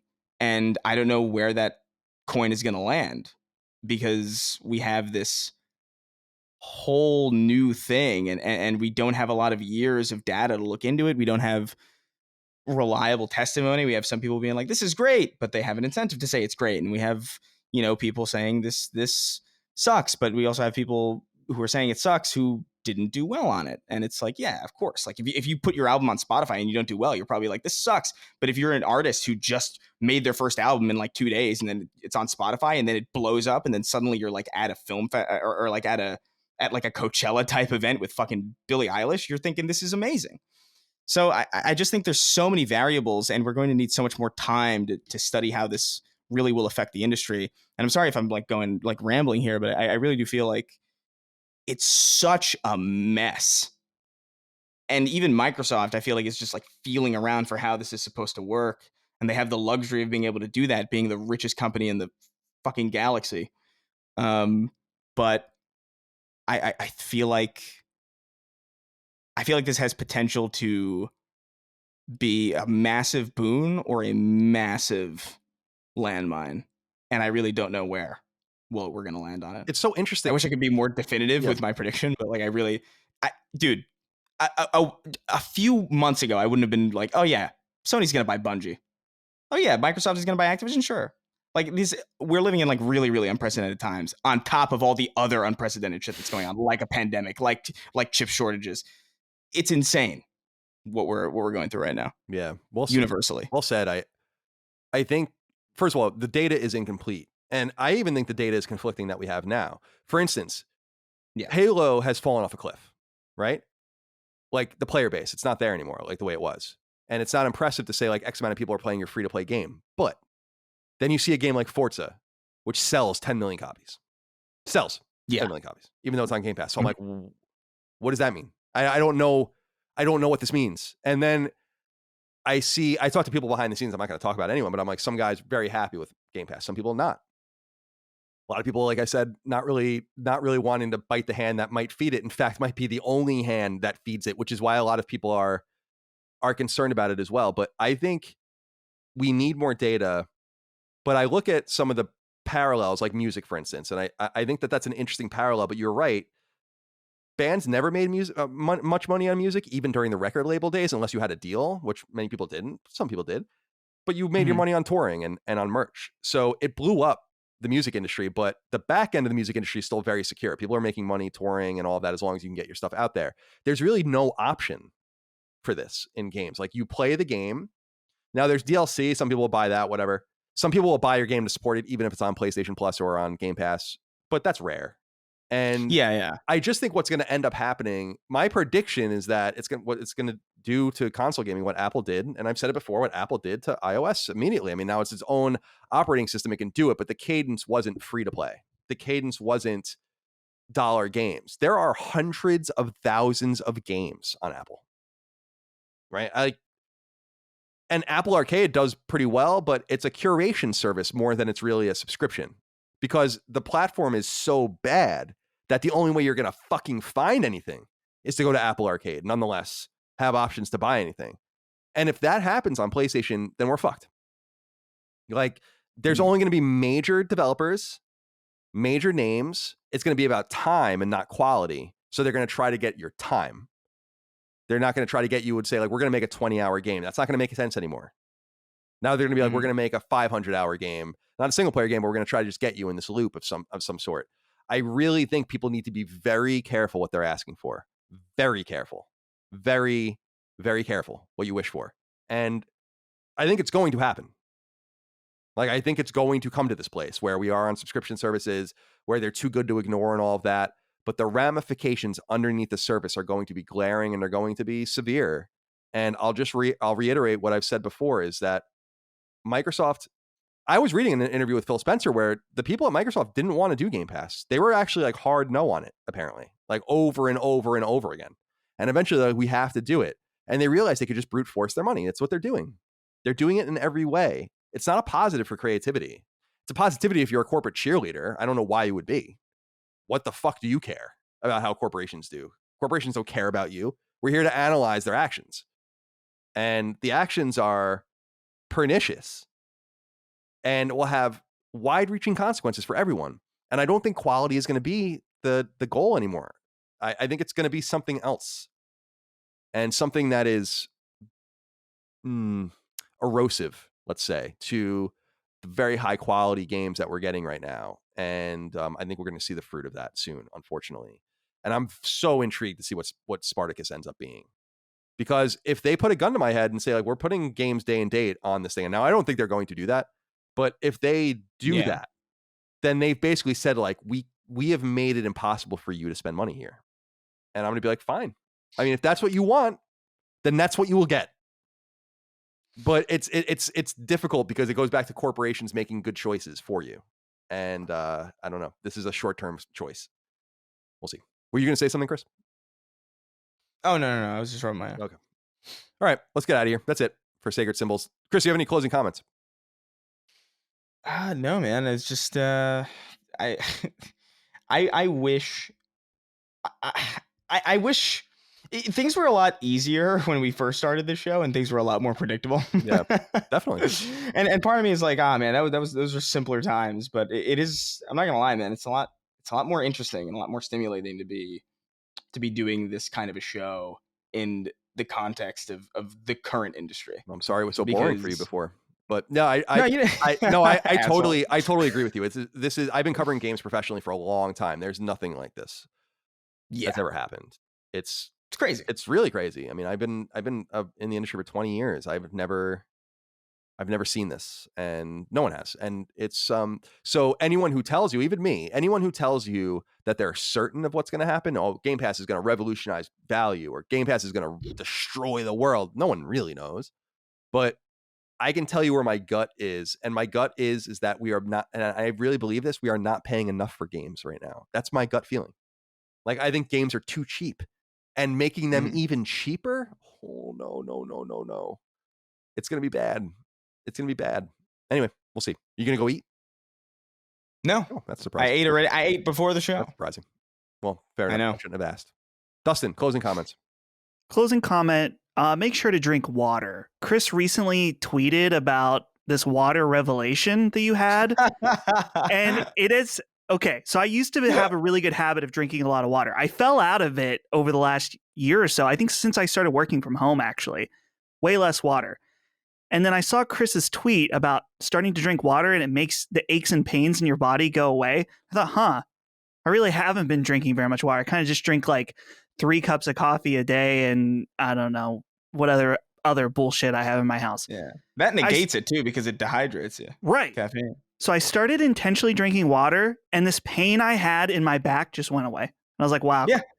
Chris, That's stupid. It's profound really impact that tweet had on me. Wow. For real. That's great. I'm a big. So I want to encourage people. I'm a big drink water water. drinker. I'm drinking my water all the time, but Yeah. I sweat like a whore in church when I work out. I'm such a sweaty person when I work out. I'm just constantly just downing water. It's good. Yeah. When I was when we would do the show in Santa Monica, that smart water that I would drink at your place, that was like the only water I had through the day, basically. So I had like one thing, and then I would go home and I would like inhale. I would like order fried chicken from this place, and I would get like a lemonade with it, or like some fucking. I don't know. I feel like I needed more flavor for something to be refreshing, because when I was a kid, I was like, water, it's just liquid air. What's this? It's so boring. But now I'm inhaling that shit. Well, fair enough. I'm glad to hear it. Boys, stay hydrated, stay healthy, stay well. Everyone out there, thank you for your love, kindness, and support of all things Last Stand Media and Sacred Symbols. Remember, patreon.com/laststandmedia to support us, get ad-free early access, and all the rest. That's it. We thank you for your time. We'll see you next time. Until then, goodbye. See ya. Take care, guys. Sacred Symbols, a PlayStation podcast, is a product and trademark of Last Stand Media and Colin's Last Stand LLC, and is proudly recorded in the USA. The show is conceived by, is written by, and is directed by me, Colin Moriarty. My co-hosts are Chris Raygun Maldonado and Dustin Furman. The show is produced by executive producer Dustin Furman. It's edited by associate producer Ben Smith. All of Last Stand's theme music is by my best friend, Ramon Narvaez. As you know, all of Last Stand shows, including Sacred Symbols, are fan-funded on Patreon at patreon.com/laststandmedia. The following names are at the producer level on Patreon, our highest tier, and we're grateful for your thoughtful and kind contributions to our independent endeavor. Thank you.